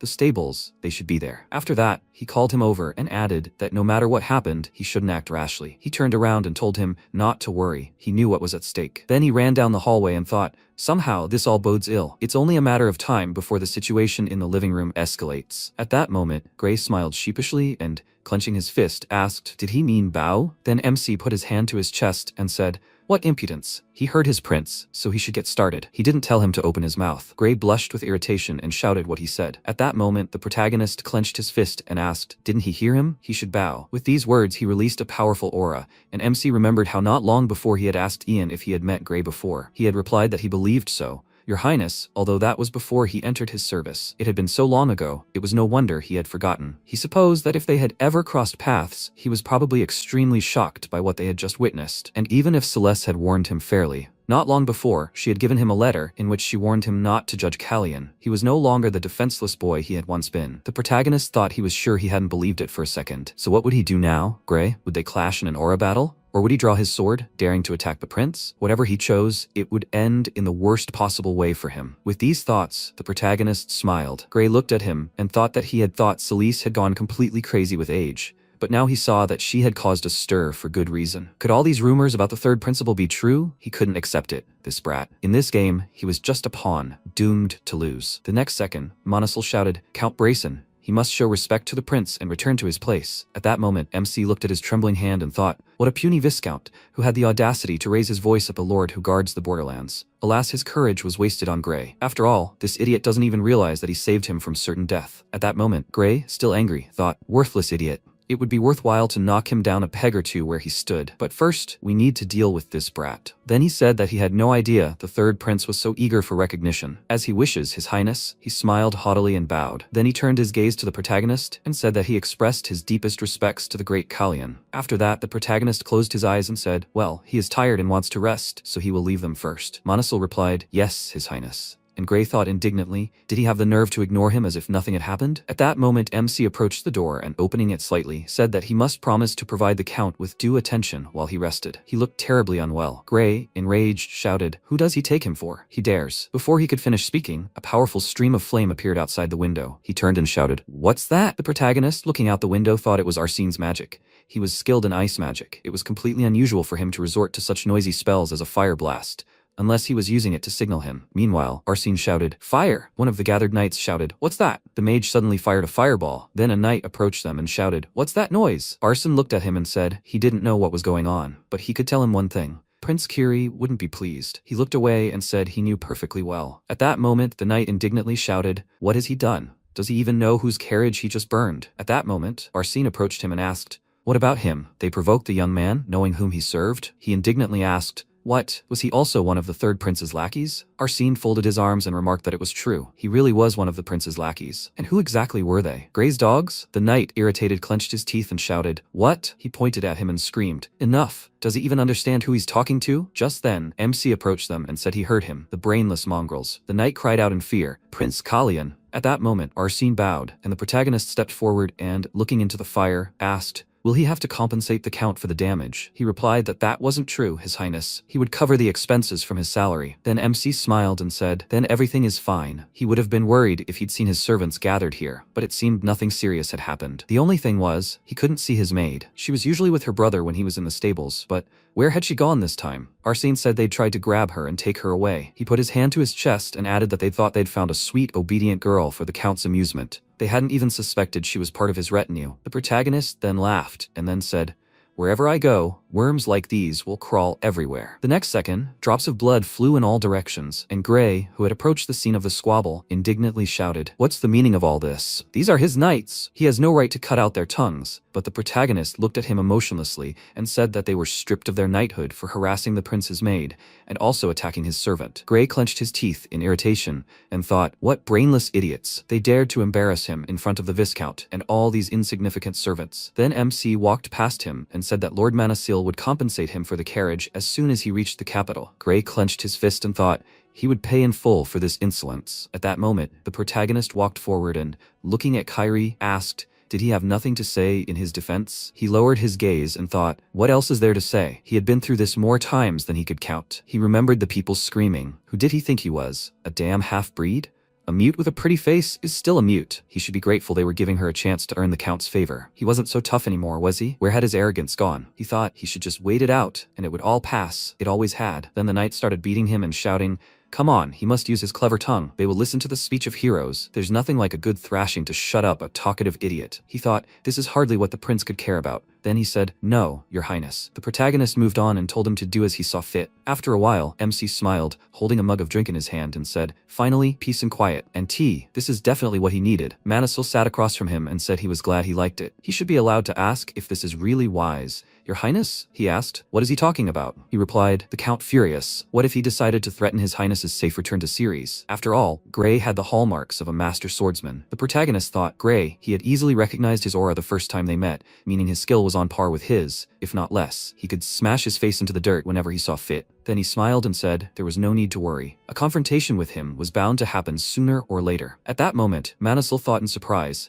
There wasn't the slightest sign of worry on his face. How interesting. Remarkable composure for a prince barely out of adolescence. Then he said, there's one more thing, his prince. MC asked, is there something bothering him? He replied, yes, indeed, that servant of his. He looked away and added, he's been pacing around the training grounds for hours now. Is he going to leave him there all night? The protagonist looked at him and answered decisively, yes, he should be taught a good lesson. Then Manasil asked if he thought that might be a bit much, your highness? He replied that he wouldn't trust someone who couldn't handle such a small matter to watch his back. Each of them must bear their own burden, and it was time he realized that. He answered, I understand. He thought it wasn't just about punishment. The mage responsible for setting the carriage on fire hadn't been held accountable, so the young man's fault lay not in his actions at all, but in his excessive caution. While the prince expects absolute trust in his servants, he almost envies the boy for having the honor of serving such a noble lord. Then MC spoke up. Incidentally, the Viscount had learned that Gray had requested a carriage from him to replace the one that had burned due to the fault of his servant. And here's the surprise. He couldn't provide him with a single one. They were all out of order. Had his carriage wheels really broken? He looked at him and thought, he already knew it was just an excuse. He seemed to understand that he himself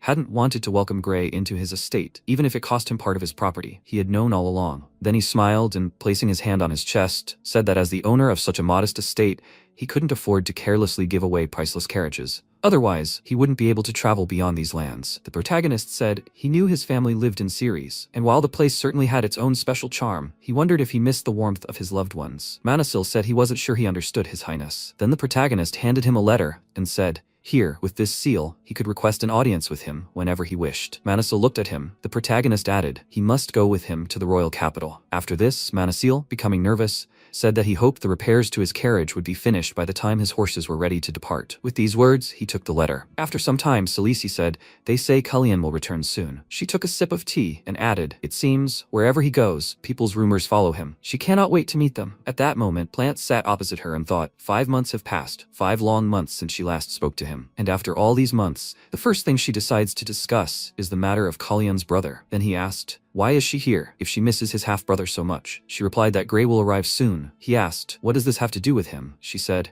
her dear Plants, she finds it difficult to understand the reasons for his displeasure. He was destined to walk this path, and his whims would not change that fact. He had no other choice, so he should be kind and abandon this teenage stubbornness. He asked, there was no other choice, right? He adjusted his hair and said that was also annoying. Who exactly had planned this path for him? She asked when he would finally stop acting like a little child. If he thought his barbs would have any effect, he was sorely mistaken. Now, they would return to the matter at hand. Gray would soon arrive in the capital, and he, before she could finish speaking, Plants said that he should have kept his mouth shut that day. Funny, right? He barely recognized some people now, and yet some seemed completely incapable of change. He frowned, looking at her. She said, her beloved son, there was no need to strain yourself so much. He smiled and noticed that it was true. He could tell her the same thing. She should let him spare her further trouble and do nothing as she desired. She merely bit her lip in response. After a while, MC announced that Viscount Reddington would arrive no later than next week. Alan said that was somewhat reassuring. At least then, dear Poland wouldn't have to go to his ancestors. The protagonist asked if he had really suffered so much. He replied that it was hard for servants when their prince could only get into trouble. He asked if his antics were the talk of the court then.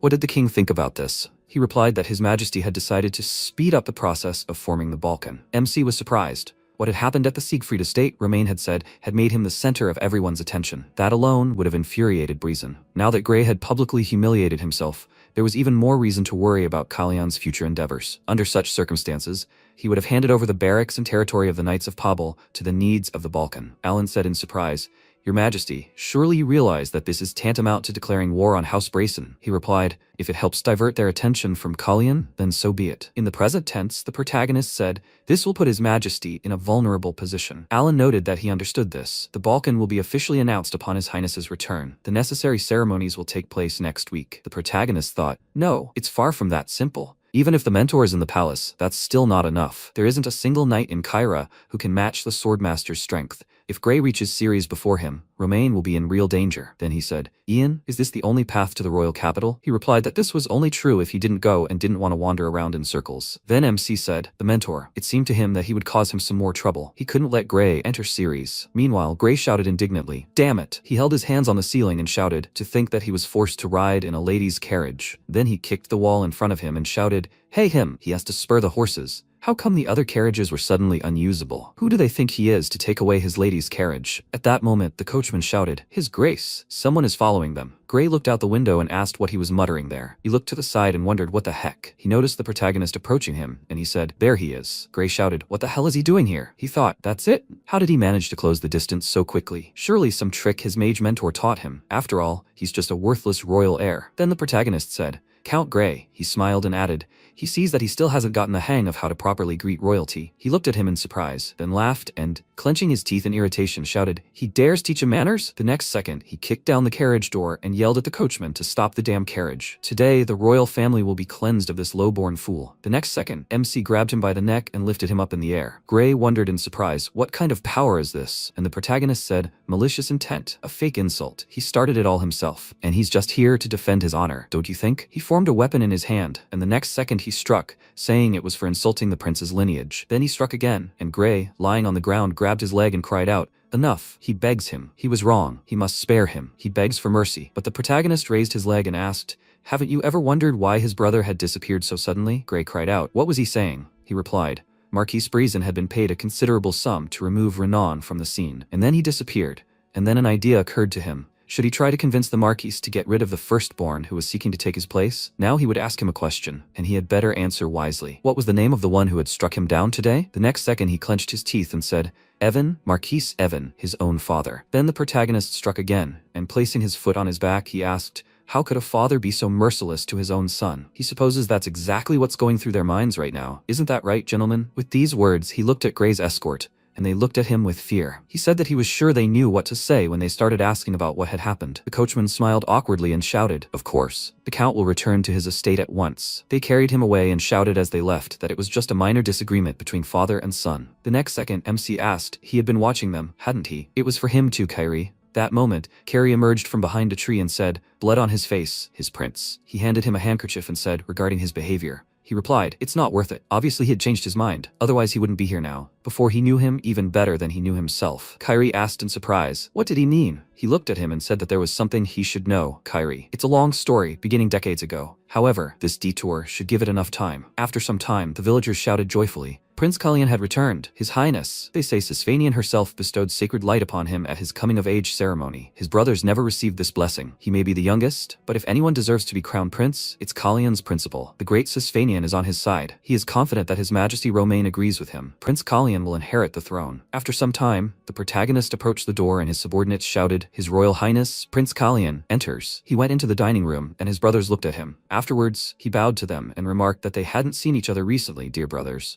He asks them to forgive his tardiness. Then Plant said, "Welcome back, Kalyan." He looked away in surprise, wondering, did he just greet him? What a surprise. What did he have in mind this time, Plants? The next second, a subordinate shouted, His Majesty King Romain enters. And after a while, the head of the family sitting at the table said, Randell. He heard that he was reading the treatises of Sutreya. Has he finished it yet? He replied, Yes, father. He would be glad to hear his opinion on what he had read one day. Romain smiled and said, Wow, Plants. His efforts finally paid off because he definitely gained some muscle. They should hunt together. He replied, Aha. And Romain asked, Why not go even further? They will arrange a hunting trip. At that moment, MC smiled and thought that he couldn't remember the last time he felt so awkward. The king was completely different now than he used to be. It was hard to believe that he was indifferent to his children in the first place. A truly astonishing change. Then the subordinate approached the king and said that he begged his pardon, His Majesty, from outside. After that, he whispered the information. Romain asked, Is that so? He should invite her in. Plants looked at him in surprise. The protagonist, looking at his brother, thought she didn't waste any time. It seemed she was starting to get nervous. Then the subordinate shouted, Here comes Her Majesty Queen Celise. MC looked at her and said he was glad to see her, Her Majesty. Celise walked next to him and replied, the feeling was mutual. She sat at the table and said, He looks wonderful, Kalyan. Did he arrive in the capital safely? He smiled and said, Of course, everything went perfectly. Celise said,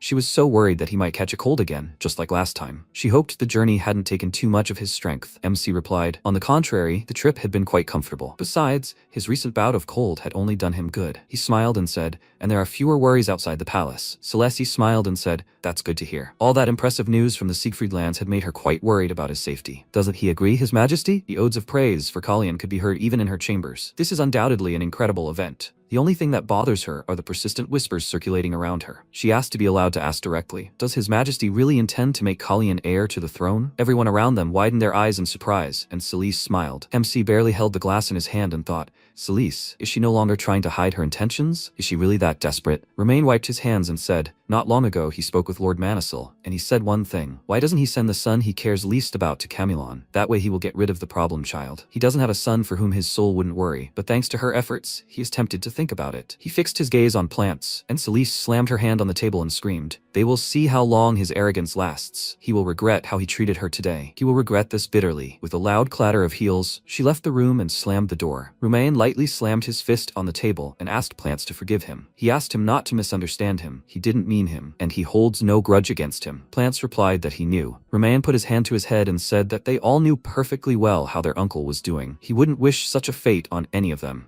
They cannot afford to make the same mistake. Upon reaching the age of 20, all princes except the heir to the throne are required to leave Ceres. Each of them is granted lands to hold, and their visits to the capital are limited to 5 days. They are also strictly forbidden to form their own troops. After a while, MC was walking down the road, and Ian was following him, saying that, in his opinion, these were quite reasonable restrictions. However, his uncle, Prince Asnon, disagreed. As far as he knows, he started a rebellion as soon as his father ascended the throne, but his plan failed, and now he is imprisoned in a tower in the most impregnable wilderness of the Varican Valley. Kalyan replied that this is precisely why His Majesty so desires for him and his brothers to forget their quarrels and finally get along, because then none of them will have to shed blood. Ian asked again, Does he think this is possible? MC waved his hand and replied, Who knows? Given the current state of affairs, it is difficult for him to imagine that such a thing will happen. Before he could finish speaking, he suddenly stopped and looked at the rose in surprise. Ian's eyes widened in fear and cried out, Your Highness. MC replied, Yes, Ian, he sees. Ian cried out, No, a flower. In his pocket. Kalyan looked at his pants, from the pocket of which a bright light was seeping. He took out a stone and asked, What? He looked at it and at the rose and thought, All the flowers were cut, and only this rose continues to bloom, as if nothing had happened. And what is this strange glow? Is the flower really reacting to the stone like this? Of all possible revenge in the royal palace, MC touched the rose petal, after which there was a crackling and crunching sound. The rose flew in different directions, and MC said in confusion, it withered. He thought as if time itself froze, holding its breath, and in an instant took off, rushing forward. Kalyan looked at the stone in his palm and thought, stone, rose, elf, axis of time, Sisfanian and Serenti. He remembered the words, his impatience contradicting Serenti's will. MC clenched his fist and asked, how can he remain patient when time is slipping through his fingers? After a while, Ian spoke. His prince, he has been skipping breakfast for 2 days. Is he planning to go tomorrow? MC was lying on the bed and saying no, he's still exhausted after the long journey. Ian replied, I understand. He'll tell the servants that. Good night, your highness. Kalyan looked at him and closed his eyes. After a while, he looked at the shadows from the window and asked, what did he need? The man was sitting on the balcony railing and said, so he really is a magician. He also jumps out of bed at every rustle. MC replied, it's late, and he came without an invitation. Why is he here, brother? He looked at Plants and thought, it's getting worse. He comes uninvited whenever he wants, just because he can. Mother and son are alike. Plants said, a rose has disappeared from the garden. Is this his doing? Killian's eyes widened in surprise, and he snapped his fingers. A barrier appeared above the guys. MC stood up and said,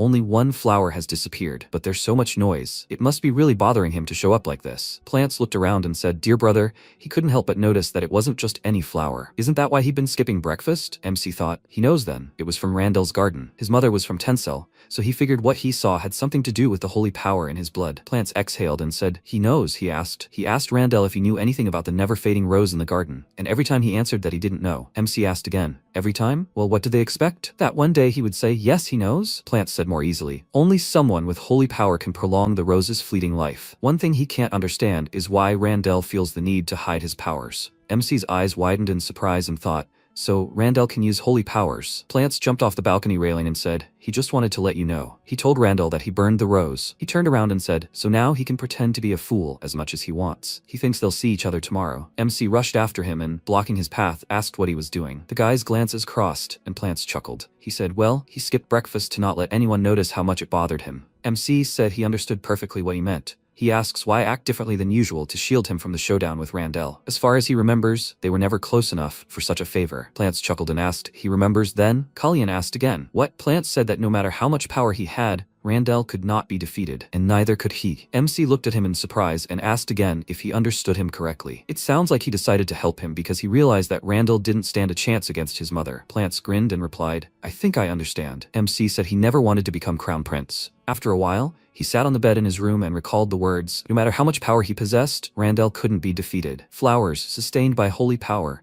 and a black stone that resonated with the blood reeking of them. Kalyan thought he was beginning to understand how Randall was connected to this.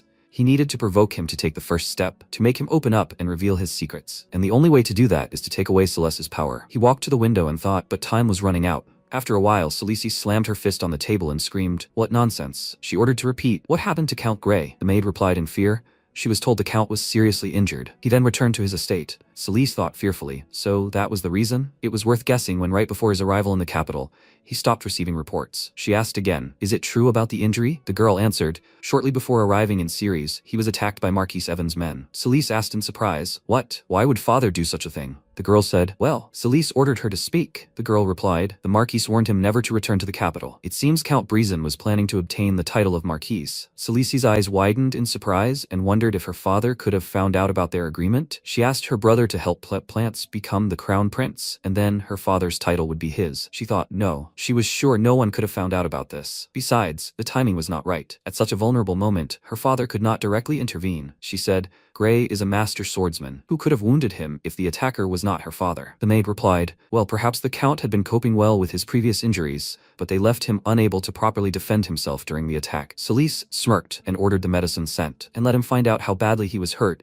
as well as the identity of the attacker. Let her go and move. The girl bowed and said, as she commands, your majesty. Celeste leaned her elbows on the table and began to laugh. She wondered if Gretz was injured? No, not really. Whoever he was, his little game was doomed to fail. He probably thought that involving her father in the attack was a brilliant idea. Too bad, after all, she was the one who told Grey to use the injury as an excuse. After a while, Celeste threw the bag on the table, and the knight asked, is the bag full, and how long is the list? Celeste folded her arms across her chest and answered, there's only one item. The knight asked again, one? One is too generous, your majesty. She looked at his satisfied face and thought, Tail is the second in command of the Fable Knights. Behind the mask of charm, no one sees his true nature. The nature of a cold-blooded killer, taking life for a minimal price. Vela asked, so how can he be of service? Celeste replied, a man was assigned to escort Prince Kalyan to his coming-of-age ceremony. He needs to find out if he crossed paths with her brother Gray, and if so, let him know what happened. And if he silences him, he gets another bag. Thale chuckled and asked again. Another bag, she said. He frowned in anticipation and told her to name the man. Celeste reached for her cup and said, his name. She wondered why she couldn't shake the feeling that Kalyan was behind all of this. She answered, Arsene. Arsene Hertz, the mage. After a while, voices were heard in the room. Quieter, they will hear. They are talking about the attack on his own son, right? They think it really happened? They say the Marquise is intensively searching for the source of the rumors. People can't say for sure, but he hasn't appeared at court for a long time, and he didn't show up at this meeting either. More importantly, why did the king summon all the nobility today? After a while, Romain said,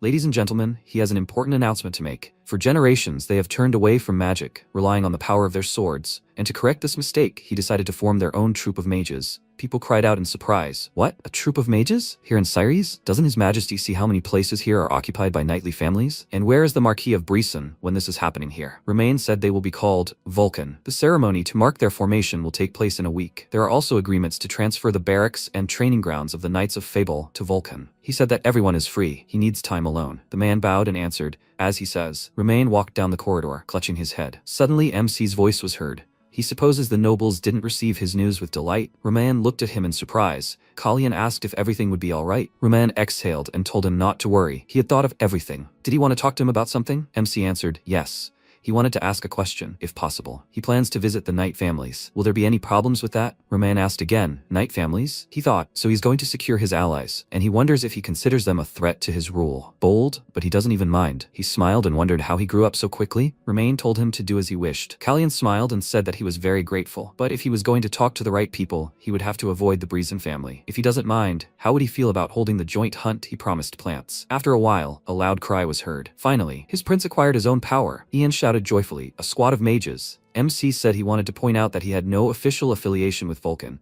Ian said that was no reason not to celebrate. The mages turned around and started whispering. It was the prince. Red eyes, just like the rumors. MC told Ian to just look at himself. He was glowing. Ian replied, on the contrary, he was too calm, His Highness. The mage approached them and said, Prince? He turned around and widened his eyes in surprise. Arsene shouted. He had finally found a solution to the problem of the teleportation circle. The principle itself was similar to how oath seals worked. This would allow contracts to be entered into for the use of the circle. Naturally, control over the circle would remain solely in his hands. Kalyan said in surprise, this was incredible. They would discuss all the details later. For now, he should rest. They would celebrate during the ceremony. Arsene said he was grateful for his concern, but he had to meet with Lord Manasil after dinner. It's scary to think what he'll say to him if he leaves without meeting him. MC said, calm down, he'll figure it out, and he should rest while he has the chance. Arsene turned around and said, thank him, Prince. In that case, he will listen to his advice. Kalyan waved after him and wished him luck. He told him not to fall asleep on the way. After a while, Arsene was riding in the carriage and began to doze off, when suddenly he heard MC's voice.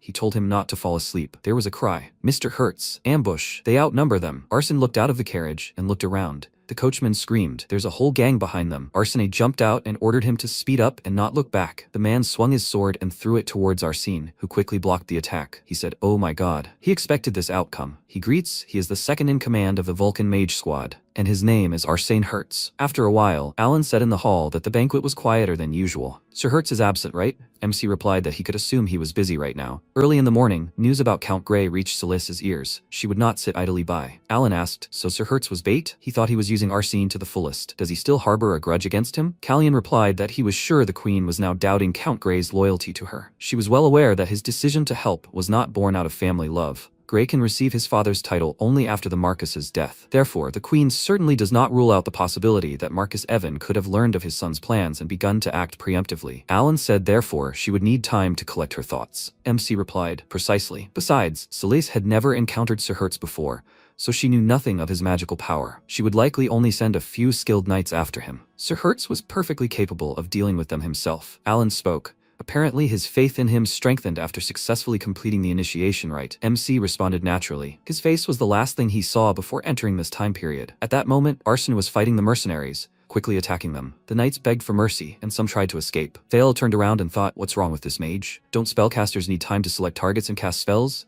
But he hurls spells non-stop. Arsene fought the knights, and Thal frowned and said, spellcasters are weak in close combat. He ordered the mercenaries to dismount and attack. We need to close the distance. Fear won't bring them any money. This mage is worth a fortune. He ordered them to think about the reward for his head. Arsene quickly turned around and saw guys swinging their swords. He released mana in their direction, and the mercenary said in fear, "Barrier, so fast." Arsene attacked the opponents, and Thale said, "Damn it." He thought he shouldn't have accepted this order at all. How can you defeat an enemy of this caliber with only a dozen people? He turned around and thought, he won't die here like a dog. A great opportunity to get rich, of course. They are no match for him. Arsene carefully looked at the fleeing Thale and moved right in front of him. He said, "The last one remains." Thale fell to his knees and begged for mercy. He has information. He will tell the prince everything he knows. Arsene asked again, "That's all? More specifics are needed." Thale handed him a pouch of money and said the queen had personally commissioned him to kill the prince. And what's more, he was also paid to kill Prince Kalyan's maid, whom the queen had sent to him. He can testify if needed. Arsene looked at the pouch and said he was afraid the prince would prefer to forget that incident forever. Thale screamed. And the disappearance of Renan Brisen. He can tell who's behind it, Arsene thought. Her Highness. Who else? Thale screamed. And behind the attack on Grey Brisen? Arsene thought the same thing. Thale asked him to stop. He knew exactly where the Marquise's money was coming from. Arsene stopped and looked at him in surprise, and he screamed, "He owns a secret gambling house in Ceres. They bet on no-holds-barred fights there. He can run it." Arsene said, "What a pity." He'd almost intrigued him, but the prince already had someone who knew the place like the back of his hand. Thale turned pale and said fearfully, "But he can." He remembered the destroyed sword and said, "The Marquise of Brisen hasn't touched a sword in years." He saw the shards of the sword, but his son Grey tried to hide it. Arsene looked at him thoughtfully, then put his hand on Thale's shoulder and said, "This might pique his highness's curiosity." Thale screamed, "That's not all." He saw Grey arguing fiercely with his father about receiving the title of Margrave. Arsene said, "As he sees, he knows a lot." Thale answered, Yes, he asked to be brought to the prince alive. He would tell him everything." Before he could finish speaking, Arsene killed him. He looked around and said, "Well, a chatterbox loses his value the moment he opens his mouth. How was he supposed to get back to the palace now? The carriage had left, and the horses had scattered, and no one was driving along the road. He couldn't waste mana." At that moment, the clatter of hooves was heard behind him, and Arsene cried out in surprise. After a while, the bag was placed on the table in front of MC, and he examined it carefully. After a while, Evan shouted, What do you mean by that? Are they accusing him of kidnapping Arsene Hertz?" The butler replied, "Well, the knights of the royal guard will arrive by noon, my lord." Evan grinned and said, "How dare they so shamelessly invade his estate? The king must think he's in contact with Vulcan." "How did that mage interfere with Thale?" The butler replied. "Thale was seen in the palace at noon that day. Perhaps the queen summoned him." Evan frowned and said, "He should go to the palace right now." The butler asked, "Should he inform Her Majesty of his visit?" Evan yelled, "Does he want him to kill that stupid woman as soon as she comes into sight?" He slammed his fist on the table and shouted, "He's not going to meet with Celise, but with her son." Sometime later, during dinner, Randall said he heard that the second-in-command of the mages had gone missing. He must be worried. MC replied, yes, he had grown accustomed to his company since his initiation, but it seemed to him that the king and Master Manisil were much more worried. Randall looked at him carefully and said, "Indeed." Plants said sharply, "The date for the hunting competition has finally been confirmed. Will he join, brother?" Randall replied, "He didn't think so." Kalyan's eyes widened in surprise and thought, Randall thinks the king planned the hunt especially for Plants. Of course, he won't participate. Plants said he should at least get some fresh air sometimes. Randall sipped tea from his mug and said, touched by his concern. MC thought about it. Besides, he wasn't the type to enjoy hunting. Even knowing this, Plants still called him to make sure he wouldn't come. Is this how he helps him? That's not like him at all. Suddenly, everything around him turned white, and he looked around in confusion. He thought, is this a feeling, master? What could make him so angry? He had heard a voice earlier, so it was him. He sees that the disappearance of his henchman hasn't upset him at all. This calm expression speaks volumes. Is Kalyan his favorite now? Alan replied. He had heard. He himself had recently lost a dozen men, and he showed no signs of worry. Amazing composure. Apparently his grandson is definitely not his favorite. Evan clenched his fists in displeasure, and Alan grinned and said, His dear Marquise, isn't it the duty of a true leader? How should one honor the memory of one's fallen servants before appearing at the palace? Evan replied. He wasn't going to listen to moralizing from him. Is such insolence usual for him? Being without rank or title? He remains here only by the grace of his majesty. Alan said, it is not for him to judge his majesty's generosity. Evan spoke up. Showing favor to someone like him must signal that the king's decisions are no longer trusted. As for Kalyan, he's not much different from his teacher. He can already see his influence on him. Alan grinned and said, well, he believes his majesty and the third prince are far more trustworthy than a so-called knightly house that lost 10 knights because of one mage. How much, I wonder, were his thugs paid this time? He's sure it's mere pennies compared to his fortune. He approached Evan and whispered, the proceeds from the sale of his own son. Evan's eyes widened in surprise and then screamed loudly. What did he say, a mage? Mana began to spread in all directions, and Alan said, it seems to me, as he already said, that he is far from weak. He suppressed Evan's mana with his own and said, but he has a strange tendency to forget about everything. How can he stand on the ground when he can't remember his place? Evan's eyes widened tightened in fear, and he thought the flames were consuming him. He screamed, and Alan told him to learn to think before he acted, and he needed to consider who he was dealing with. Evan grabbed his neck and started coughing loudly, and then whispered, "He may be strong, a mage, but he's alone. He won't last long on his own." Alan waved his hand and said, contrary to his opinion, he's not alone. But they say of him that he's strong even on his own. Had he ever wondered why Gray had headed to the capital? What was he hoping to get, and who was he relying on? Evan's eyes widened, and he thought Gray wouldn't have gone to the capital if he hadn't received an offer he couldn't refuse. For example, an offer to become a marquis. Come to think of it, Renan had turned his back on his family and bet on Randall, and now she, Celise? After a while, MC stood on the balcony and watched what was happening outside. The butler asked, "Marquise, it's been a long time. Is he going to visit the prince's chambers?" Evan frowned and thought he was going to visit the Chermal Palace to find out how Plants and his mother were getting along. But now the situation had changed. Evan clenched his fist and said, "They're coming back." He would meet Plants when he realized whose side he was on. MC looked out the window and said, "The rain doesn't stop, so it won't be long before the hunt is cancelled." He turned around and asked, "What do you think, brother?" Plants was sitting on a chair, hugging his leg. He felt the mage drive away the knights this morning. MC asked in surprise, so he caught that surge of mana. Apparently, their father hadn't exaggerated his abilities in the art of the sword. Plants exhaled, and Kalyan asked if he often communicated with the Marquis. Plants looked away and said he'd never spoken to him alone. MC said, "Well, of course. They have such a strong family that even hugs would split it. He guesses that's why the Marquis decided to visit them. He wants to strip his mother of her title and make him take the place of Crown Prince." Kalyan looked at him with all seriousness, which surprised Plants. MC exhaled and said that if his goal is his mother's downfall, then there's no need to continue supporting him, and if he wants to become the next king of Ceres, then he should meet with Evan Brayson. Plants said, "Brother, he thinks he's already given his answer." The guys looked at each other, and then MC said, "Then they only have one thing left to discuss. It concerns Celise. This time, the worst outcome could await her, because that's exactly the fate he has in store for her. He has no intention of shielding her from the consequences." He extended his hand and told him not to take it unless he was ready for what came next. Plants replied, his mother had gone out of her way to carve her own path. If this was the outcome of her efforts, so be it. They shook hands, and after a while, Ian asked, "So he had joined forces with Plants, not with Randall?" MC answered, "Correct." Ian asked, "So Plant had turned his back on Celise? He shouldn't have had a reason to." Kalyan replied, "He hadn't turned his back on anyone. He had simply closed his heart to his mother. Unable to accept Celise's atrocities for the sake of his own ascension to the throne, Plants hid behind the guise of a rebellious son. His body was soaked with wine, but his breath never reeked of alcohol, and he only behaved badly towards Kalyan in front of witnesses. Most likely, he believed that the image of a problem child would make his mother abandon him or stop harming others. However, Plants eventually came to the realization that Celise had already passed the point of no return and that only death could stop her. Ian asked, "But why had he behaved this way towards him for so long?" MC cleared his throat and said, "Who knows?" He didn't ask. Even if there was a reason, the only one who could understand and forgive Plants was already too late. After a while, the knight said he reports His Majesty. They did not find Sir Arsene at the Breezen estate. Searches were also conducted in the neighboring buildings, but no trace of him was found there either. However, he leaned towards Romain and whispered, "They found a successor in the dungeon, who was most likely Renan Breeson." Romain frowned and said, "I see, he can go." The knight replied, "Yes." At that moment a voice came from the side. "Is it really for the best?" Romain replied, "This is not the time to be picky. He hasn't forgotten who he is, has he? Albeit temporarily.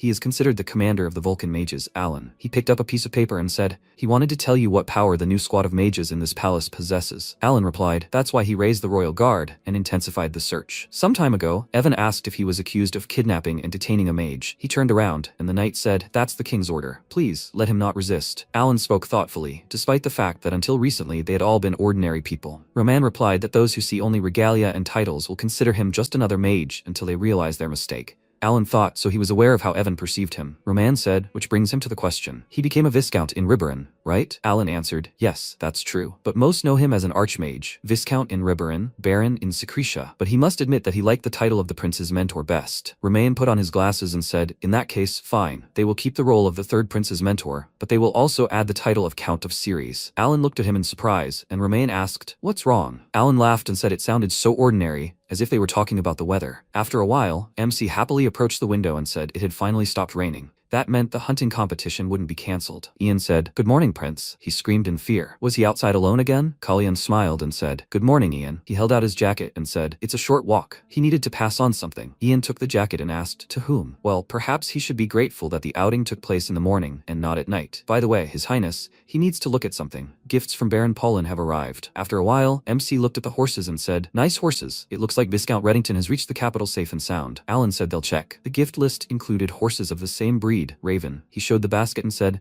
and also a cat. The cat meowed, and MC asked again, is that a cat? Ian replied, yes, a cat. Kalyan laughed and said, and he was wondering whether to buy a dog or a bird. How lucky. After a while, he came into the room and said, here, this is for her, Hina. He held out the kitten and said, cats are allowed in the Chermal Palace. He asked her to take good care of it. Hina took the kitten in her arms, after which it began to happily roll in her arms. She smiled and happily said, His Highness, he remembered. Thank you. Hina opened the door a crack and showed Kairi the cat. Ian said, and one more thing, His Highness, he whispered. Last night the royal guards searched the Breezen house. However, Sir Arsene, MC pursed his lips and said, well, as his teacher would say, his subordinate is not so easy to defeat. He is sure he is fine, wherever he is now. Ian chuckled and Kalyan placed his hand on the window and said, no matter what, he wouldn't let this go. The disappearance of the deputy commander of the Vulcan mages is a serious matter, and it must be dealt with accordingly. He drew a smiley face on the window and said, they will repay House Breezen in kind. After a while, he mounted his horse and said, well, time to go hunting. After some time, voices were heard in the palace courtyard. He heard that this year's royal hunt was being held in honor of the second prince, but the culprit was nowhere to be seen. Was he really going to miss the hunt again? Plants looked in the direction of the sound and saw two men talking. They were talking, gossiping, about his health having deteriorated. This wasn't the first time they'd heard this excuse. Plants leaned on the balcony railing and asked again, today, right? He remembered MC's words,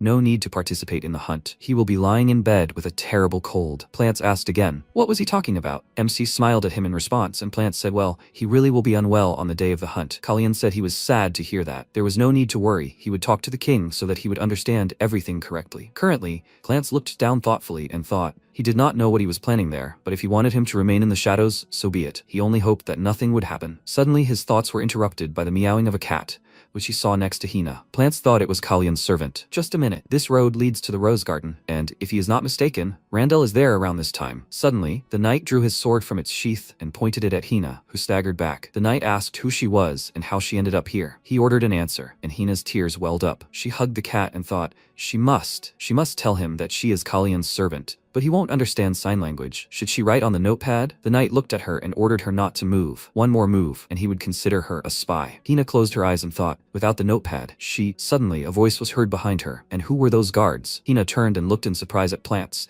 who appeared from behind the trees. He said he was unable to even recognize another prince's servant. Could it be that his eyesight or his mind was failing him? The knight cried out in fear. His Highness the Second Prince. He begs for his forgiveness. He didn't know that she was a servant working in the Chermal Palace. Plants looked closely at Hina and, pointing his finger at the cat, ordered him to be removed from sight. Hina hugged the cat and quickly stood up, bowing to the prince. She turned and started to leave, and Randall said, he invited him to the hunt and didn't go himself? Plants replied, he had no idea he would be here. Have a good day. Randon said, it seems there are improvements. Plants stopped, and Randall turned and said, in his relationship with Kalyan. At this point, Romain said he is not sure if this is best for his sons. Can he trust him? And yes, Monosil, archery requires more than just arm strength. Alan said, His Majesty, he needs to concentrate. Please let him not disturb him. He assures him it will help. The knights stood to the side and talked among themselves. Some kind of strange hunt this time. Yes, there have been strange things from the very beginning. Since when has hunting taken place in groups? And according to what principle were these groups formed? Yes, no matter how you look at it, their group includes families allied with House Breezen. And in the group of the third prince, Kalyan, Alan fired an arrow, which hit a branch and stuck in the ground. Romain laughed loudly and turned away, and Alan said he saw no reason to laugh. He was a mage, not an archer, and he had no equal in magic. The knight said, whatever His Majesty thought, a hunt cannot be successful with just one mage. They decided to just sit and enjoy, when suddenly the bird quickly fell to the ground. Everyone looked at this in surprise and cried out, what? They didn't see the arrows. Someone said, that doesn't count. There is no rule saying that magic can be used in hunting. Alan said, but there is no rule that it can't either. And what will the king say about this? Romain said, that won't do. Is he going to hunt everything that is in his field of vision? The knights widened their eyes in fear and thought, is this spell meant to be aimed at them? This is a warning, an ultimatum for those who side with the Marquis of Breezen. Alan turned and said, birds perched high in the branches are easy targets. Therefore, they were on the other side of the hunting grounds. MC said he would soon hunt his own prey. And it wouldn't be an eagle or a lion, but a beast he had never hunted before. Therefore, he needed their help. The knights looked at him in surprise, then exchanged glances. Kalyan said, so, they'll meet at the palace. Some time ago, Celeste slammed her fist on the table, and the girl asked in fear, Your Majesty, is there something terrible in the letter from the Margraviate? Celeste replied that she could go and not let anyone in. Margrave Grey didn't seem that injured from afar, but he was asked to leave because he needed absolute peace and quiet. He promised to write as soon as he recovered. Celeste clutched the piece of paper and thought, ask her to leave? What impudence. She looked at the bag of coins, clenching her fist even tighter. After a while, she asked what brought him to her so early. How rude it was to assume that she would want to spend spend time with him over a cup of tea. MC replied that this bag was found near the place where Sir Hertz went missing. It was quite a substantial sum. Celise replied that she didn't know. MC interrupted her and asked what he was talking about, and would she say the same about the day she met Tail? Did she remember nothing at all? Celise replied that no, nothing. Some mage disappeared, and then suddenly the prince bursts in on her as if a disaster had happened. He did something to Grey, didn't he? What did he promise him in exchange for help? Cullion asked if she really thought he would ask Grey Breeson for support. Such delusion was even insulting. He didn't need her sympathy. Celise told him to watch his language. Had he really lost his fear? MC replied that she would soon deeply regret ever touching his man. After all, his efforts would be her end. Celise laughed loudly, then grabbed the bag and tossed it aside. The coins scattered across the floor and she said, "Fine, if that's what he wants, they'll end this once and for all." Sometime later at night, a man in a robe entered Plant's room and extended his hand. Plant snapped. He has a lot of free time, since he cancelled the Sisphanian notification spell. MC smiled and said, his teacher did it. But there's no need to worry, he won't do it again. After tonight, he will not enter his chambers again, brother. Plants asked, and what brought him here? MC removed his hood and answered, he had 3 things to discuss. First of all, he would ask if Randall knew that they were working together. Plants looked at him in surprise and answered, yes. MC exhaled and spoke, and he hoped that this would remain a secret for longer. People around him understand everything too quickly. And what did he say? Plants remembered Randall's words. It seems there is an improvement in his relationship with Callion. Plants asked, did that bother him? Randall looked at him carefully and said, of course not. For the time being, Plants said, well, nothing special. Callion thought, whoever of them gave up the throne, Randall would not lose anything from it. The only reason for him to be wary was the unification of their factions. He said, be that as it may, from now on they need to be more careful. Further, he froze, as if deciding on something, and this raised questions in Plants. MC pulled himself together and said he'd like to thank him. Plants chuckled and said, I really need it. He asked to let him guess. Someone said he got his maid out of trouble, right? He doesn't need his gratitude, because she's already beaten him to it. Some time ago, Hina was standing near the green hedge with a notepad in her hands. She saw Plants and happily unfolded the notepad, where it was written, thank you for saving me. Currently, MC happily said, I see. Then there's only one thing left. Tomorrow there will be a ceremony to celebrate the creation of Vulcan. Does he mind lying sick for another day? Plants frowned and ordered him not to cross the line. MC folded his arms and said, I understand, but this time he can't interfere, no matter what happens. After a while, the maid was combing Celici's hair and thinking, she wondered if her mood had improved. She's been completely out of sorts lately. How tiring it is to tiptoe around her. Maybe Dad was right. It would be better to marry some man than to live in this nightmare. Suddenly, Celici's hair caught on a comb and was pulled hard, and the girl, frightened, asked her to forgive her generously. Celici swung her hand and hit her in the face. The maid fell to her knees and asked for forgiveness, Your Majesty. She was careless. She humbly asks for forgiveness. She begs forgiveness. The maid bowed and said, It is her fault, madam. She should have trained her better. She will choose a punishment for her right now. Celice interrupted her and ordered her to leave. She approached the girl and said, she thinks she knows where she can be useful. After a while, Alan stood at the podium and said, Ladies and gentlemen, thank you for gathering today to witness the birth of Vulcan. It is a great honor for him to announce the creation of a detachment of mages in the very heart of Ceres. By the grace of His Majesty the King, and with the support of many at court, Vulcan will usher in a new era in their history. May the wonders of magic bless these lands with prosperity and harmony, he declares. Before he could finish speaking, he was interrupted by a loud and bright explosion. People screamed in fear. What's going on? Is that an explosion? In the Queen's chambers. The butler screamed. An explosion occurred in the Queen's chambers. It was Arson Hertz. He caused the explosion. MC frowned in confusion and rose from his chair, asking, What? People started asking, Arson Hertz? Isn't he? Yes, he is Prince Callion. MC clenched his fists and thought, Celice. So she decided to make her move by blaming the assassination attempt on her. Excellent. They'll see who emerges victorious. Ruman ordered calm. Perhaps the criminal is seeking chaos and confusion. He put his hand on MC's shoulder and said they needed to pull themselves together. Panicking would only hurt them all. They couldn't be sure of anything until they found the cause of the explosion. A voice suddenly rang out. What if she had personally seen the culprit? Celice said she had seen him, with her own eyes. The culprit who had blown up her chambers? Plant's eyes widened in confusion, and he began to shake slightly. MC said we all heard the explosion. What a relief she wasn't hurt. Celice covered her face with her fan and said it was shameless of him to speak as if he himself was surprised. After all, he was the one behind everything. Callion smirked and suggested she not jump to conclusions. His Majesty would find out the cause of what happened. She smiled and said that before the attack, that mage had claimed that she had organized the attack on him. And according to him, he had told him this. There were no witnesses or evidence, however. Some time ago, Celice put her hand to the girl's face and asked,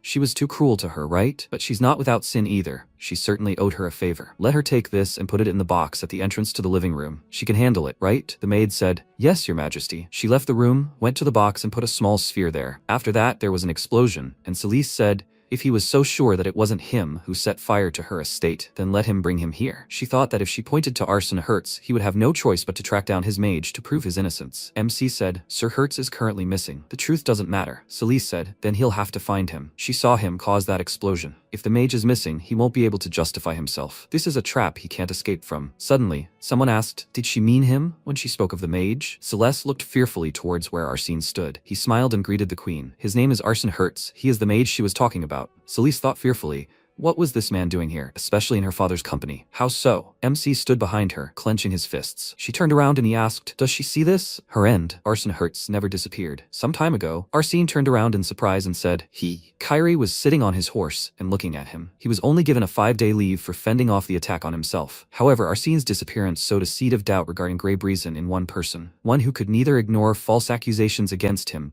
nor let the instigator go unpunished. Arsene said, Prince Kalian warned that the queen could use his disappearance to her advantage. He was ordered to remain in his estate until the day of the ceremony. He asked for assistance from the prince, Marquise, and he would no longer have to bear the burden of false accusations against him. MC simply took advantage of this. Kalian said, His Majesty, an investigation must be conducted here and now. The queen demanded the presence of a mage, and here he was before them. Romain frowned and said, yes, fine. MC passed by Celise and said, that's why he kept telling her not to act recklessly. She watched him go and thought, her father, that foolish king, the knights, all of them. She laughed loudly and said, she remembers his mother had that cheeky grin too until the very end. He really is her son. MC's eyes widened in surprise, seeing the blade in front of him. Romain rushed towards them, after which drops of blood sprinkled the ground. A cry rang out, His Highness.